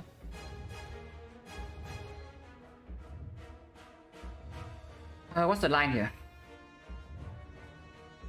I do want to make enough hand space. Deflect and Venom. If I do Riddles with Holes and Venom, Masterful Staff is costing 1. And we can also just gamble it away instead of wasting 1 energy. Or I can ignore the Riddles with Holes and just do Dagger Spray instead. And Venom. No, Deflect. Masterful Staff. Riddles with Holes and Venom, Dagger Spray or something.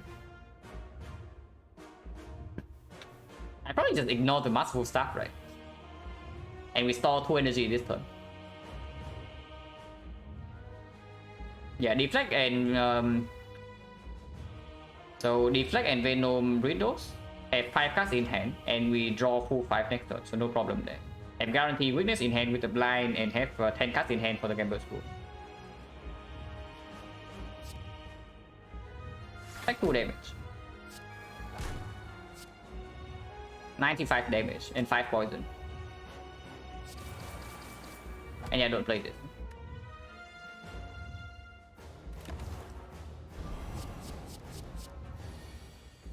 The 7 first. Drawing into the void. We cannot gamble away. Do blind backflip. Blind backflip, and then maybe I gamble the whole hand into upgrade.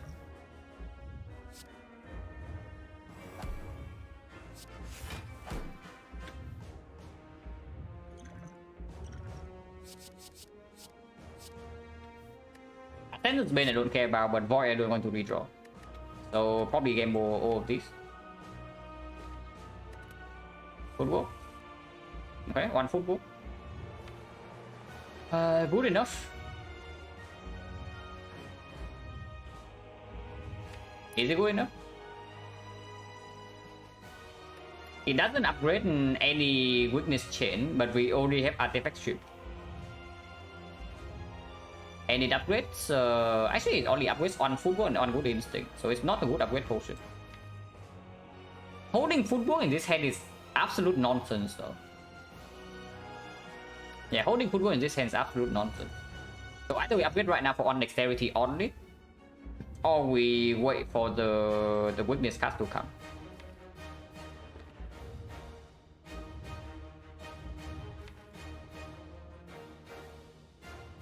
On dexterity right now is basically just saving us HP for like one turn. Later, yeah, but do we need the HP? What you see right here, we are not even... We are taking like some damage this turn. Let's say I just do a single footwork and I do deflect good instinct defense. Deflect good instinct defense plus. This would block for 10. 10 is 7. 11 would be 8, so immediately the footwork upgrade plays here. And this would be 6 to 8 to 6. 9 would still be 6. So footwork upgrade gains us 2 block this turn. And on dexterity. The deflect is 7 goes to 9, 9 goes to 6, but 10 goes to 7. So actually it's 3 block. Upgrading right now means that we are taking 1, 2, 3, 4, 5 minus 10. Minus 10 plus 8, 16. 16 plus 7, 23. 23 plus another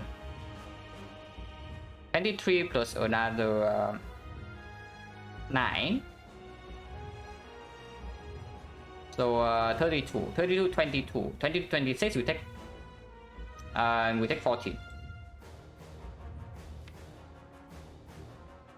If we do not upgrade, so minus 10.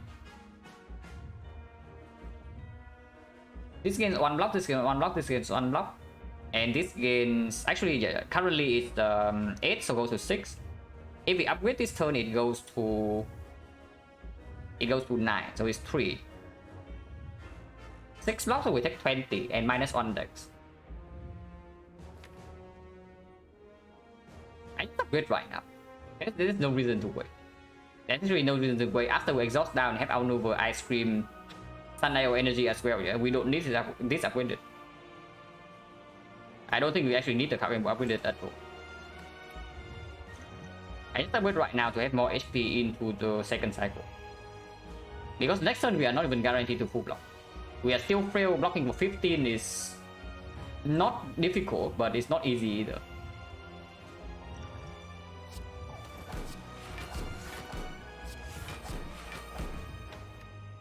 No reason to ever play PK here.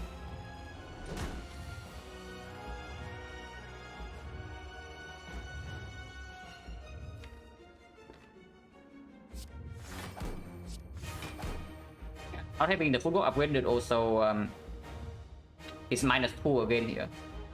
So that's already minus 8.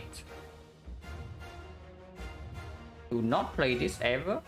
But PK can be played this turn, but next turn is the off turn. And we only need to keep that 1 weakness card in hand. Do not play this.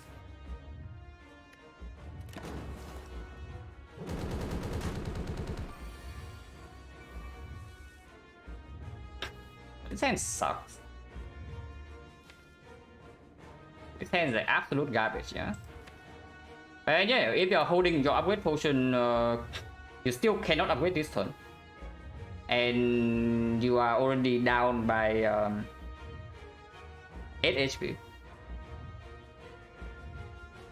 Oh, next turn is going to be weird. Next turn is going to be very weird. Defense accuracy. We have both the Malays and the leg sweep still in the deck, so no need to keep both of these. We do need to make hands plays. I take the pings right now, yeah. We have double damage and Venom is in play. And we do need to push damage now that the first cycle block is slow. Like we cannot stack up Cardipers.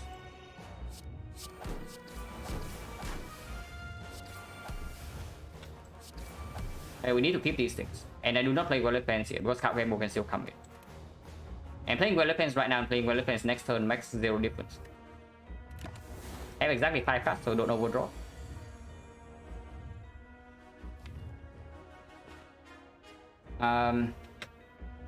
Woodwork, dodge and roll Card Rainbow.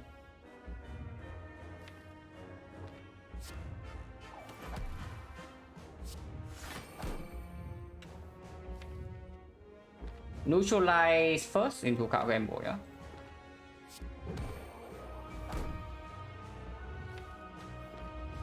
Malays right now can be play leg sweep, can be play, or we can play Sucker Punch defense as well. Sucker Punch puts this down to 30 damage and then we do not die here. Because if we count game mode right now and miss the leg sweep, miss the Malays and miss the Dark Shackles, we are dead on the spot. And game mode is only for 6. Yeah, probably not. It's just defense Sucker Punch. Next time we have 9 block from the dodge and roll.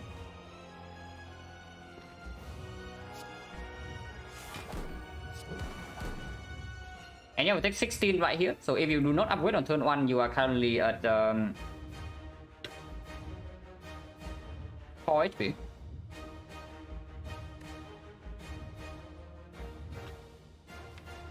Combo does give us the Sundial next turn.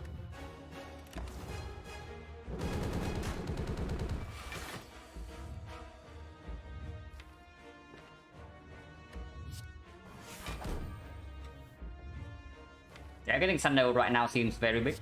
Let's do that.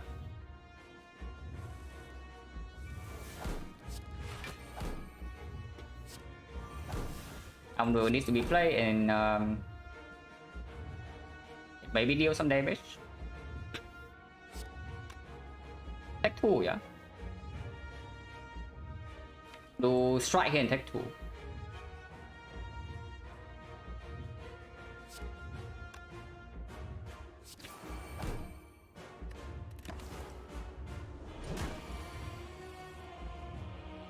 Okay, we have Malays for next turn. 78.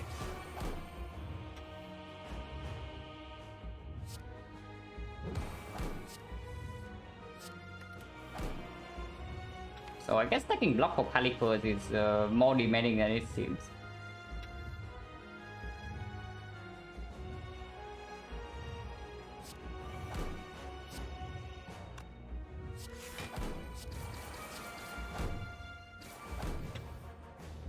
I definitely don't play this.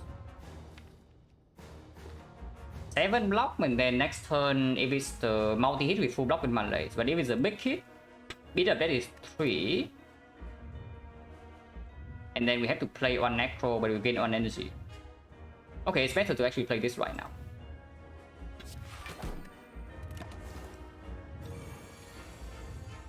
$29 first, but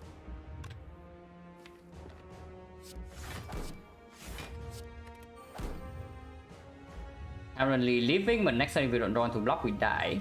If I aggro right now, we hit no block, we also die.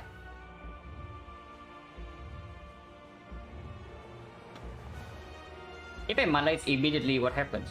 Because if I Malays immediately, we also don't take damage next turn guaranteed.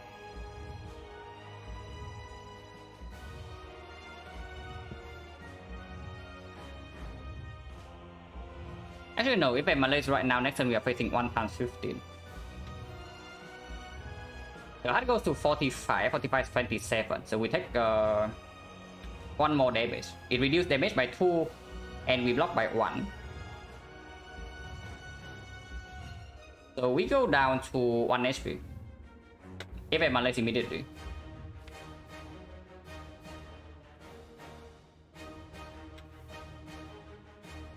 Next turn we gain 5 block cards, but we also need to block by 15. For the Malays now, Because then potentially you can block with Dark Shackles next turn, and then I can build up energy. My blessing right now puts me to 1 HP next turn, so we have to start with block card, and we still need to block for 15.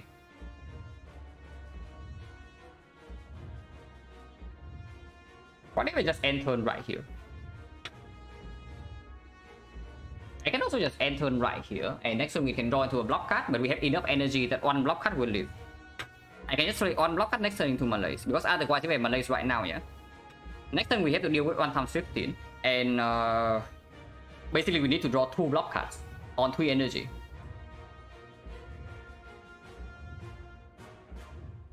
In 5 cards. But if I end turn right now, we go to 2, but I only need to draw 1 block card and 5 cards. I cannot play the Acro, but I only need to draw 1 block card. And if I Acro right now, we miss, we die immediately, so it means that in the next top 3, there's no block card. If that's the case, then it's strictly better to not Acro here. Okay, it's strictly better to not Acro here. And I guess we do that. We go to 2.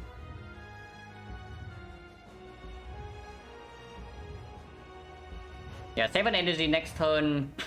We can play 1 defense, something else, into the Malaise for 5, and Malaise for 5 is full block. It's strictly better to not play anything here.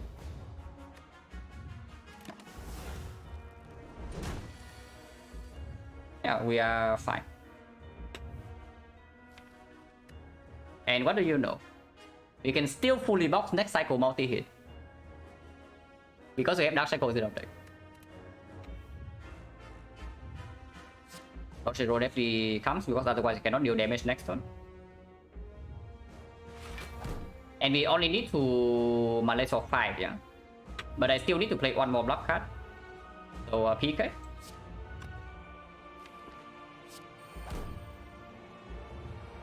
Into defense, because if I play like something like Blind into Malaise right now, we die to a bit of death.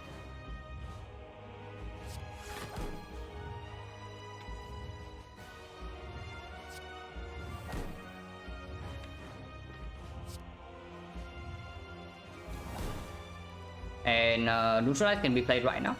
I don't care too much about the damage in next turn when it costs me 3 HP. I just want to play the efficient attacks. Okay, me too. But we are close. Last cycle is here.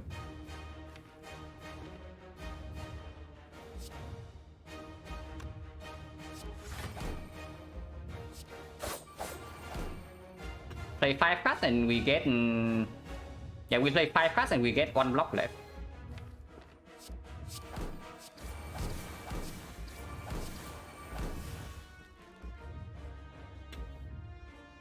And I can play a good instinct into Valid Fence here, but I just want to block next turn. Yeah, multi-hit we fully block with Dark Shackles. Big hit we can block with these cards, and we only draw into block cards from here. Antonia. Multi first, 2 times 15, no problem. And we have Blur. And you see right here, we can retain block for next turn because we have Dark Shackle full block here instead of losing 30 block. We are fine, guys. At least I think so.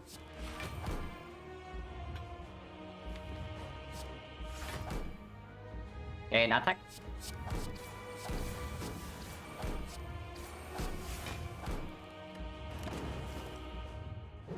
Yeah, if we don't have Dark Shackle, we cannot even attack here. And now we have 21 block.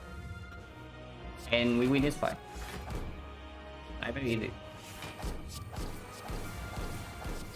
Oh yeah, every decision matter, yeah. Even from the very first upgrade potion, you wait with upgrade potion, you dead here.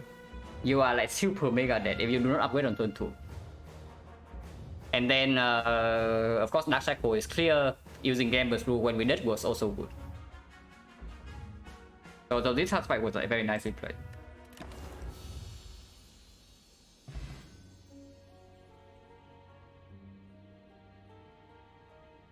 Upgrade, yeah. The thing about upgrade on turn 2 is that it's only on 1 footwork and only on 1 good instinct. But that HP matters. Because like we cannot afford to be slow in this fight. Man, 3 energy pyramid with physical damage is always like this.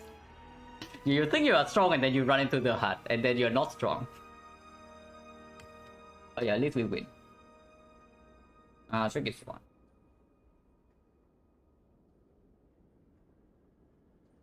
Yeah, we just one shot the things left, right, and center, and then we run to time eater, which we cannot one shot, and then we run into the hut, which we cannot one shot again, and then we have some trouble. I think I saw that you win, yeah, because we have the pyramid. Nobody has ever lost with pyramid.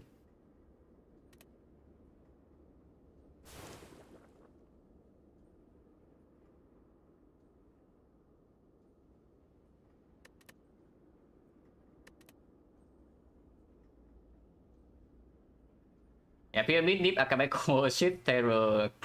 It's not even shift, like most of the run we are not even relying on the shift.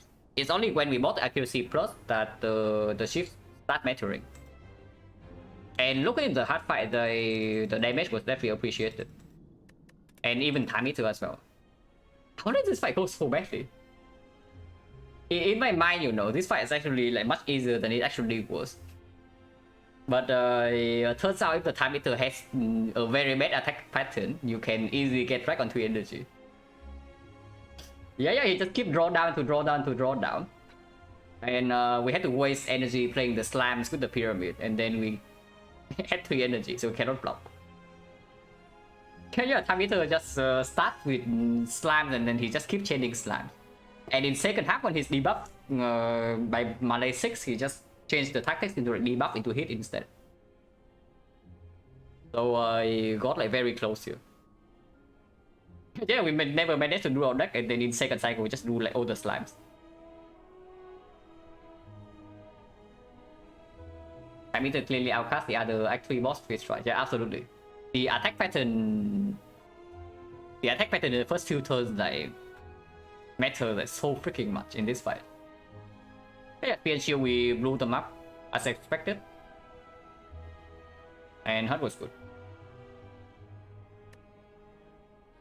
Yeah, taking 5 minutes back, like getting some food, and then defect run. Oh yeah, be right back.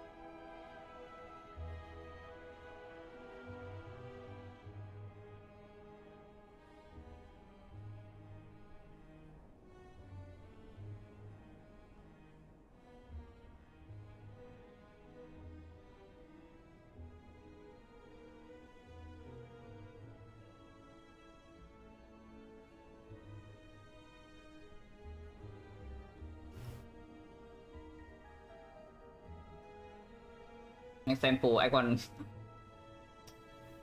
Okay, the reprogram for sample, yeah. So we have like gone full circle or something. Because I never watched it, but I think the first time coach played defect, it was like just forcing reprogram. So, yeah, we have come like full circle. I think make it easier or harder, it doesn't matter. Because at the end of the day, it's still me who makes the decisions. That is what I think is the best.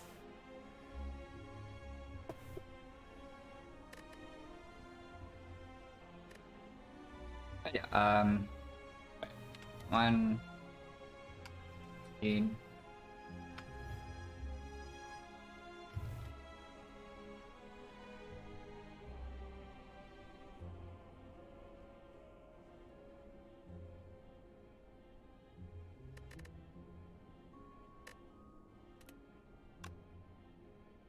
of monkey.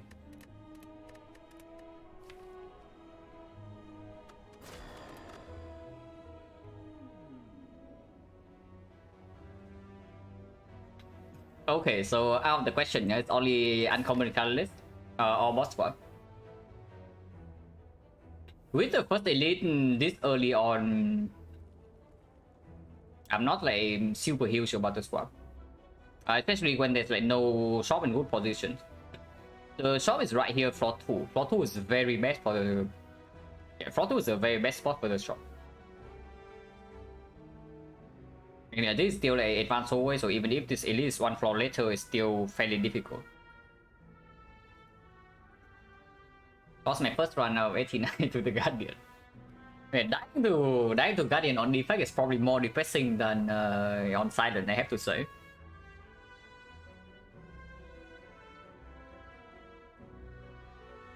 First for 250 to Wood 5 for 2 events, Grip Change DK. Yeah, start with the curse into the wheel curse is like the classic. But this is probably uncommon colors. Because the first edit is force and it's too early.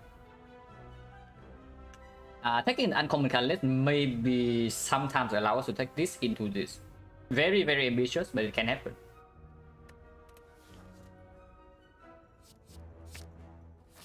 Okay, I guess we don't need to take this.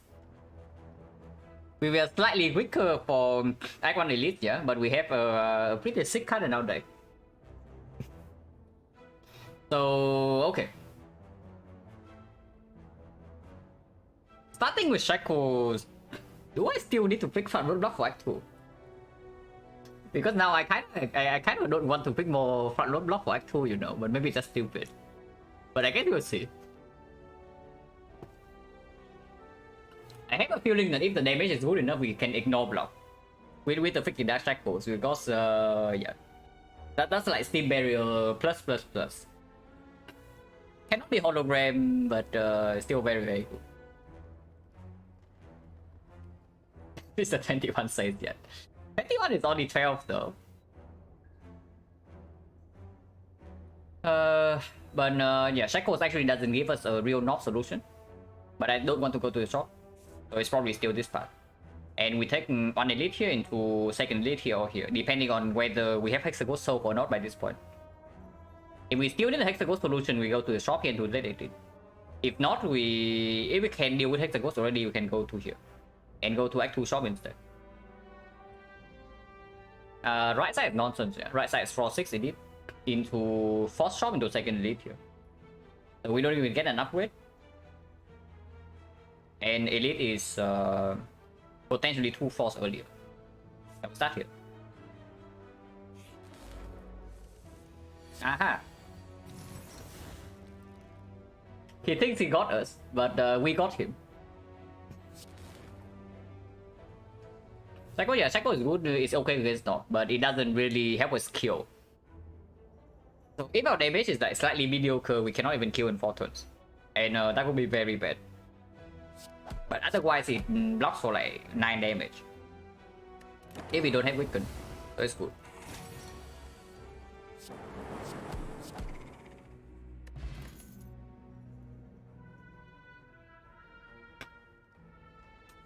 Man. Do I take damage or do I take HP? Do I take cool-headed? Probably not the cool-headed in this spot. At least not over sweeping beam. Is definitely not cool-headed over sweeping beam. The only question is it like the beam or is it the self-repair? Self-repair is slightly worse into Texas Ghost. Very slightly, but still very, very good. The only question, the only problem is that we do have to face a delete like fairly soon. And there's 2 more card rewards before we face Advanced Always.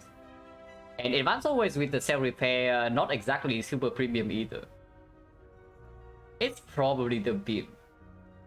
It's probably the beam. Slightly sad, but probably the beam. Self-repair allows us to take life loss events here though. But it's probably still the beam. Shackle, yeah, Shackle start is very nice.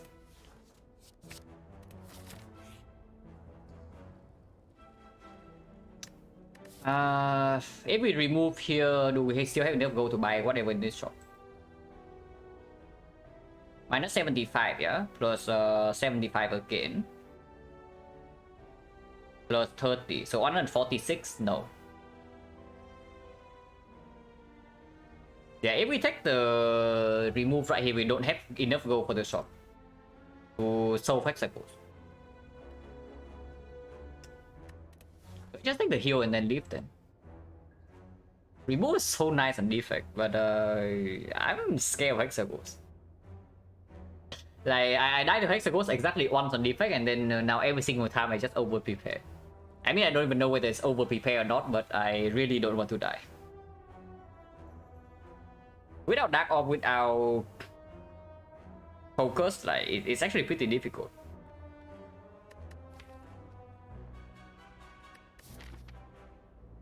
I think the heal right here is only healing for 10 though, so we are being like scammed a little bit.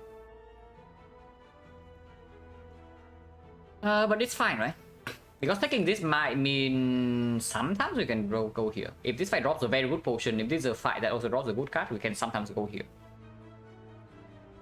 If we can go here, would be great.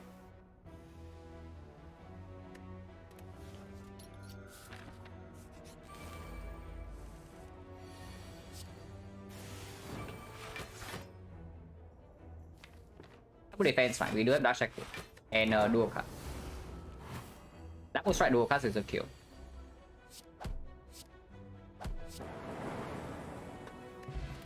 Speed force is probably not good enough then. I need a freaking damage potion. Beam Cell with the sweeping beam. And with the shackles already picking up a block card gets slightly worse. Beam Cell can also deal with Hexagons. Competes with the sweeping beam as the upgrade target though. But I guess it's okay. Yeah, beam deck, beam deck. This elite is just better than this one, yeah. And then so I guess I don't want Advanced Always for no reason. And we have 4 HP, so some life loss here you can take. Shining Light Scrap also you can take. Wood of Whoop I probably don't take.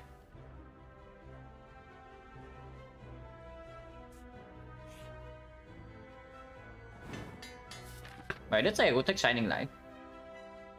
Heal for this, yeah. We took the heal from Cleric for this. Did not really hit the very good ones though, but I guess Zap upgrade is okay with the sweeping beam. And strike upgrade is better than defense because of the beam cell. Wow, Zap upgrade.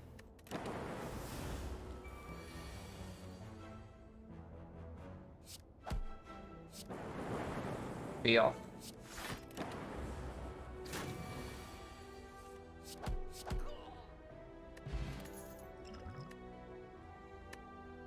Okay, I don't like these potions. Their repair is back, but again, it's competing with an attack card. And we apparently don't have a damage potion into the North fight. Even with Beam Cell upgrade, we are kind of getting wrecked by the North, yeah. Sentries, we can defend potion our way through. The Dexterity potion, I mean. But how are we doing against North? We pick up the self-repair here. Not very well, right? Potion chance at the moment, 30%. Yeah, it is probably Melter. Because the elite is right here. Like, Melter is kind of cringe. But with this many attacks, Beam Cell will become before this. Even against sentries, you can do shackles into Beam Cell. 30% potion chance, but we still have 2 potions. But Speed Pot can be used in advanced always, and I have a feeling I have 1 more cut before the actual elite. If we get wrecked here though, because after taking this fight, actually we are stronger than before, yeah. So this fight should be a little bit better. But if we run into this fight right now, and it's a nasty advanced always, and we draw badly, so that the Speed Pot doesn't even help. Oh, that would be bad. Okay, let's count up damage. Worst case scenario, we bottom deck Beam Cell. If Shackle lands on turn 3, we have 4 turns to kill. Doesn't happen very often, but it can. And bottom decking Beam Cell is like doubly bad because it means that we don't have Beam Cell beforehand, and it also reduces the chance the Shackle is at the bottom. Melter okay on the energy damage.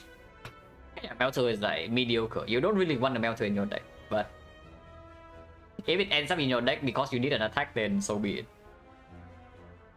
It's still better than Streamline. Not that that's a very high bar, but it's still better than Streamline.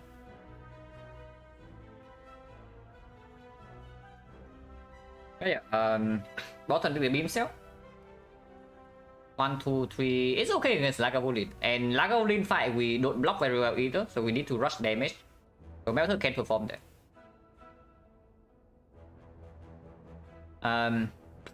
1, 2, 3, 4, 5, 6, 7. 7 energy only, and we draw our entire deck in 3 turns. We can play everything, always. If we bottom deck the Beam Cell, then let's say vulnerable exactly on that turn is +6. That would be 10 damage. So 10 plus 27. 37, 37, 43. 53. 53, 62. 62, 78. And we ignore this because we already count the lightning from the dual cast. So roughly like 80 damage in 3 turns. If we bottom deck the Beam Cell against the North. Which is okay, because that means that if we top deck Beam Cell, we should be able to kill in time. Actually, not always, yeah. Not always, because Beam Cell is not terror. Like, I'm too used to the freaking terror. Beam Cell only lasts for 2 turns. So we still need to draw very well. We need to draw into like in total maybe 4 or 5 attacks over 2 turns to work with the Beam Cell. Otherwise, we are slightly off.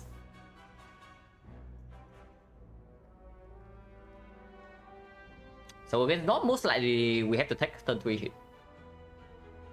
At least at this moment. Against the sentries, so we pop next spot and we use a sweeping beam. We pop next spot and use a sweeping beam. It's difficult to judge because it's based a lot on the lightning ING in the first deck cycle. But I don't think sentries can kill us from 49, or they can even get us close to death. We probably take something like maybe 20-25 damage in sentries, depending on draw order and lightning hit. But that is at post, because on defense already blocked for 7. Sentry is not too big of an issue. Lagavulin had Beam Cell instead of Slice, yeah, absolutely. But Slice is still a takeable card, so I would exchange Heal Hook with Beam Cell. Now to play hand reel? No. Yeah, unfortunately it doesn't. Lagavulin we can open with the Melter. We set up Lightning, open with the Melter, and that is already 16. And we only have Lightning ops. Okay, damage against Lagavulin is never a problem, and we can use Dex Spot and Speed Pot in that fight. So it's only about the knock.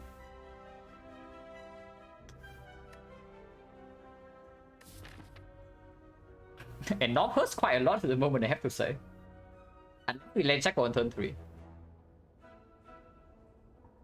Why I never played the Watcher? I played the Watcher off stream. Not recently though. But I have roughly like 350 hours of Watcher. And yeah, not too interested in min-maxing her, at least not at the moment. Because there's not too much more to discover on Watcher, at least I feel like that. Silent mid hard, yeah, Silent would. A very close side, but we would. Yeah, not hurts, yeah. If not hurts, then do we just go to advanced hallway? Advanced hallway doesn't really give us the potion. It's only 30%. At the moment, the North fight is dealing potentially 11 into. We have to play both Zap and Dual Cast, yeah. So turn 3 is going to be 22 33. Ooh, 11 into 33. If we miss the Dark Shackle, that's 44 damage. Taking 44 to the knob is not exactly what I want to do here. Oh, that's quite a problem. But the thing about taking 44 is that even if we take 44 here, we don't die immediately. And then okay, maybe not. There's no fire afterwards. And we already saw the cleric, so healing event only banana. Probably means I want to try to kill the knob in 3 turns then. So we enter advanced hallway first. Yeah, because if we run into the knob right now and we take the turn 3 hit without shackles, the run is basically over. Line boss. Cringe. Yeah, cannot even use the potion, so -9 or what. Yeah, even if we double strike right here, it goes to 35 and it doesn't split. So -9.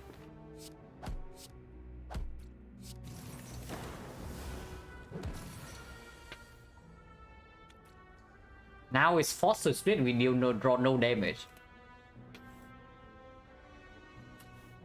Oh, that's interesting. Yeah, very skillful draw right here, yeah. But we do have Zap upgraded, so next turn we can maybe win kill. Because this switch right is not that bad. It is still like 19.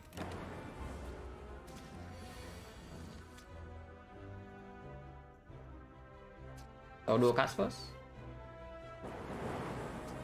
Okay, easy fight. Easy fight. No potion expected. If we are scared of North, this is our cut. Boost sequence is better, team barrier is better after we leave this act, but if we are scared of getting our face bashed in by the North right now, we should pick this. And then yeah, we pick that. Yeah, Silent win. Not with the freaking North. It's never the North, guys. Skillful defect players never run into Knob before if the deck is not killing Knob in 3 turns. Should have known. Contains a Riddle. You realize that this card deals 14 damage for 1 energy, right? And Riddles and holds like 15 damage for 2 energy. So I don't know about this being the Riddles of defect. So meta comparison is probably something that's very strong on Act 1 but falls off quite fast. Unload?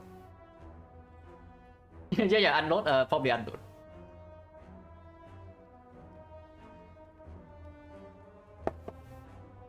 Yeah, beam cell here, enter, next turn we just draw melter and then easy.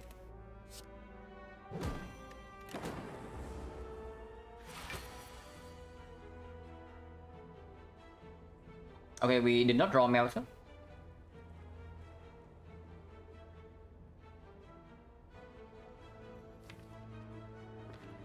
Do I beam here or not?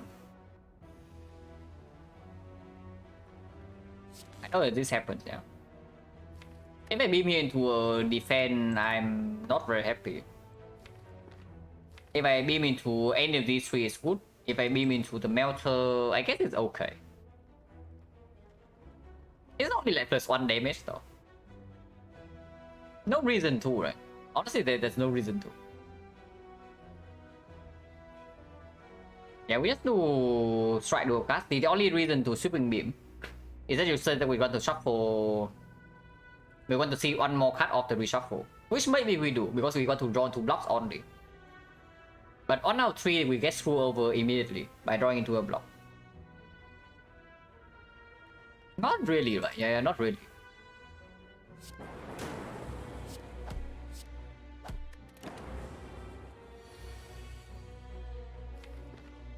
Speedport for 10.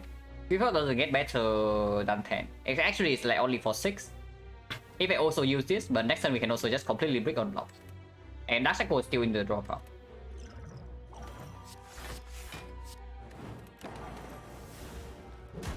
Shackles?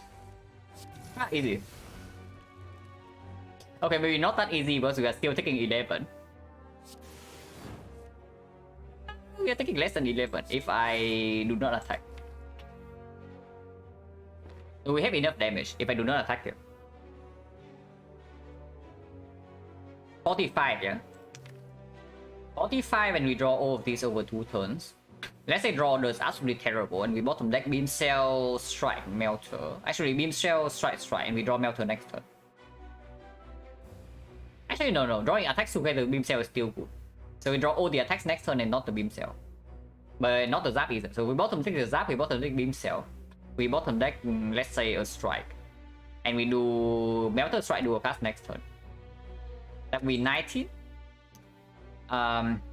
45, 19, 26, 26 go to 10. Yeah, 10 we kill. Yeah, 10 is good. 10 is fine. So defense here is okay.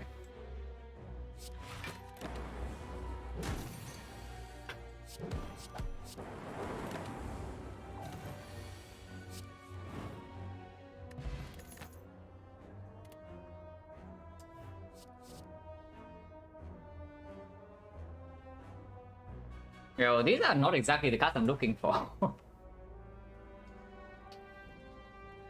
Potion chance at the moment 1, 2, 3, 4, 5, 50%. Are we rip and tear deck or what? Not really, right? Because it's not even good in deck 2. And advance with any AoE fight is terrible. And we don't need to pick up the freaking rip and tear for the knob anymore. Physical defect, yeah, physical defect once block, not this crap. I want hologram, I want reprogram, and then I want like beam cell plus 1 attack that I can spam. Ideally not streamline. But that is enough. Not this one. Yeah, probably a skip. And Hexaghost is nowhere near solved yet, yeah, so we go here.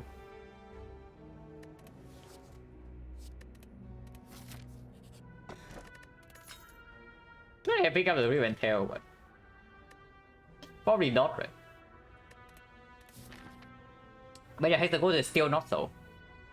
Like, yeah, on strength I don't care. It's not enough. When we don't have hologram to or rebound to like reapply this beam cell. Yeah, it's definitely nice. But before I actually get hologram or rebound, Hexaghost is still murdering us. So we go left.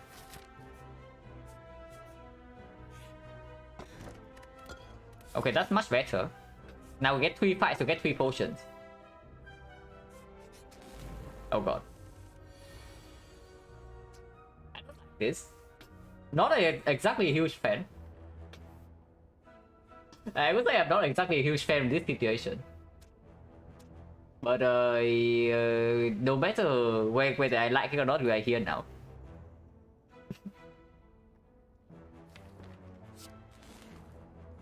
Okay, what are we doing? Because if possible, I would like to not take something like 20 damage here. The skillful play is beam cell here into double lightning hit. And then next turn with sweeping beam, deal 4 damage, dual cast on lightning hit this, into a strike killing this. Absolutely perfect. And we take 8 next turn. Okay, even with like perfect lightning energy, we're still taking 8. That's not very nice. Yeah, that's definitely not very nice. Actually, Sweeping Beam is dealing 5 because of the Basra.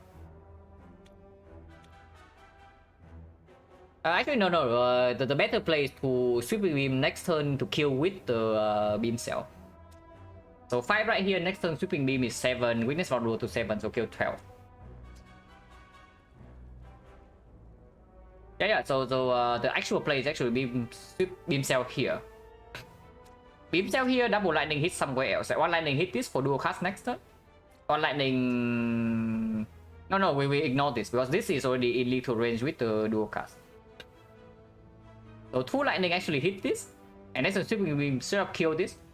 We dual cast, we kill this guy with Sweeping Beam Cell, yeah. And then we dual cast kill this guy. And then maybe we can kill this guy as well. And we take 6 next turn. If lightning was more predictable, always hitting highest, lowest. I already have Dark Off for that. I mean, I don't really like the random target, but it's okay. I don't hate it either. I don't like it, but I don't hate it. But it's just there. Beam Cell on here, yeah. So because Sweeping Beam is 7.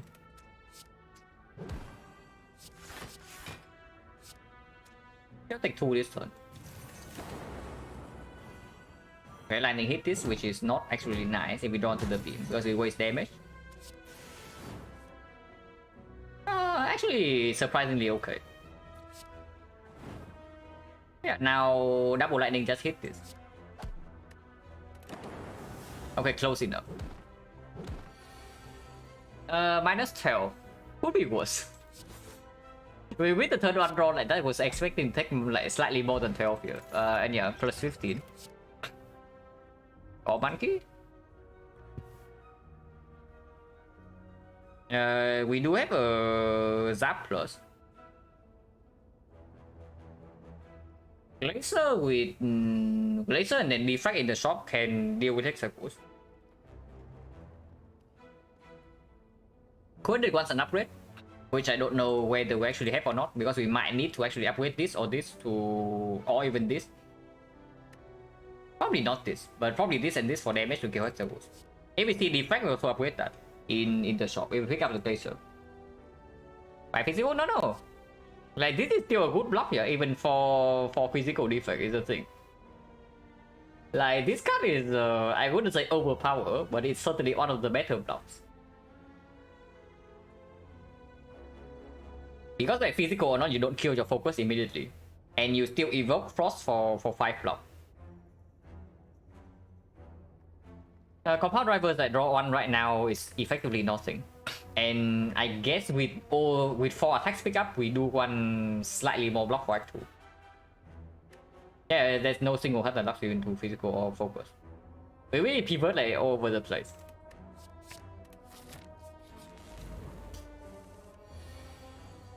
Ew, this fight is potentially slightly worse than the last fight. And we also draw Melter turn 1, so we don't get to outplay the shield.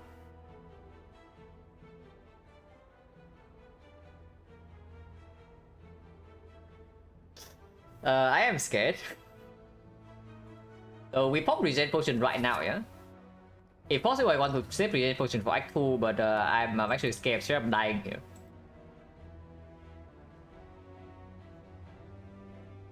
Reprogram? No, Reprogram doesn't lock you into anything. I mean, I have pick up Reprogram plus when I have Defrag and Bias Corp. So, am I physical? Am I or monkey? It does spot. The answer is that I was undecided. And I see what cards I see afterwards and then I commit into one direction. Oh yeah, what the hell are we doing here? Because we can easily die to this fight. We can also easily take 0 damage. My gut feeling is that we kill the Fat Remnant immediately by doing Melter Strike. We kill Fat Remnant immediately, we full block this guy with Shackle Defense, and then we have a bunch of other things. Beam Cell still in here, and we can maybe kill the Shield Gremlin with the Sweeping Beam. And I think I do that.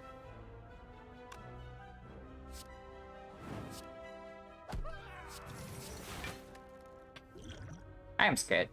We might actually need to face tank the 30 damage on turn 3. If the lightning doesn't hit correctly and if this guy is playing super well.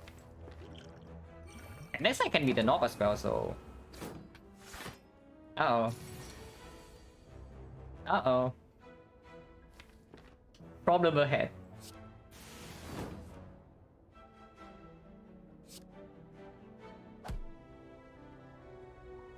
Maybe no problem. Yeah, Rip and Tear got this, guys. Like, come on.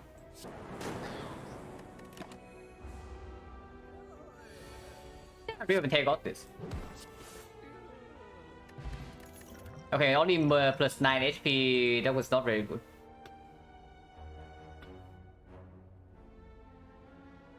But I guess it's fine. We're taking 19 to heal 3. Yeah, yeah.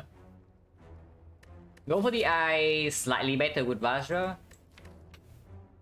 Opens up 0 for 1 immediately. Makes reprogram somewhat decent. We can pick up reprogram into upgrading it for the Hexaghost immediately. I like this.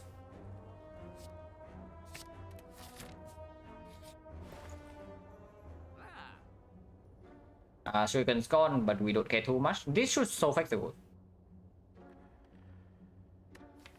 I don't know how true that is though, because if we play Glacier, it also gets rotated out. But next fight is either Sentries or the Knob, and this fight is good in both. It's also good in Act 2. If we buy this, of course, we don't have Puzzle or Souvenir.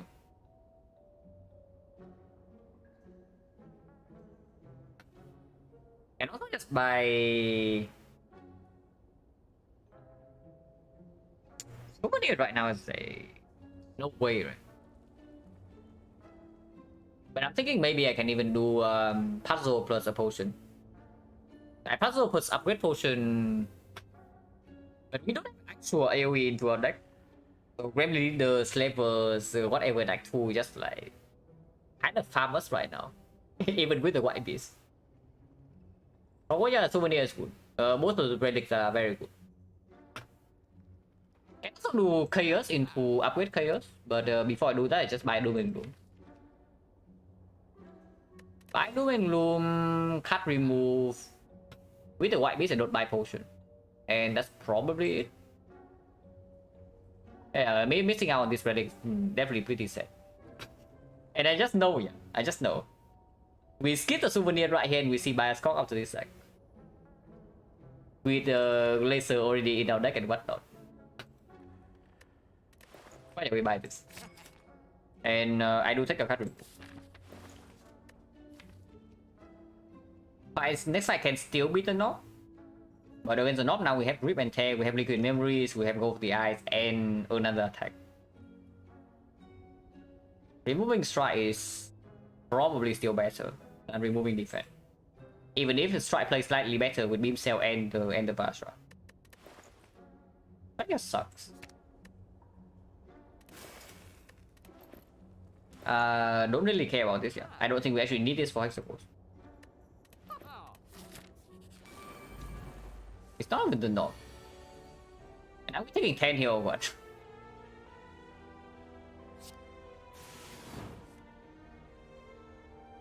And we can take 7 instead. We can also use Liquid Memories, but before Hexaghost, you just take the HP loss.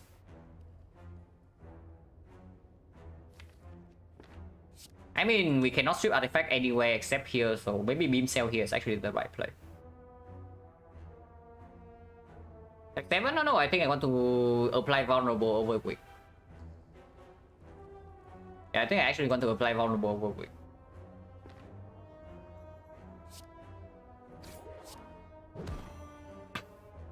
Now, if Rip and Tear hit this once, into Lightning hitting this once, we are chilling. If not, how much damage do we lose out on? Because Doom and Gloom right here is 11, 22, 38 damage. 38 and this is 10, plus 16, 26. We lose our like 12 damage. Potentially, usually a 9. If I do not play Doom and Gloom, we lose our 9 damage. And potentially not killing these things next turn. Not having Dark Oil in play also means the Glacier doesn't really kill any of these. In before Hexagons, I don't liquid memories right now, yeah. Memories right now, so survive, but I don't do that. And this is after removing Strike.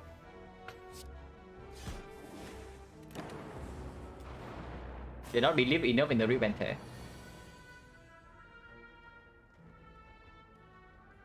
Now Vazra going in.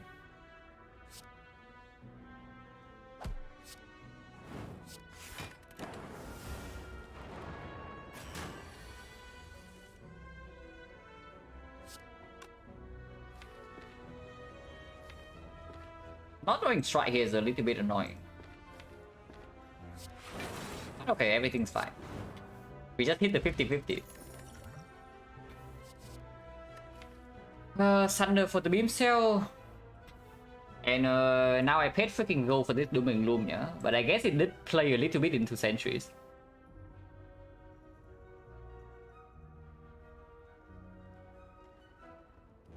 If we pick Thunder here, we can actually do 0 for 1 into Snecko. 0 for 1 is already pickable. And with this many high cost with the 0 for 1, like Snecko is also fairly premium. If we pick up Thunder, that is our upgrade. Otherwise, upgrade is probably on like Doom and Gloom, Sweeping Beam, or the Go for the Eyes.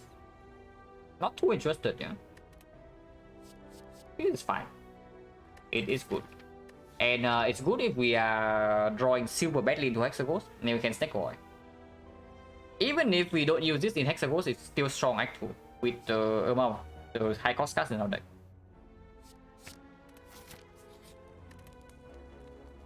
And rest for Dreamcatcher, where I probably just upgrade Thunder.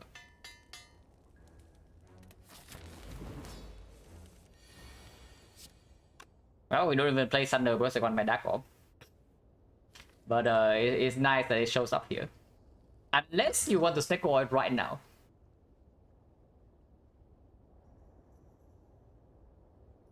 Barrage is like decent with Vazra, and we do have slot field like very fast. The problem with Snack Oil right now is that a bunch of zero costs are still in here. Then roll everything in rescue. Yeah, it's true. Yeah, probably not, right? With Dark Oil on turn 1, our damage should be somewhat okay. Let's start with this in case we draw exactly into the beam cell.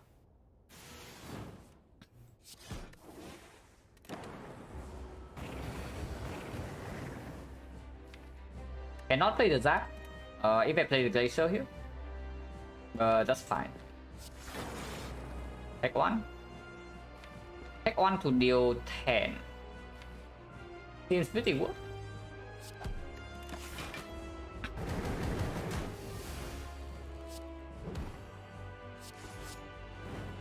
But yeah, of course I never played the Zap here.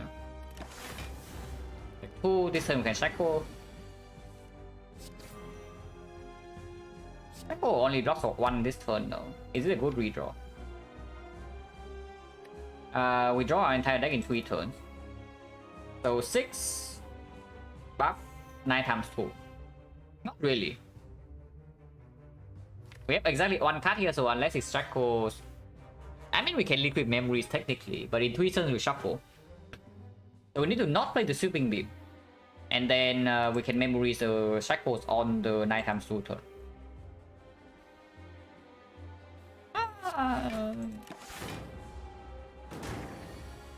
Maybe for later, I think we do not play Thunder or what? Because playing Thunder right now we take 4. But I also don't want to play this Doom and Gloom. Actually, it's probably just Thunder. Thunder here into dual cast the Dark Orb, and then the fight is like close over. And we can even memories to Thunder if we are really scared of dying on the 9 times 2.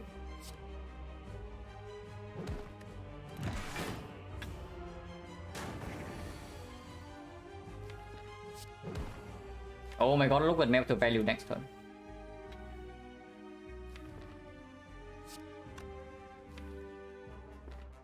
Is it dead next turn? 72 right here plus 10 is 82. 82 he's at 44. 44 is 15. Actually it's 16. It's 28. 28 is 24. Yeah, he's dead next turn because of Melter. He's actually dead next turn because of Melter.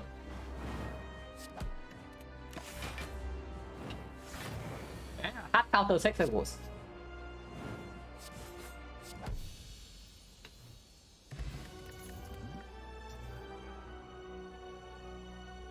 I mean, what did I say, guys? We skip Souvenir and we instantly see Bias Call, but that's also a freaking Hyper Beam. With the Doom and Gloom and the Thunder already, I don't want it. With Thunder and Doom and Gloom already, I don't want this. Do I want Vision? Do I want Bias Call? I probably still want Bias Call. With Glacier already in my deck. And surely we just see a Call Search, yeah. Yeah, this one actually is not it. And Bias definitely stronger than Vision. Ew. Are we like Potion Beam or what? Final Stone on defect very spooky. Slightly less spooky with the Strike Post. But even with the Thunder Plus, we are kind of getting old Meta Burst at the moment. We can just do back with White Beast and Potion Bell. So how bad is that? And we can always just rest for the Dreamcatcher value later. So if we lose HP, it doesn't matter too much. Good boss bomb?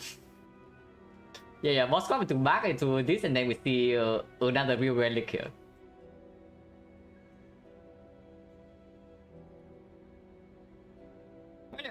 Back is probably fine. I don't want Final Stone. And if we really need energy, Turbo Aggregate always available.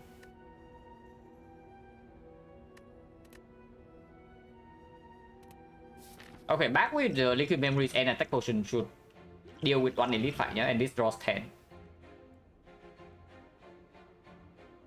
Okay, we deal with one Elite Fight, but not the Burning Elite.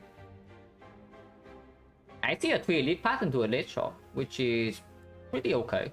First Elite is optional as well, but the moment we take this, we have to commit to the second one. Regardless, this node is still it, yeah? Yeah, going here is nonsense. Taking 5 advanced always, 5 always fight in a row is also nonsense. So it's just here and then we decide, okay.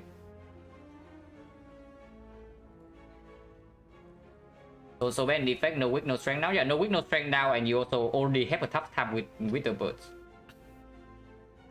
Like you run into 3 birds in first floor of Act 2, like you already get kind of wrecked. And now with Final Stone, you get wrecked even harder. And yeah, like Act 4 is already the most difficult part for defect. Now you just add the 16 damage per heart cycle into maybe like even plus 10 or 15 damage for Spear and Shield. It's really annoying.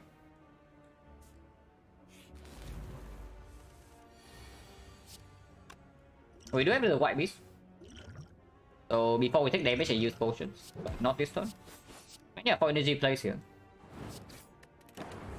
Okay, Thunder this turn, yeah, easy. It doesn't mean attack. It still does quite bad at the game, I have to say. Well, that is totally a potion.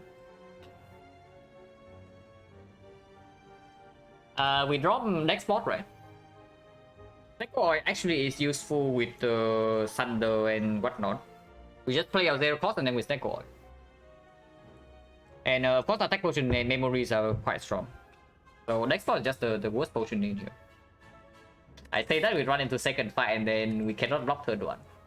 Because no +4 decks. +4 decks makes all our defense turns into leaps. So surely that has to be a good potion. But here there's a compound plus, and we pick the card that says draw.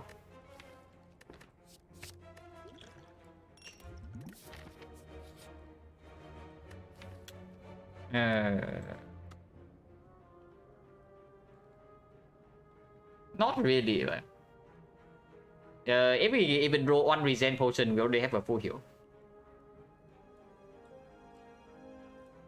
And before that, we can even rest for Dreamcatcher instead.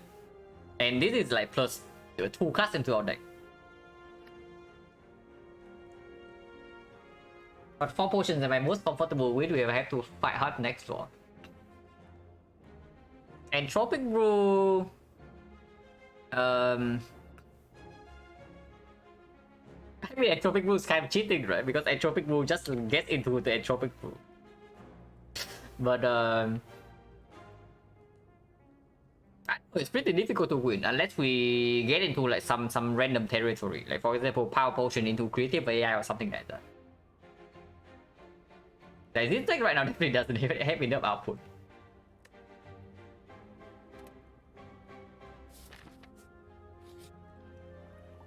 Wow. Okay, Advanced always right ahead, yeah. And effectively an empty floor.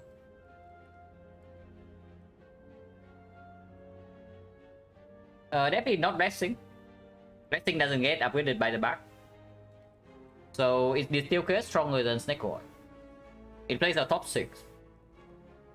And playing top 6 is kind of sick.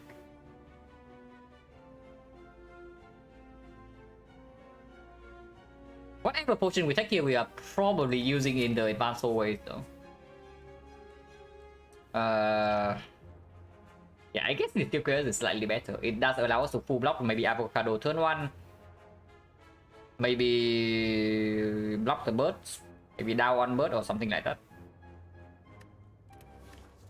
Sick from the free, yeah, sure.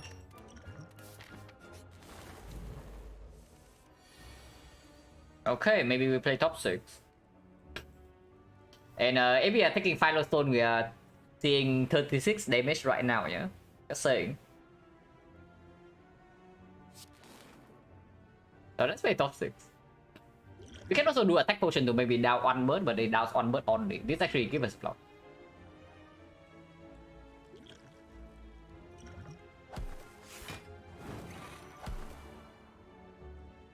Could be better, I have to say. But could be worse. Yeah, that was still correct. Like, Thunder doesn't kill this.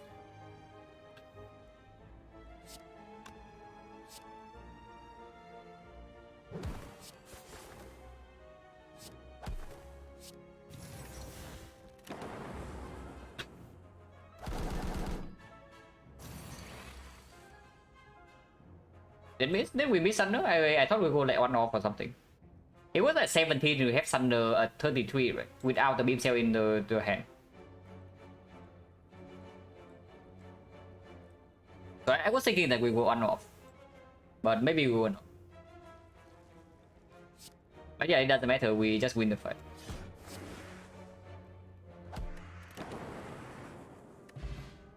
Was 15? Okay, whatever, yeah, we got back the Silker, we took 0 damage. I want energy. Energy could be good here. But we still pick this. Okay, at least we got a... Okay, maybe not so... Not a tame advanced always after all. So yeah, we play another top 6. Yeah, whenever we draw to block turn 1, we just do top 6 and that's our block. Oh god. Okay, I was scared. I was scared for a second that the thing is just going to kill this. But we are fine for now.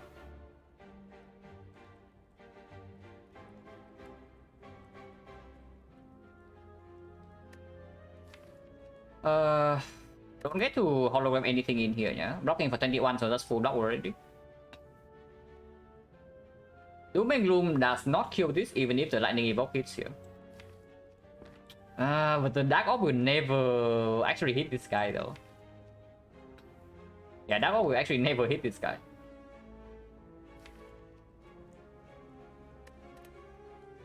Maybe it's actually just strike into Try hologram melt or something on this.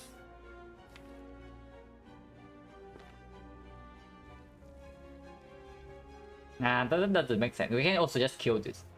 We have Dark Shackle to full block one time, and then we have Bias Cock for fun load block. Probably just kill this. I can even kill it right now.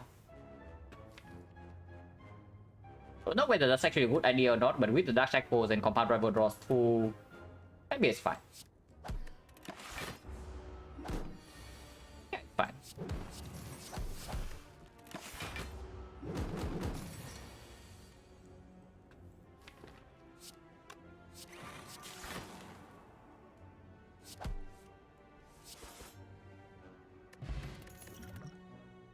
Shall we pay? Recursion? Not recursion, yeah. We already have enough problems with energy and... I mean the Dark Orb is nice and all, but we have enough damage. Sometimes. Usually we have enough damage.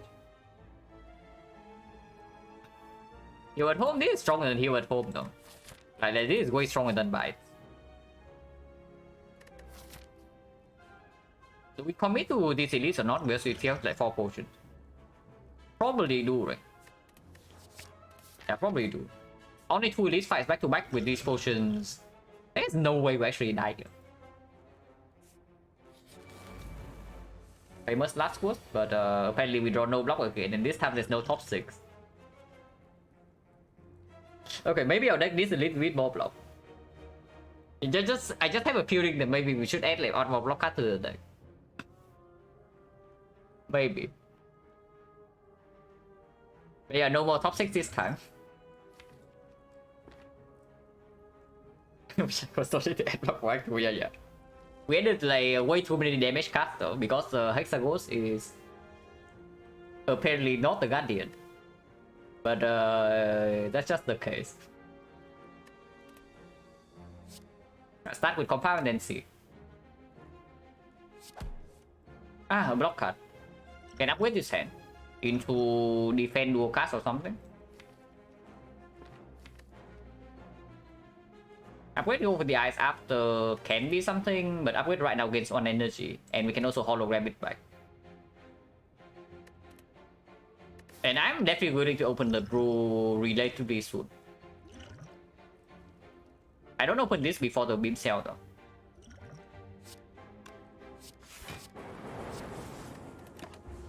Ouch. Yeah, beam cell is here. Please?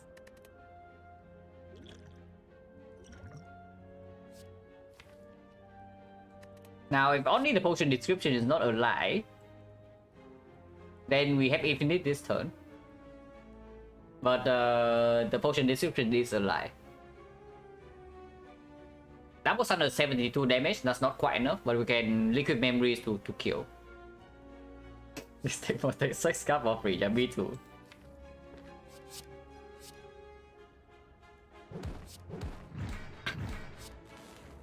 Probably just take 16 here and preserve this potion. And this potion is very strong.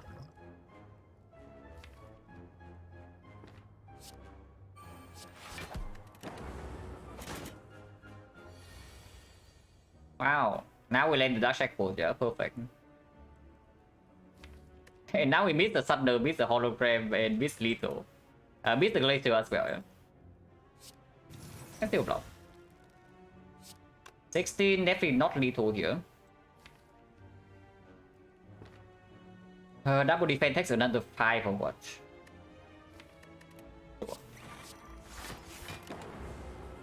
Ouch. Okay, lock 24. I mean, Equilibrium is also there, but what do you want me to do? No, seriously, what do you want me to do? Okay, our deck is, I don't know what's happening to our deck yet, but I think we can use something like 6 energy per turn. And we can also use more card draw.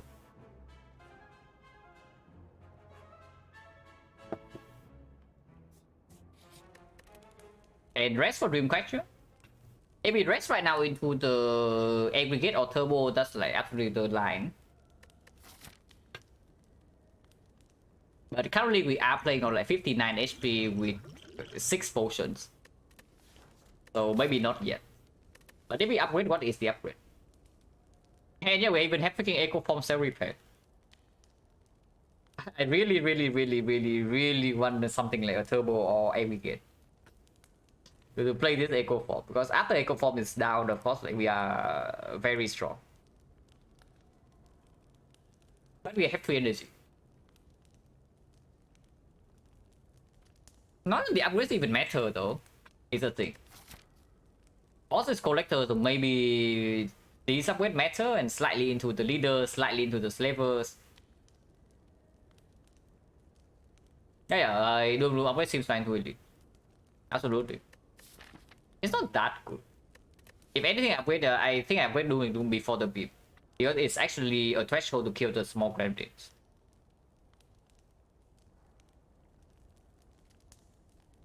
I guess Doom is fine. Like, we do need to deal with collector at some point too.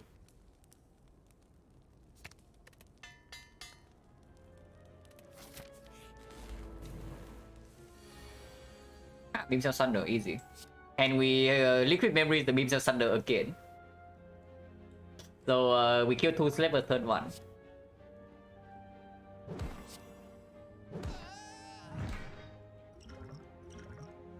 I mean, I don't know whether this is good or not. I have to do it. It might not be the best play, but it is the play.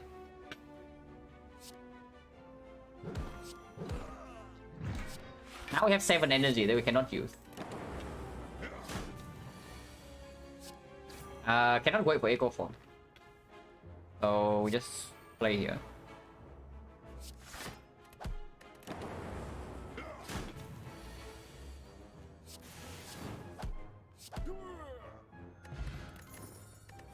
Okay, sustain into this. We can go shop into the elite into fire. Last victory is like block and energy for next turn for us to play the Echo Form. That victory minus is pretty sad, but I guess it's okay.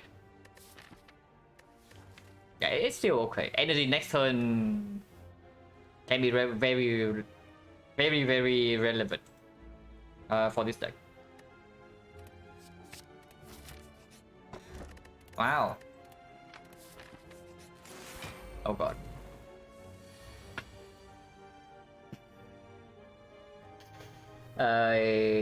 We have a slight problem, yeah? Very slight, but we do have a problem. If we didn't have all the potion relic, have gone Philo instead of back, maybe. Probably, and then we would be set.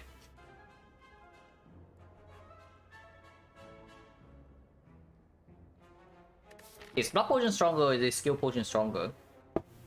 Probably what, no matter what happens, we are doing Supreme Beam first, but I want to...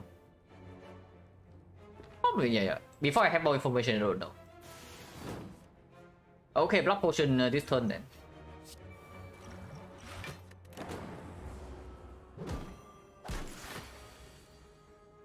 If we draw to that, and of course we block potion. This turn is kind of cringe. I don't want to skill potion here. We right before the elite, but we do have a shot to refill. Battery hollow. Battery is a million energy use. A million energy next turn. We don't get bad score in play. We don't get to kill this with the thunder. But that block for 17 will take 1. And I guess that's fine.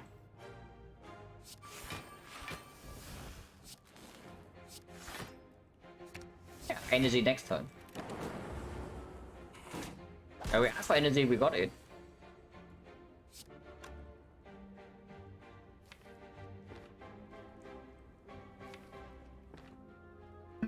What do I want to do here? I was doing Loom kill this. And then I get vulnerable. Probably looping Beam Cell.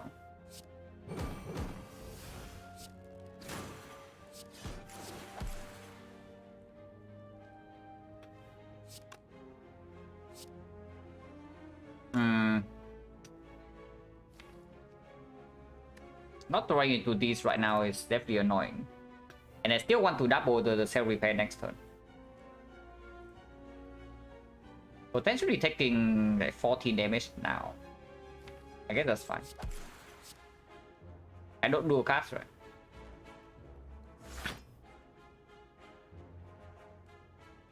Yeah, if I don't do a cast, there's 25% chance that I do not get vulnerable here. If I do a cast and it double hit this, I should just kill, and then I don't get to double cell repair, which is actually negative HP. But I don't always draw to the cell repair next turn.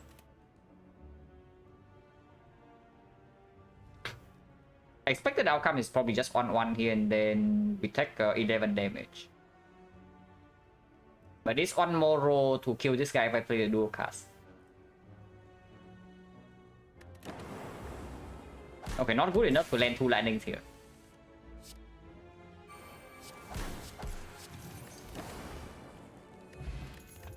Draw 10.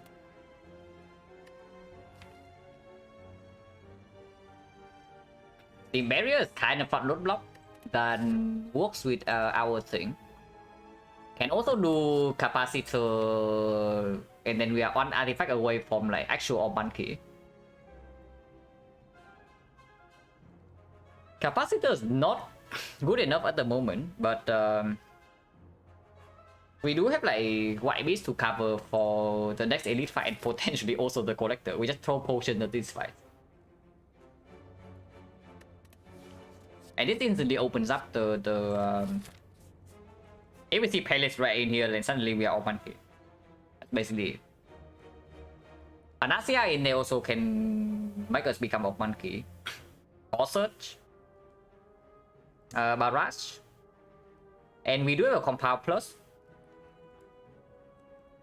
It's fine. It's not super good, but at the moment I don't think we are that scared of the elite with the potions here.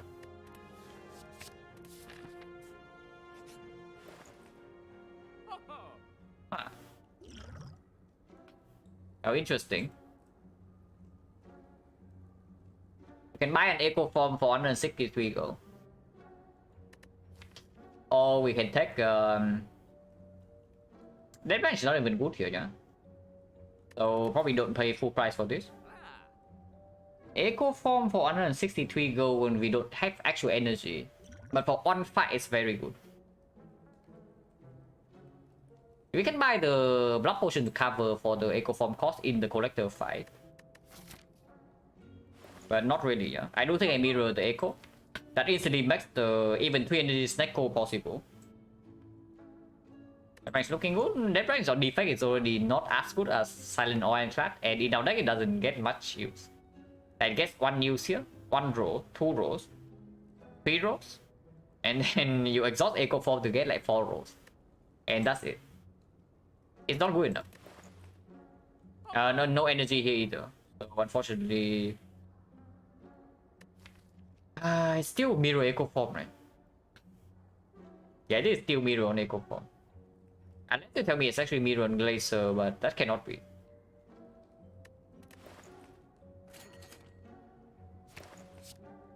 And now we can take a remove into a potion. Or we can just preserve our gold and just take a card remove.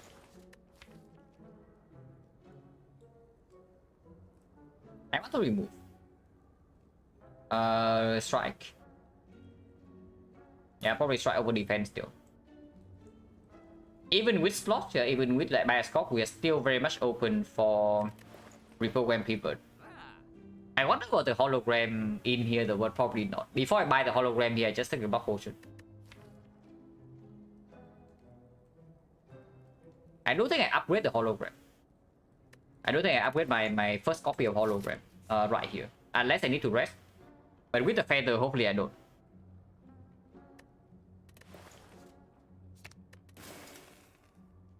And yeah, I don't really want to buy a potion here. When we still have the brew unopened.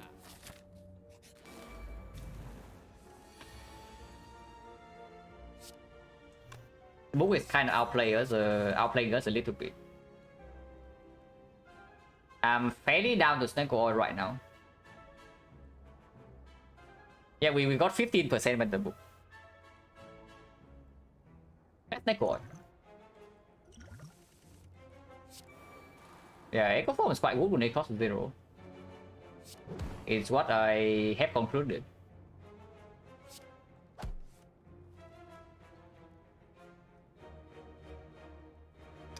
Triple block into double attack, and then that's it.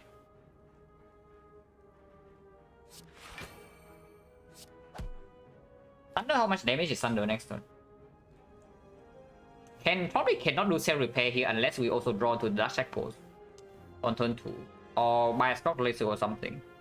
But Thunder at the moment 33 is 49, 98 damage. Do I pay 5 HP to deal 1 more hit or something? That happens, yeah. Because if I do not strike here, 96 damage on the Thunder. Plus another 12 from here. It's 108. So this strike actually makes a difference if double Thunder kills next turn or not. I pay 5 HP for it.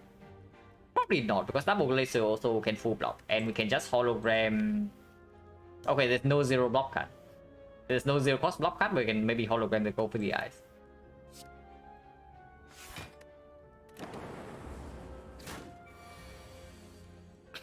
Oh god.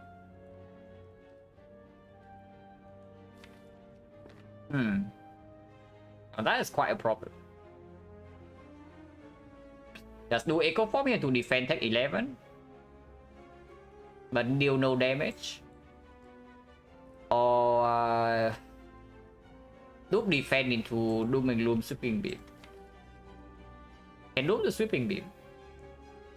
But if we don't hit one of these two, then it's very bad. If we hit self repair right now, it's also bad.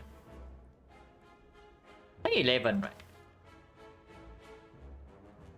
Yeah, take 11.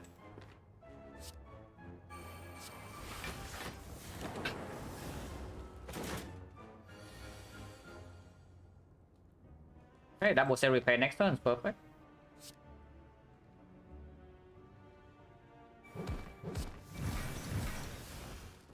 Only if we kill. But we still have this. With looping bias call, it becomes. It's only the big hit next turn though, it's not even the multi hit. So yeah, there's no problem, there's no problem. Don't need to potion yet.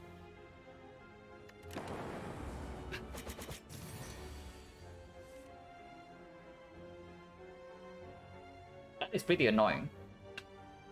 But double cell repair to double glacier, block for 14, block for 6, block for 20, block for 25.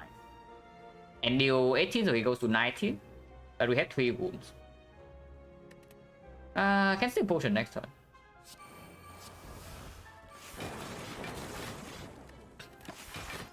Any attack here would kill. Attack. Yeah, attack. Alright, focus potion for the. If I can preserve this focus potion, it's very nice, yeah. We already have slots, and plus 4 focus with Echo Form capacitor is enough scaling for. Yeah, for Act 4. So if possible, I want to keep this potion until the hut.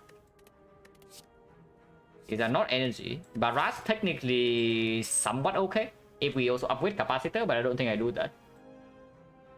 Still quite strong. And we do kind of need a cheap attack at some point. Under the second silent run, second silent was a win. Loop defend and Echo Form? No, if you play Echo Form with the Echo Form effect, you get the second loop immediately. Like it stacks weirdly kind of like Panache.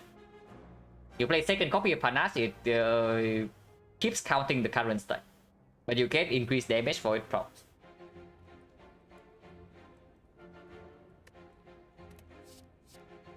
Yeah, this is just barrage or nothing. Don't think I actually want the barrage though. Because now our off-peel is a lot slower than the next one. Yeah, we have exactly 1 laser, we have exactly this, and these are very expensive cards, and we also need to commit a whole turn to play. Not really. I don't want this either. Turbo will be good here. But yeah, hologram upgrade probably fine. In case we actually see energy at some point. Right here, right now.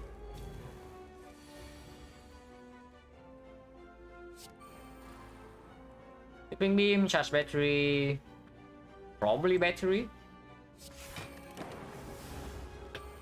Your potion in this fight is a little bit weird. But it's fine.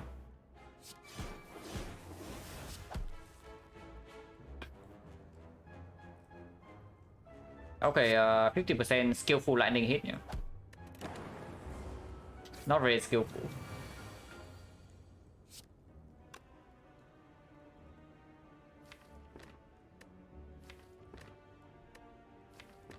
This does not consume the echo form.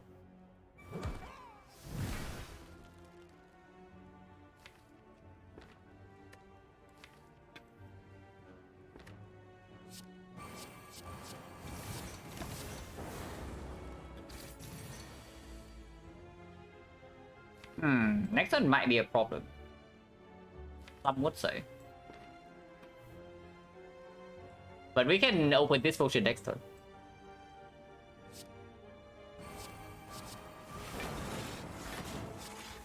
If we don't draw lethal, that is. Yeah, we are fine.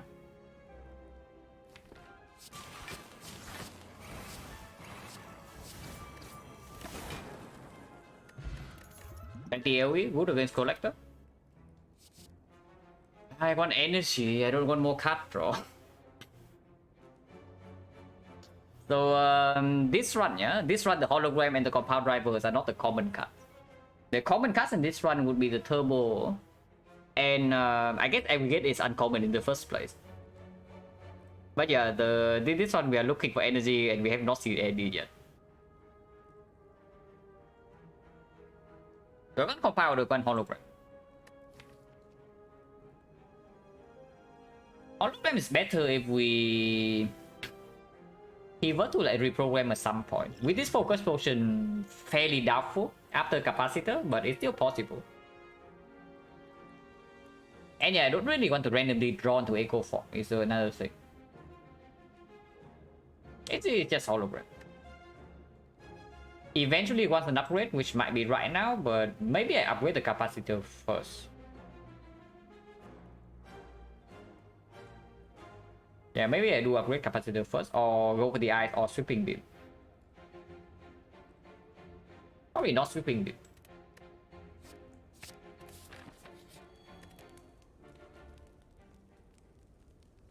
Fusion hammer after this. Capacitor unupgraded is still 7 slots with 2 hologram plus. Yeah, 7 slots, 4 focus.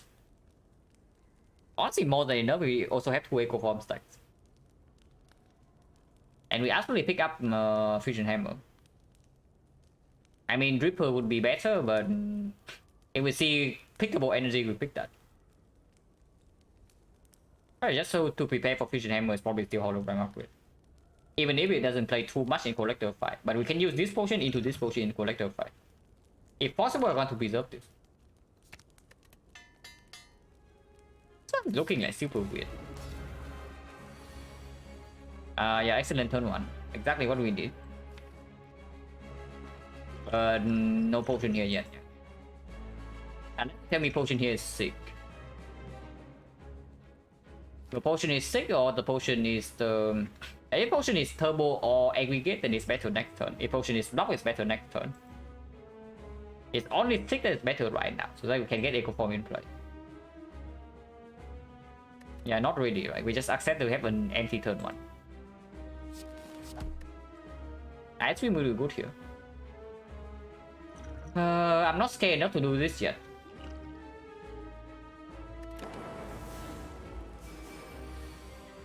Yeah, now we draw like double echo form. So block, please. Okay, whatever. Yeah, whatever, yeah.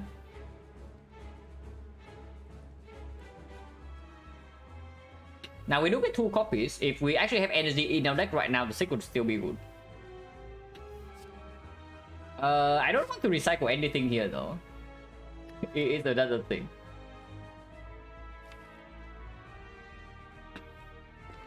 Recycle one eco form stack. We cannot play both anyway, so recycle does give me energy to play one eco form for free, and then we can still do some card draw. Taking a very big hit this turn. Actually, not really, because we do have 10t AoE from this, so we can kill both minions. Yeah, it is recycle. We recycle our eco form. 92, 42, this is already dead, so now we beam sell this one.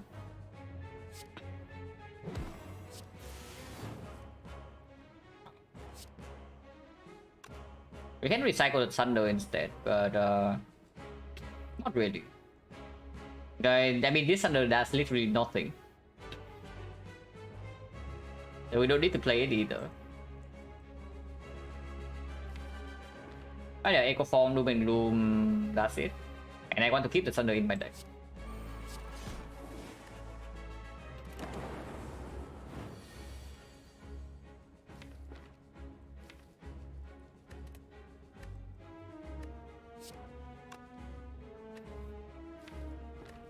Capacitor of heal is probably fine. And then you can hologram a Zap or a Beam Cell. Probably Beam Cell. And we can hologram Beam Cell again.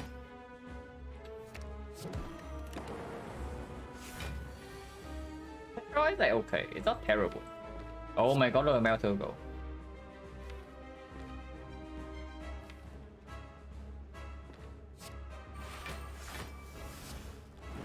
I don't care too much about looping the Cell Repair, so I play it right now to exhaust it.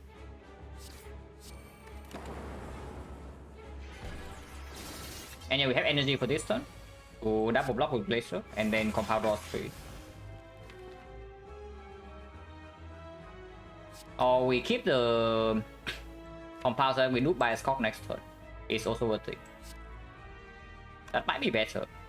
Just looping by a Scock next turn, we win. Yeah, we win easily from there. And also just play by a Scock this turn, and we probably still win easily from here. But it's not totally safe. It's not totally safe. Don't care too much about this.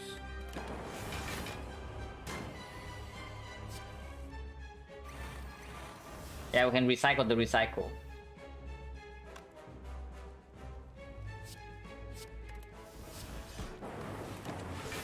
Yeah, fight's over.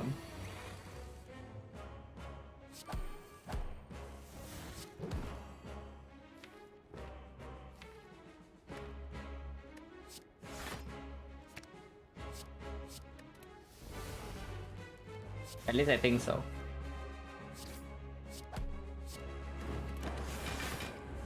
Yeah, drawing to dual cast right now and we kill.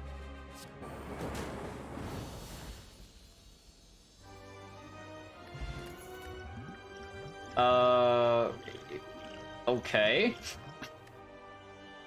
I guess we have enough scaling in our potion belt alone for the hard fight. So now we somehow need to make it to the hard with these potions intact.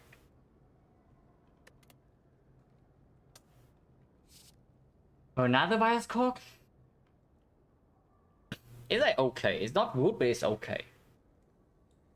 Probably okay. Like if we see artifact potion, suddenly we have 8 focus for free. Like although we are mega dying to like spear and shield right now is the problem. Yeah, what's the next small potion belt? Like these 3 potions. Plus maybe an artifact pot. It's probably what we want.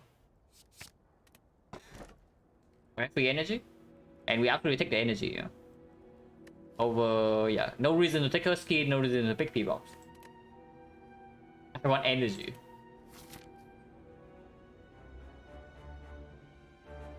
Okay, before the hunt, we need to not die to Retromancer.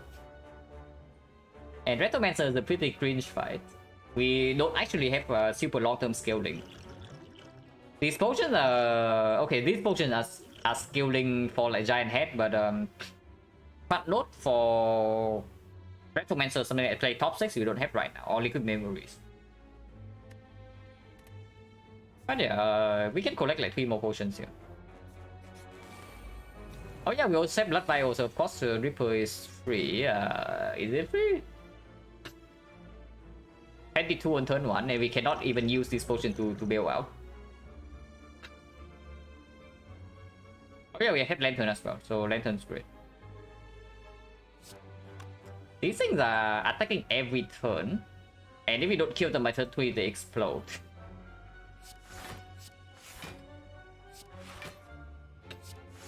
But I guess we can do this. Thunder already kills one no matter what, so we target the lower HP.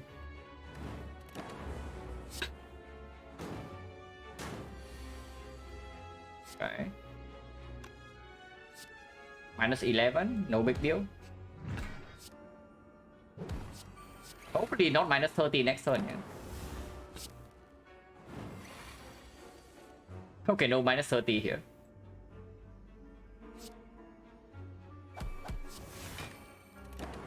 Need to learn to sell repair before this thing dies.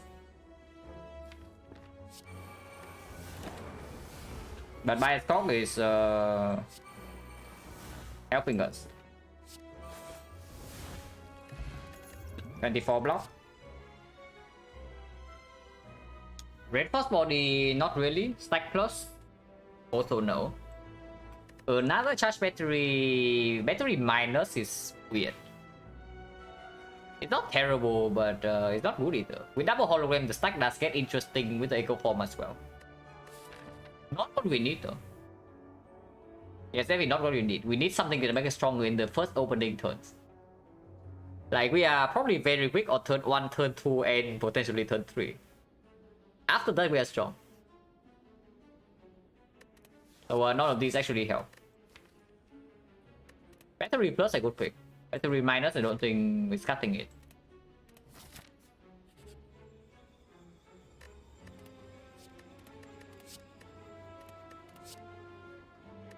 And the game's trying to tell me something, that we have like some discoveries here. On the hard side, turn 1 and 3, yeah. If we can add like 3 volts to my deck right now, would be nice. Discovery is better than entrance. Bandage up, secret technique. Technique right now, I mean technique is a very strong card, but technique right now doesn't even do much. It's a sad card.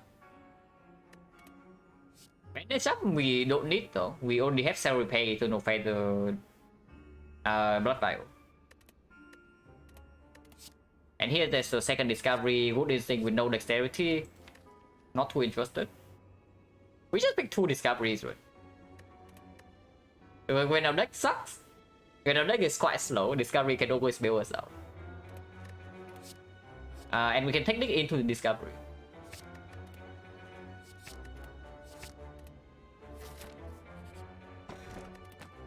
Okay, Fan somewhat okay with the echo form. Not that good, but not terrible. Yeah, like we discover into Beam Cell right now and we just kill this. Like what did I say, guys? Okay, we actually don't kill that, yeah, we killed the left one. But we did discover into the Beam Cell. So we killed this, because he is guaranteed to attack next turn.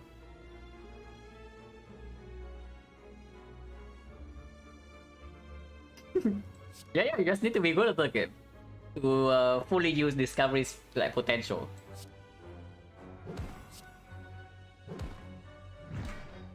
Do I play Cell Repair here or not?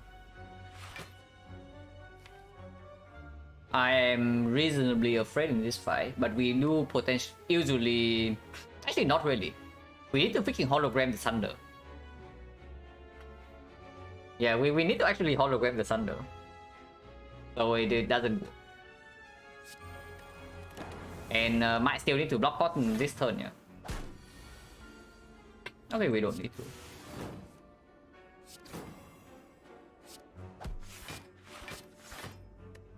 But next turn this guy revives. Yep, the block potion now.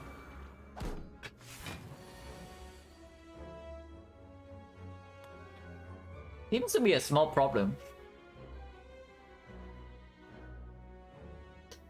There seems to be a small problem here. I wonder what it is. Compound. Fusion, can we actually evoke this fusion? We need one more orb. It's probably just compound then.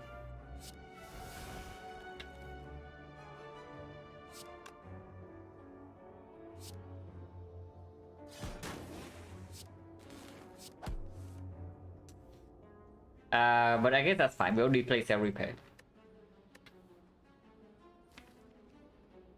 Kind of cringe though.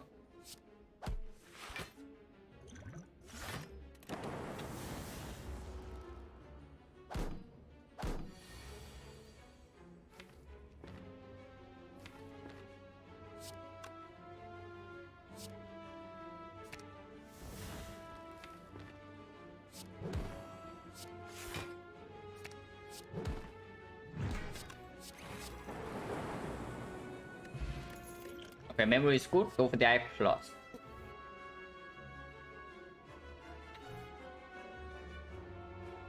Not what we need yet. This deck needs like more energy, but it also needs a lot more card draw, which is definitely not a very good position to be in. But we have to fix that like one by one. And maybe sometimes we can root force enough with potions that this can do it. It's good. It's definitely good into our deck. It doesn't solve our problems, but it's good enough. Yeah, green energy. It's not like we are energy staff. We are both energy staff and draw staff, which is a big concern right now. And then there's this guy. Texas doesn't do anything. Overclock.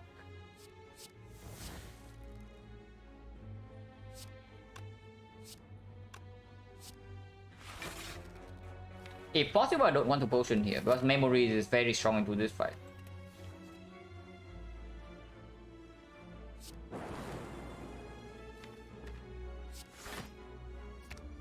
If it costs me, how bad is that? Because otherwise you're also taking like quite a lot of damage here.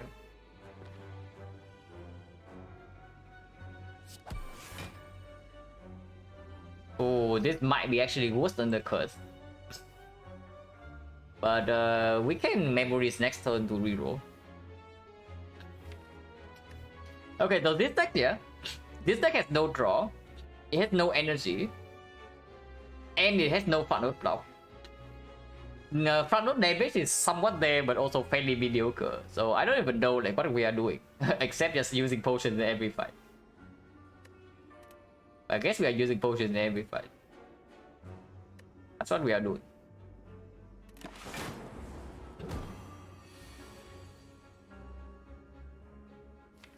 Technique for charge battery.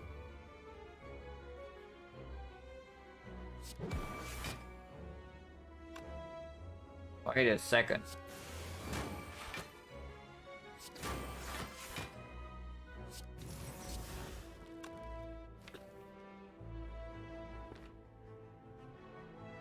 Besides minor issue, deck is okay. Yeah, it's true. We have good cards. If somehow we can magically play all of these cards at once, then our deck is quite strong.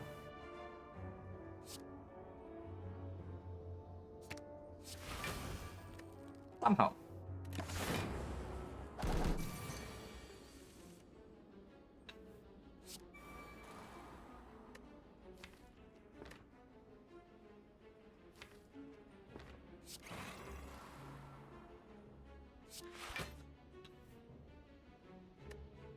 None of these even do anything. I don't really want to attack either.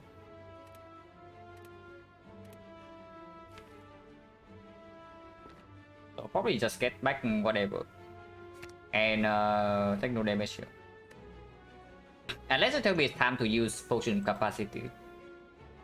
It probably is. No. If we run into giant head next floor, we need this potion. Hey, if we run into burning giant head, we probably need this potion. Otherwise, we also need to burn this potion into that fight. If we bottom deck, I will go for. And losing this potion is a very, very bad thing.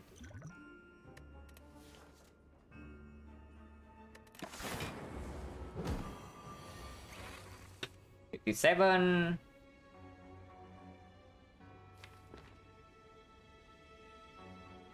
8 focus. So it goes to 26. Now we're still taking 30.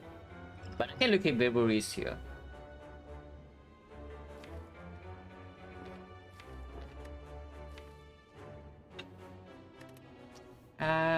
Maybe liquid memories then.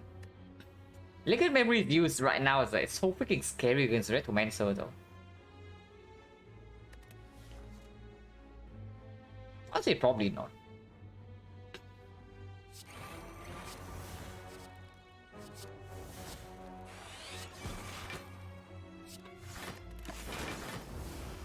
Okay, we lose like 3 focus per turn, yeah, so better finish it quite quickly. But I still need to do this first.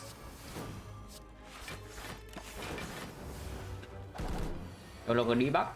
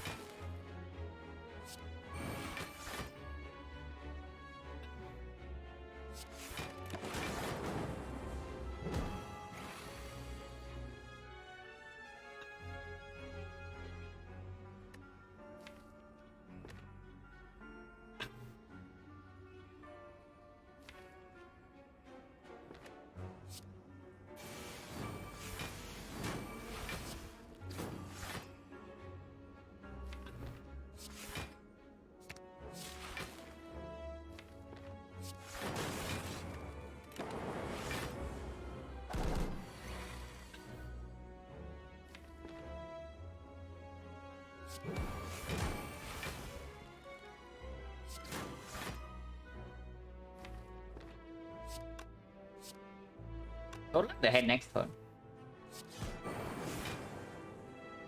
Don't like what's happening right now. So whatever, I guess we use this potion.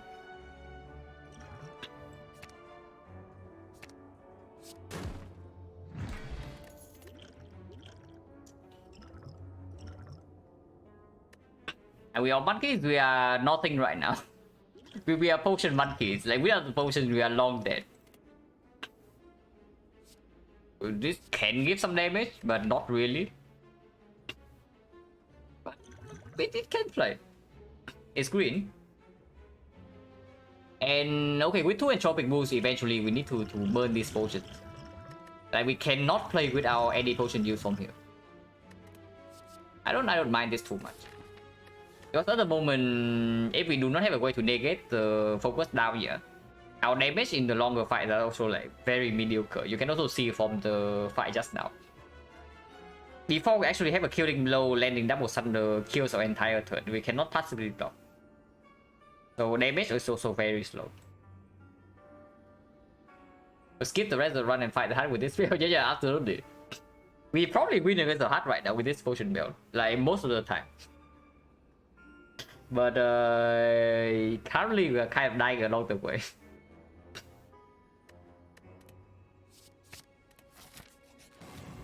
It is giant head, so yeah, even more reason to use this. I don't actually want to use this though, so I do think I do capacity into the entropic pool here.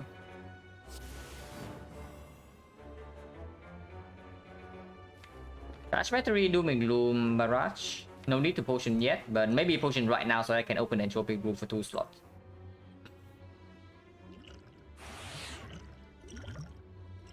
Wait, what?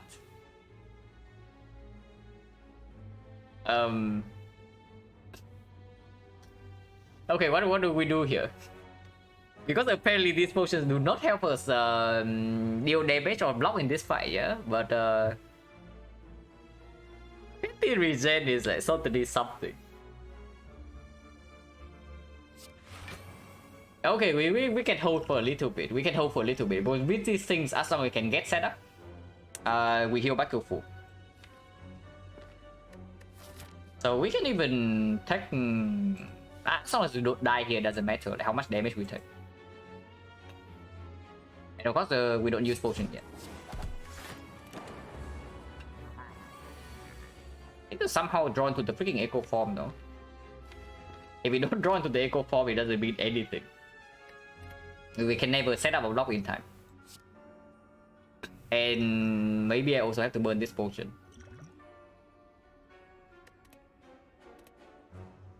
Discovery of Glacier.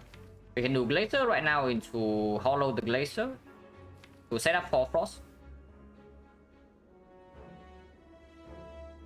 That's probably it.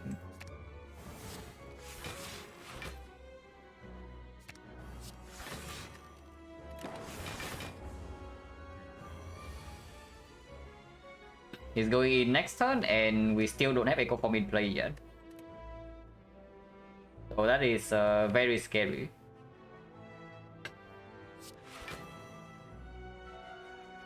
I don't do a cast this, right? Because I want Compile to maybe draw 3. We can face tank 2 hits before it becomes a real problem. And when it becomes a real problem, this potion block immediately for 16.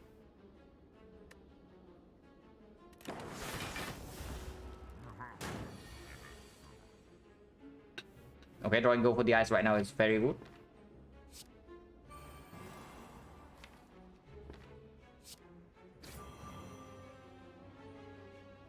Not yet, yeah, not yet.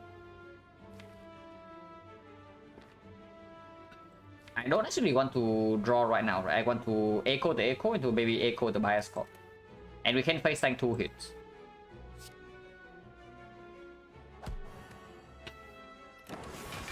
Yeah, next time we pop both revenge potions.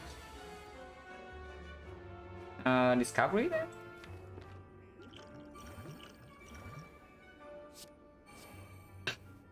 Nothing here. Auto shield with the echo form is like mega cringe. Boss field, however, is quite good.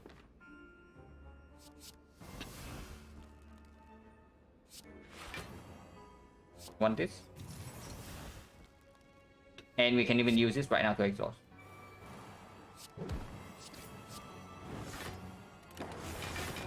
Yeah, we connector.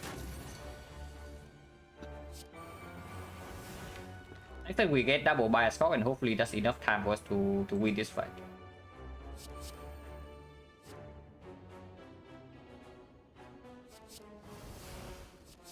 Building.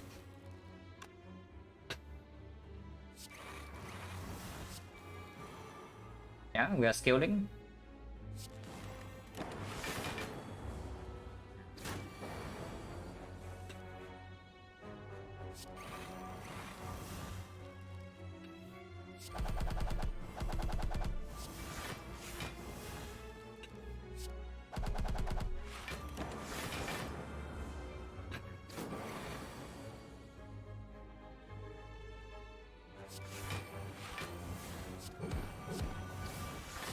It'll be fine. Now, this is certainly one of the more interesting giant head fights that I have actually had, but it happened. Mobank doesn't really get burned, so it's okay. How this plus 2 strength per turn. Our laser without actual focus, but it is still good to fill a slot, and now the fielding slot actually has a need, has some use.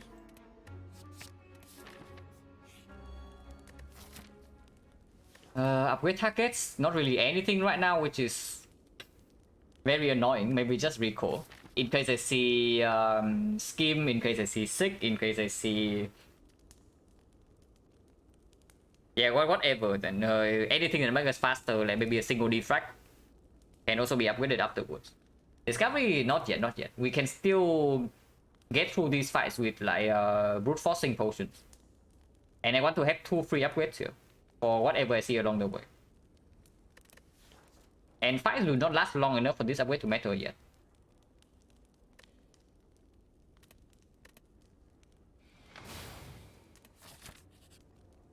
Wow.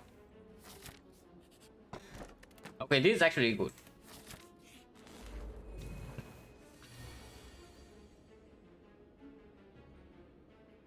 Act 4, I don't think Act 4 fights are going to last that long. If anything, it's the end of Act 3 fight for us to not die to the bosses. I don't even know what we are doing against Act 3 bosses at the moment, but you'll figure it out, I guess. Even with Mega Prep, it's still not very good.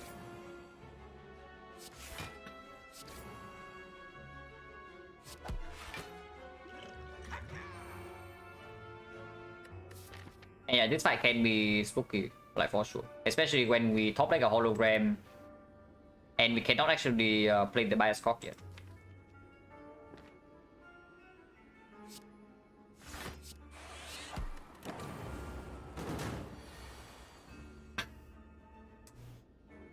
This is very annoying. Yeah, very annoying. I think even more annoying than my cat is starting his like night scream again.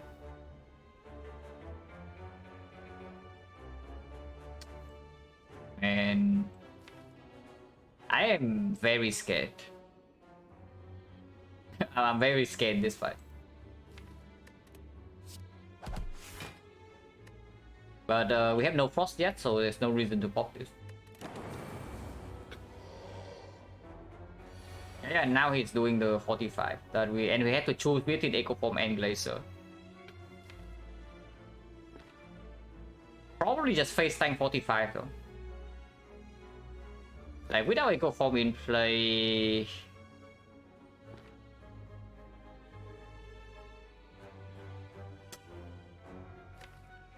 We still have a second Glacier. We do have some repair loop. And we do heal a lot here. Popping Glacier into Focus Potion is a line here, yeah. But I think I just take 45 to my face.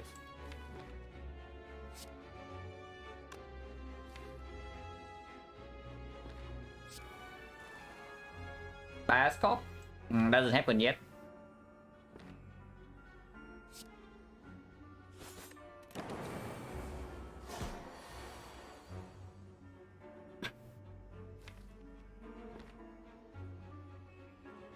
And Cell Repair to hollow the Glacier.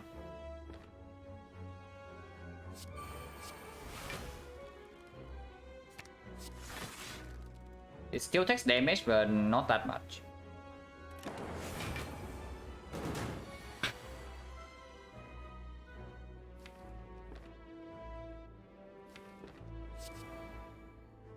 Okay, okay. Now we're getting somewhere, yeah. I can do... But I need to redraw to Bias Cock, which right now we cannot. Maybe it's actually just Hyper Beam with the Causers to deal damage right now.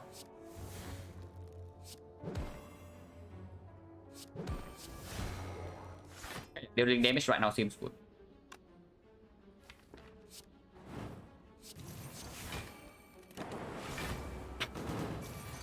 Okay, wait, we are fine here.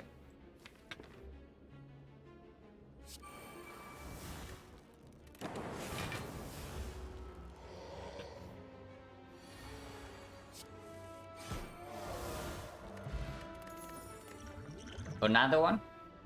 Zuzu Bracelet, excellent timing. Ooh. One of these does not belong. But they are all green. And yeah, we take the Turbo Plus. Absolutely, with 2 hologram in our deck. I love to have a 3rd hologram with the Turbo Plus. But this is one of the ways we can potentially solve our issues.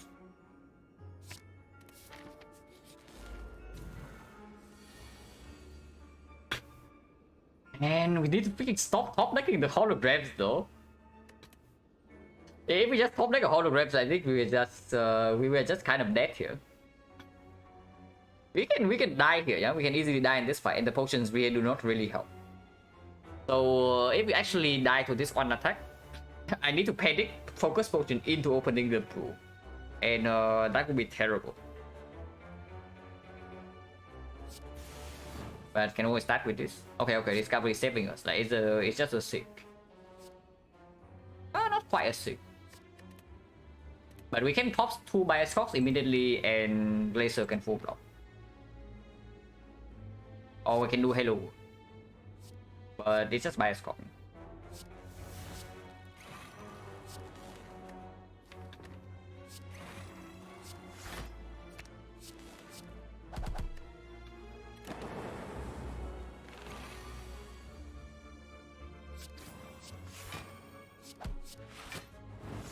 Taking some damage, but hopefully we can kill him soon. Technique for Glacier.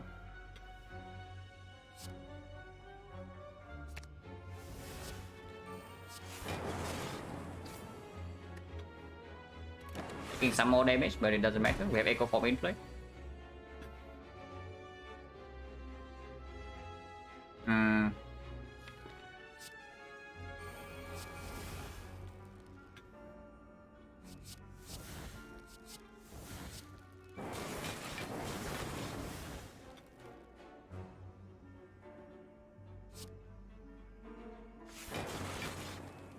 I still want to noob the cell repair in here, so I don't kill it yet. And yeah, the discoveries are like performing for sure. Damn, is good. Apple Energy unupgraded slightly good, but it's still strong enough with the secret technique. If we play it first, it gives us 2 energy. Like we have 4, we go to 3, we get double.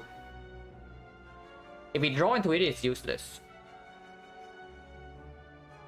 I mean, not really useless, it still gives 1 energy, but much weaker.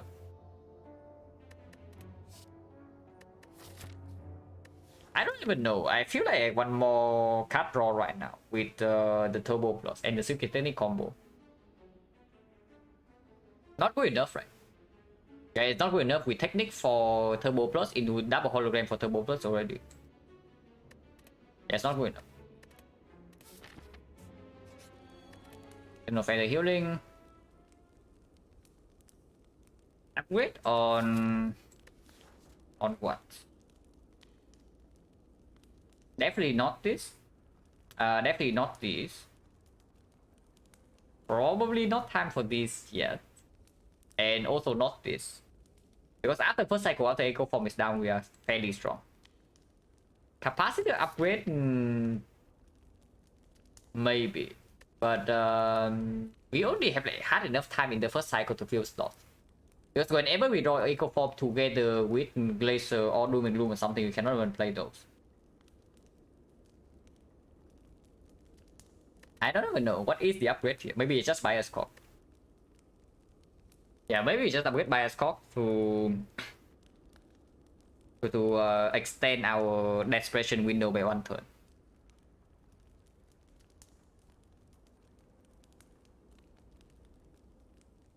Yeah, seems fine. And we can make the capacity upgrade next 4 if we need it.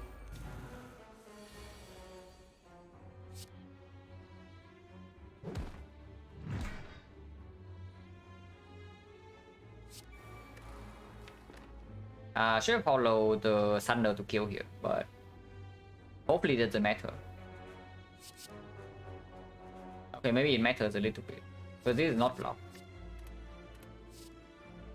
But we have Echo Form Cell Repair into Eternal Feather Healing here, so not a huge problem.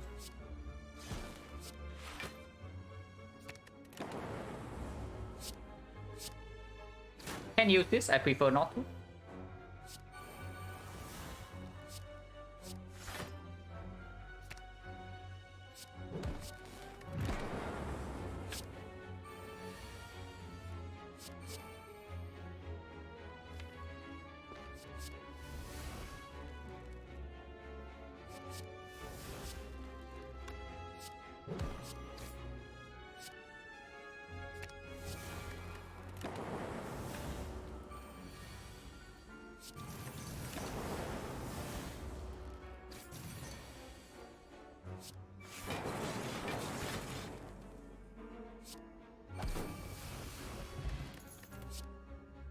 Storm plus?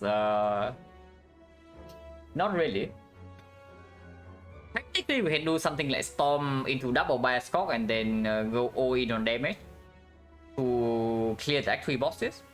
Doesn't work against the Awakened one, yeah, but against the Awakened one, we can also just Echo Form away into victory. And Act 4 with Soul with Potions. How bad is the Overclock? It's okay. It's not bad at all, in fact. We can even upgrade it here. I think I like it. Because the cycle that matters the most in our deck is definitely the first one. I don't really care too much about the burn redraw. After we set our Echo Form down. Yeah, Overclock into upgrade is probably what we are doing. Storm is cute, but not really. It is not effective unless we play Bias Cock immediately. So it does put a timer. It does put like a very heavy timer on us.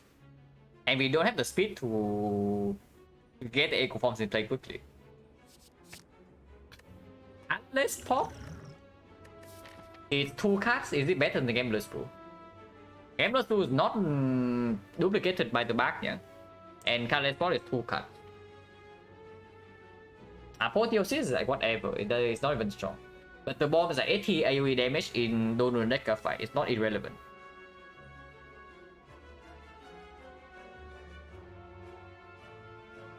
And we only heal 14 per fight, yeah. So if we take maybe like 50 damage against Donor Decker, the second fight can kill us. The bomb can be good. Panache is like okay. Discovery is good. We don't have 6, so Secret Technique doesn't do much. Panic Button is like serviceable but not super good. Dark Shackle doesn't play into the donut. Magnetism... Maybe Magnetism is fine. Gambler's Brew is basically we gamble turn 1 to draw into Echo Form. That's basically it. And maybe that's good enough. Yeah, maybe that's good enough. We are probably never getting through the boss gauntlet without using at least like 1 or 2 potions, yeah. But with 2 focus potions, I'm willing to use 1 to solve the Act 3 bosses. So we use Gambler's Brew for maybe this fight, and then we use the focus potion for the second fight. And then we refill our potion in Act 4 shot.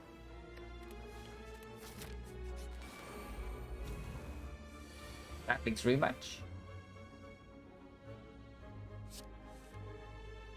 Discovering.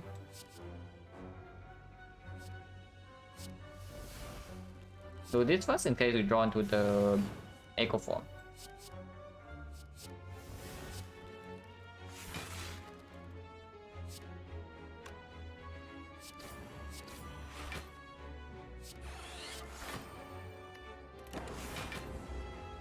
Only don't need potion in this fight, but we do heal a lot with Eternal Feather and whatnot.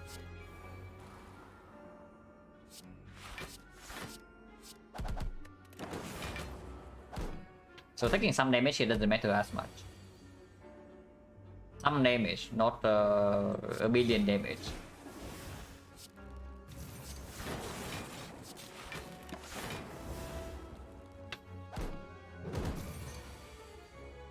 This is okay though.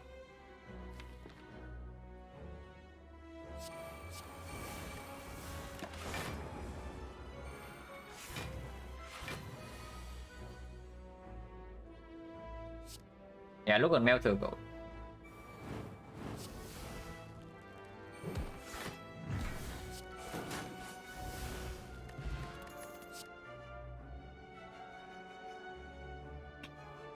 Hologram into hologram upgrade. Overclock first, right? And then we do hologram Act 4. Ignore the capacitor upgrade then, but that's completely okay. Unless you tell me it's force field. Force field eventually 0 energy health block, but first half of the deck is not strong. Not really. It's just hologram. Yeah, especially now that we have like Turbo Plus. Energy potion somewhat good, but not stronger than any of these.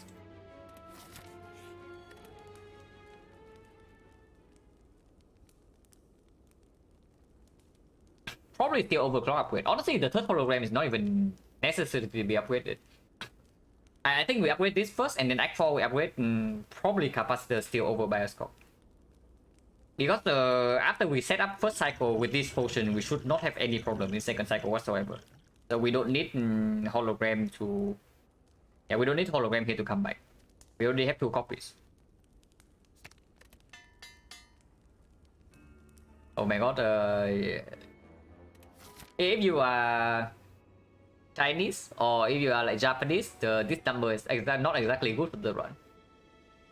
But we have quite a bad amount of gold. Okay, problem solved, guys. Mobank best relic.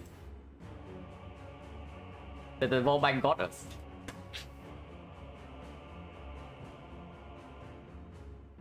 I did say that I would gamble on turn 1. And I do think I gamble on turn 1. Because like, otherwise we cannot gamble for 7 after this.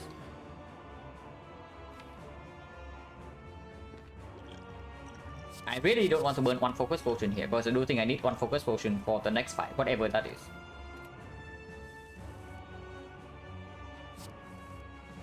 That's not very good. And discover first. Garbage.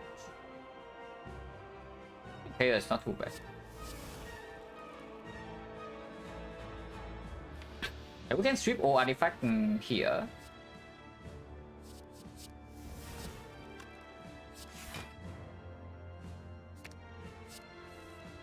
Okay, and echo on turn 1.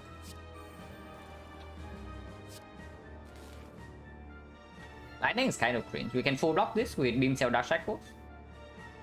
Probably should. Capacitor. It's not time for the bias cock yet. Yeah, we have no actual frost in play. I don't think I'm going to do this.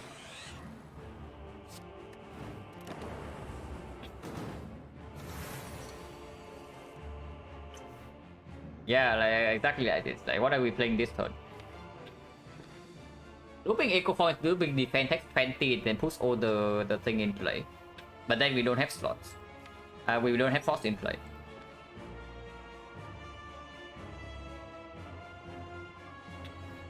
Just looping a glacier basically is full block. But no second cycle Echo Form. How necessary is that? Honestly, very, very strong, right? Because then I can do loop hologram into looping the cat I hologram into, which is... Yeah, which is just great. I think the damage here, it's not even that much, it's like 20. Okay, maybe 20 is quite a lot. But I do take the 20. Because I do think it saves more than 20 afterwards. Yeah, like immediately right here only saves 5.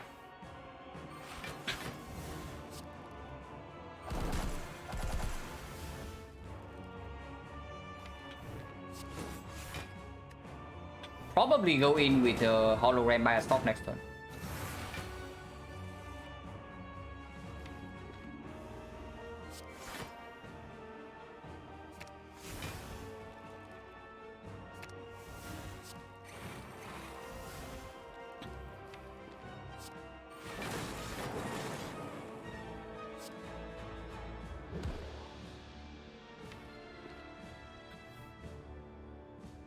Now we need to kill fairly quickly, yeah. But I can technique for the hologram to hologram back barrage or beam cell.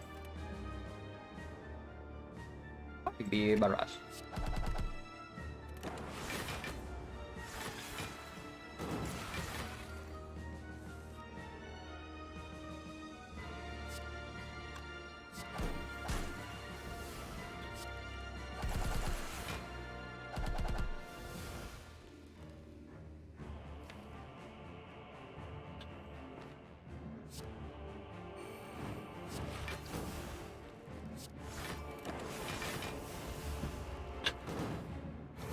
him somewhat on pace.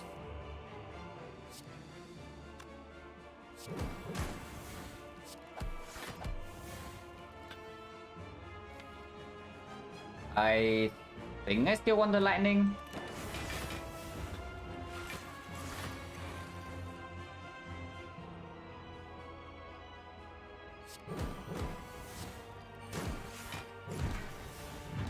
Taking some damage here. Quite a lot of damage in fact, but not enough for me to use the potion, yeah, at the end of this fight. Ouch.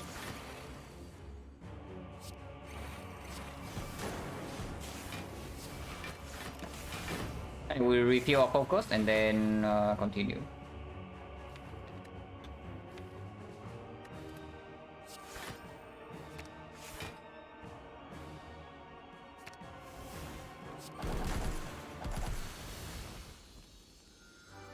$49, definitely 47, 49. Definitely willing to use this potion in the next fight, whatever it is.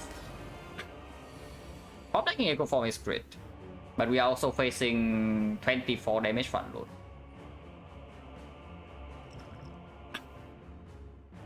No reason to do this yet, so we can start with Overclock to see whether I draw into like Laser or not.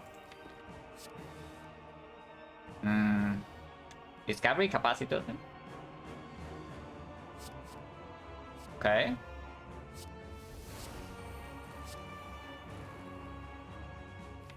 Maybe not Capacitor. No, probably still Capacitor because I am popping this potion. And yeah, 4 potion right now for 4 damage.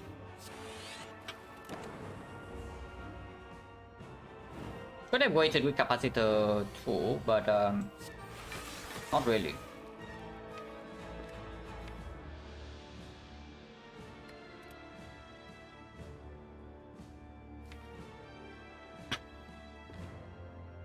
Enter?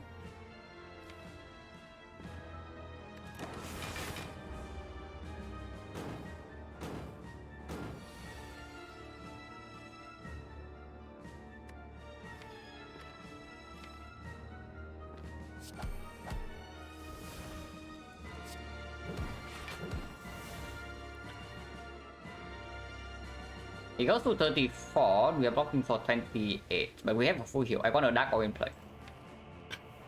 I definitely want a Dark Orb in play.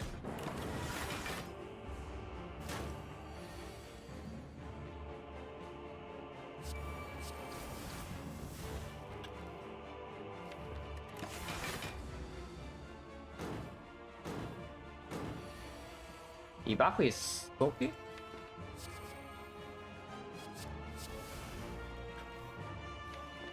Oh, for one. We have no more hologram. Actually, we do have a hologram, so we can get the bias clock in play for 5 focus. So yeah, 0 for 1 for the secret technique, and it pulls 1, 2, 3, 4, 5, 6.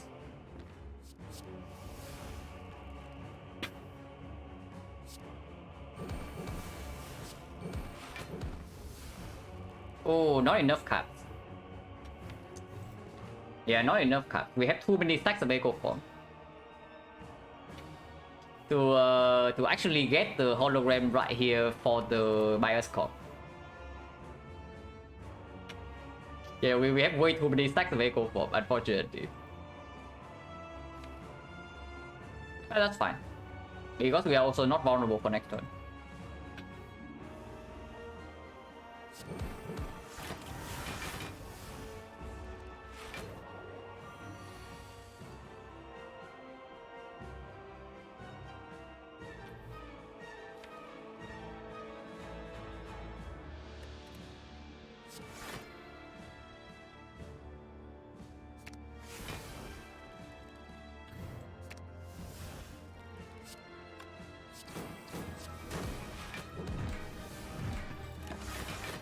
Waiting.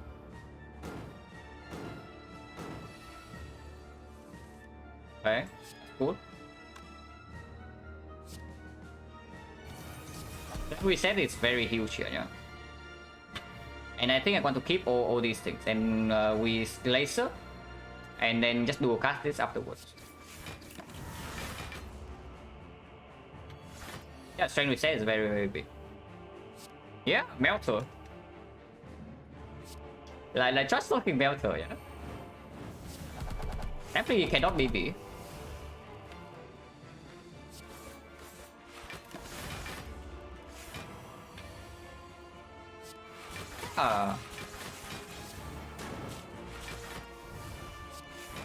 Seems to be quite dead, guys. Okay, potion preserve. And exactly as planned, yeah. We spend game through in Northern Decker and we spend focus point in second fight. Now we just need to get through Spear and Shield somehow. If we can carry the potion into the heart, we can win. Somehow. But we also have a pretty big shock coming up. And this Mobang is popping off. Look at this. Yeah, 168 gold. Capacity upgrade now. In case we cannot echo form it.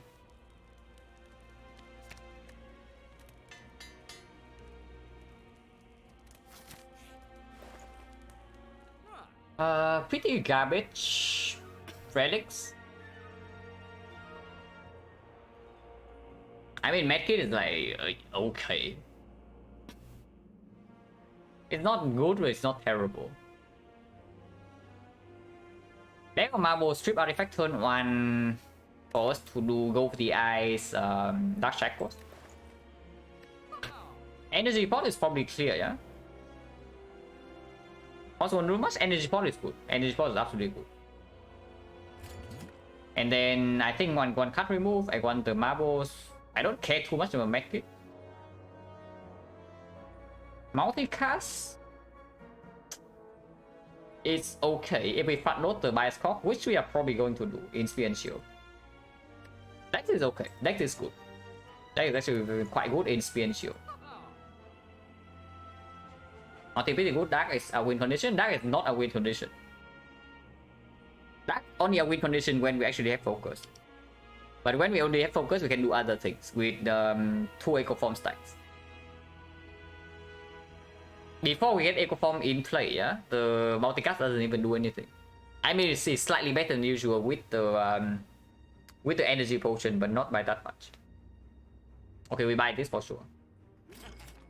And I think I just take remove back marbles, and that's it. Heat sinks is okay.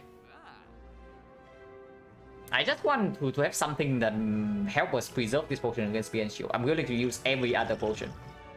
Okay, maybe not this into all 3 potions, but both of these and maybe Entropic move into 1 or more. Or maybe even 2 more. Oh yeah, this deck right now is in a very weird spot. Like we have, honestly, this deck has no business making it to Act 4, yeah. But that's only because like, we have the back and quite piece. Nauticus kind of cringe in heart. It's okay. It's not terrible. It's like fine. It's probably just marbles remove and then honestly his thing is good, right? With the energy potion, it cannot be traded in Spear and Shield. Yeah, marbles are trip for elite, absolutely. And there's nothing else to buy here anyway.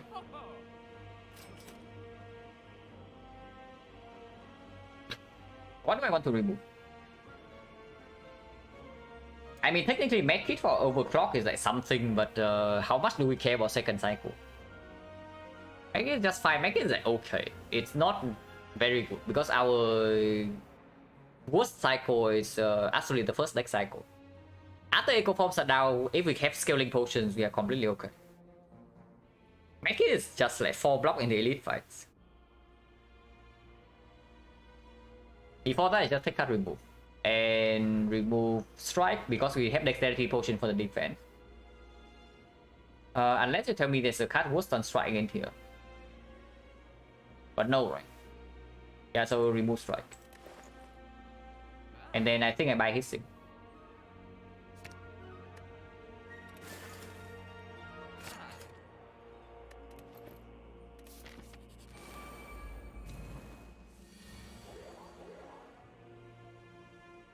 Okay, top deck Echo Form is promising.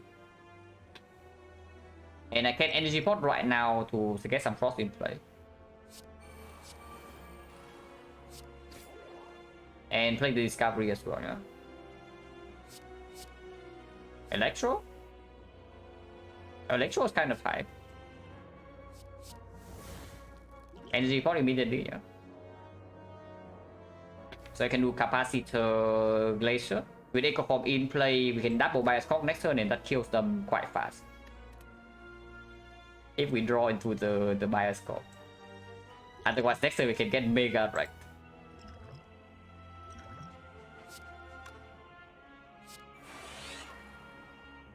Oh, I don't like this. Glacier first, Glacier second, doesn't matter. Taking 1 damage right now. Cell repair is or later.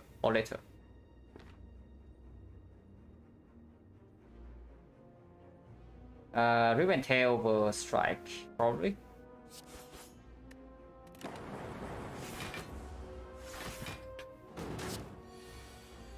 Okay, that's very good. Yeah. That's really very good. We are still taking 1 million damage this turn, but this is it's not like potion panic yet. From next one, probably for 1 HP.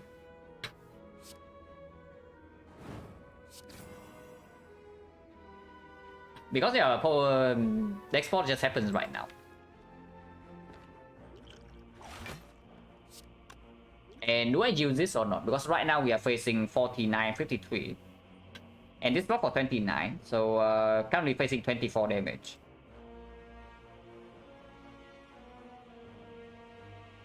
No more potions? Absolutely not. I'm willing to even open this and use maybe 2 more potions. Yeah, that's fine. Okay, this potion is insane in the hard fight. I guess this potion is also quite good. These are all hard potions. These are actually all hard potions. So do we use anything here?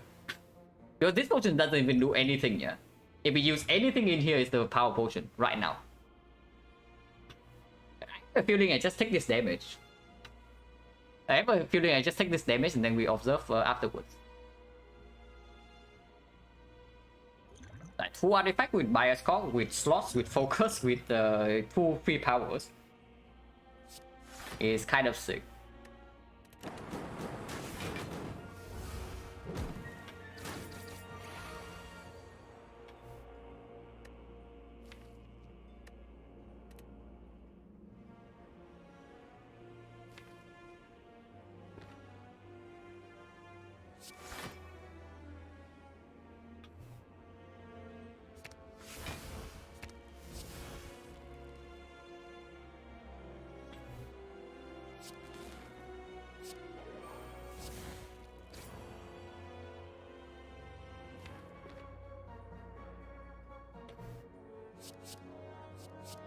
Good thing.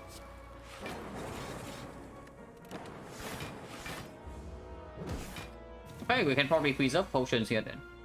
We just kill this turn.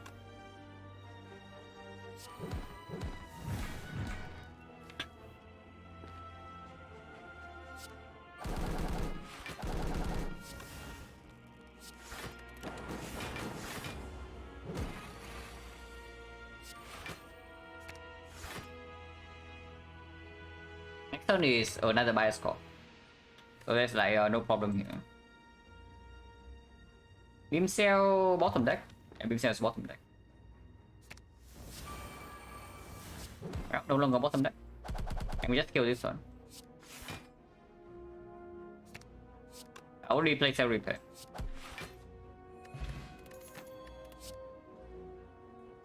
Equilibrium 041.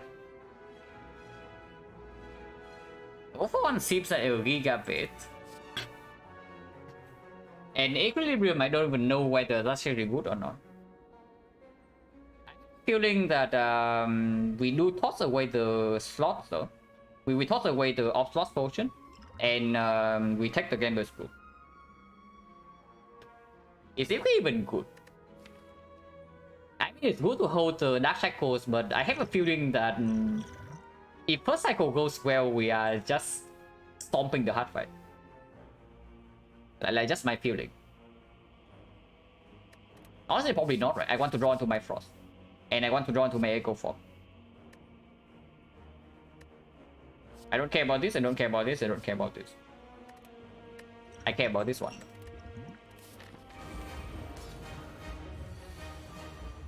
Yeah, 5 focus immediately. 2 Echo form sack immediately. So that's quite good. He thinks bias cop.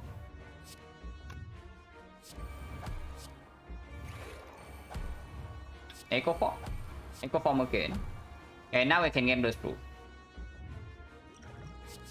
Now I just want to draw into the Force Ops. And the slots. We can't even get 13 focus, but I think I want to block vulnerable. I think I want to block vulnerable here. Yeah, I don't care too much about this. Like, we have more than enough focus to win this fight already.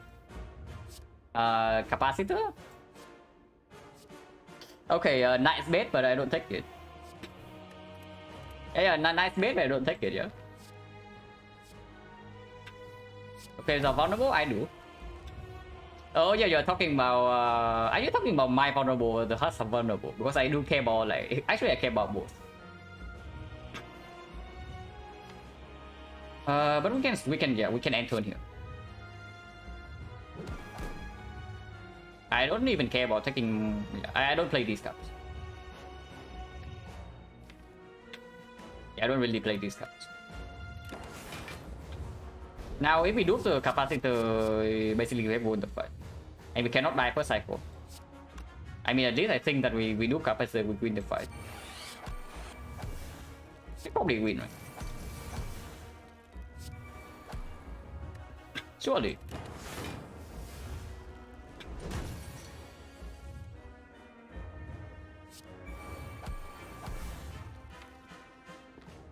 Yeah, we probably win the fight.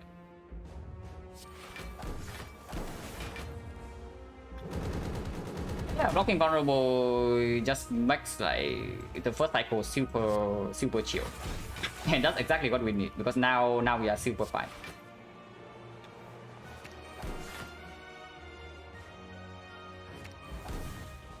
For cast per turn, okay, interesting.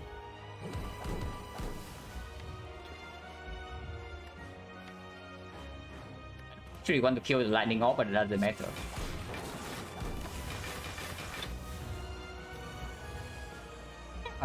Easy, yeah. Pretty easy fight, I have to say.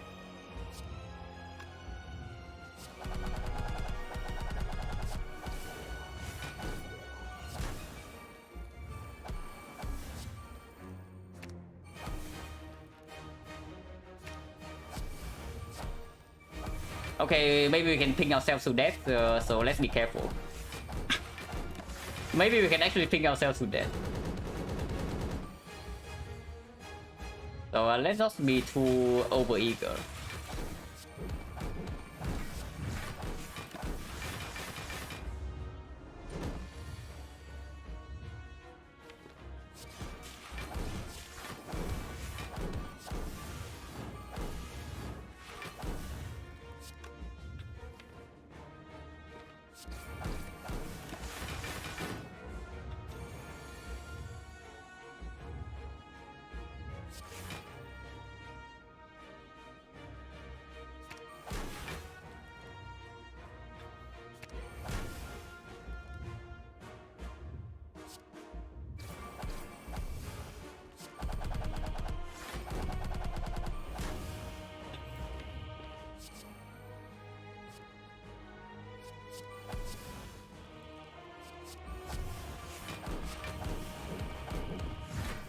Wait, how many stacks do we have? Okay, 6.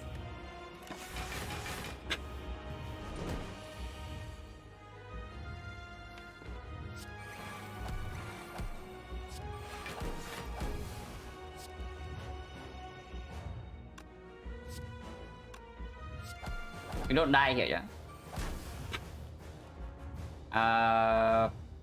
Focus. Okay, whatever.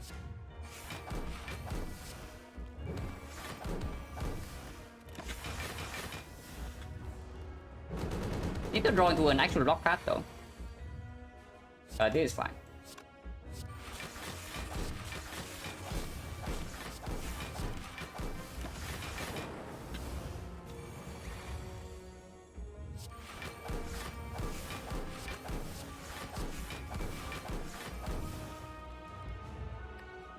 Actually, surprisingly close to that this turn. But we are fine. We are fine.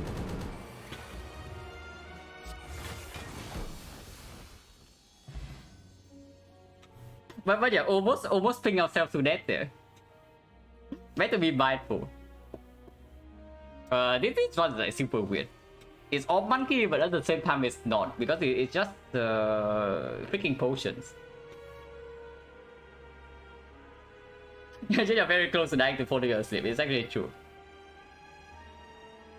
This is actually just us throwing potions at the spire. Like our deck is like echo form and a bunch of random stuff. Yeah, we are just echo forming a bunch of random stuff, and the discovery is also deliver. So picking both discovery in sensory stone absolutely helped us out. His thing was good, yeah. His thing was also very good.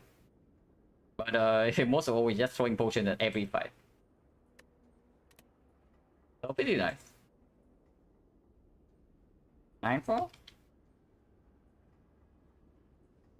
Not a thrilling silent discovery yet, yeah.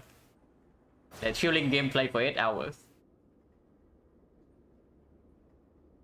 I mean, because the potions are more explosive, so they go immediately. So you don't really appreciate the process. Like when we are stalling turn 200 of Awaken one, and then turn 300 and turn 400. You observe one thing long enough, and then you see the beauty in the process. But here the fight is too fast. So you cannot actually appreciate what the potion bell is doing. Can use explosive? Yeah, we even ignored the explosive potion in the Act 4 shop. There was an explosive potion that we ignored.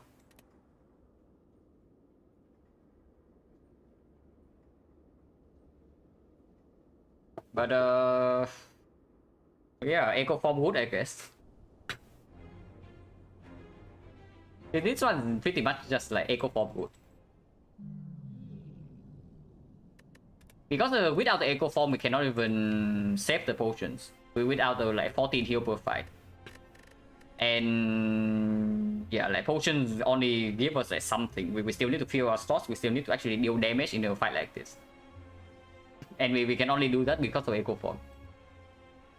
Card's broken. This guy's just insane. At the very least, in conjunction with the cell repair, but that one is like super clear.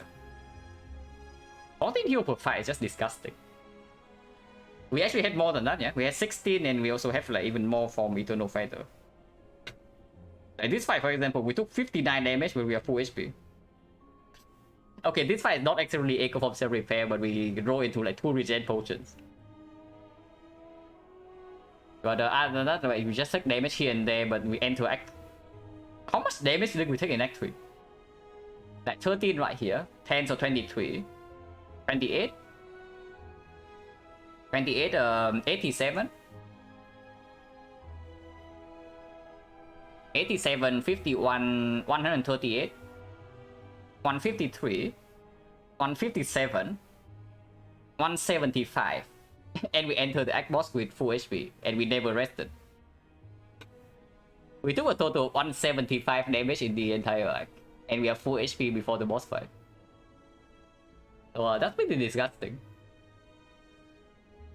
And potion distribution also went as expected, and then spear and shield draw was good enough. So hard was easy. Like looking at this damage, it's like slightly scary, but it would just be almost killing the run by playing too many cards. I wonder how many stacks of echo form is too many though. in an actual run, I feel like probably something like 3. Yeah, when it gets to 4, it becomes super weird. Like in the hard fight at least. Before the hard fight, everything is fine, yeah? Maybe in the time meter it's weird as well, but yeah, probably 4 is too many. 3 you can still play, but 4, then you get to play like some random crap you don't even want to double. Yeah, see, we lost Ventos.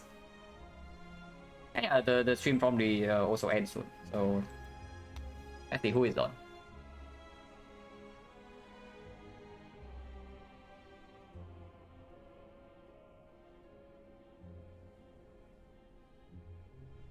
I think you guys to veggie bread.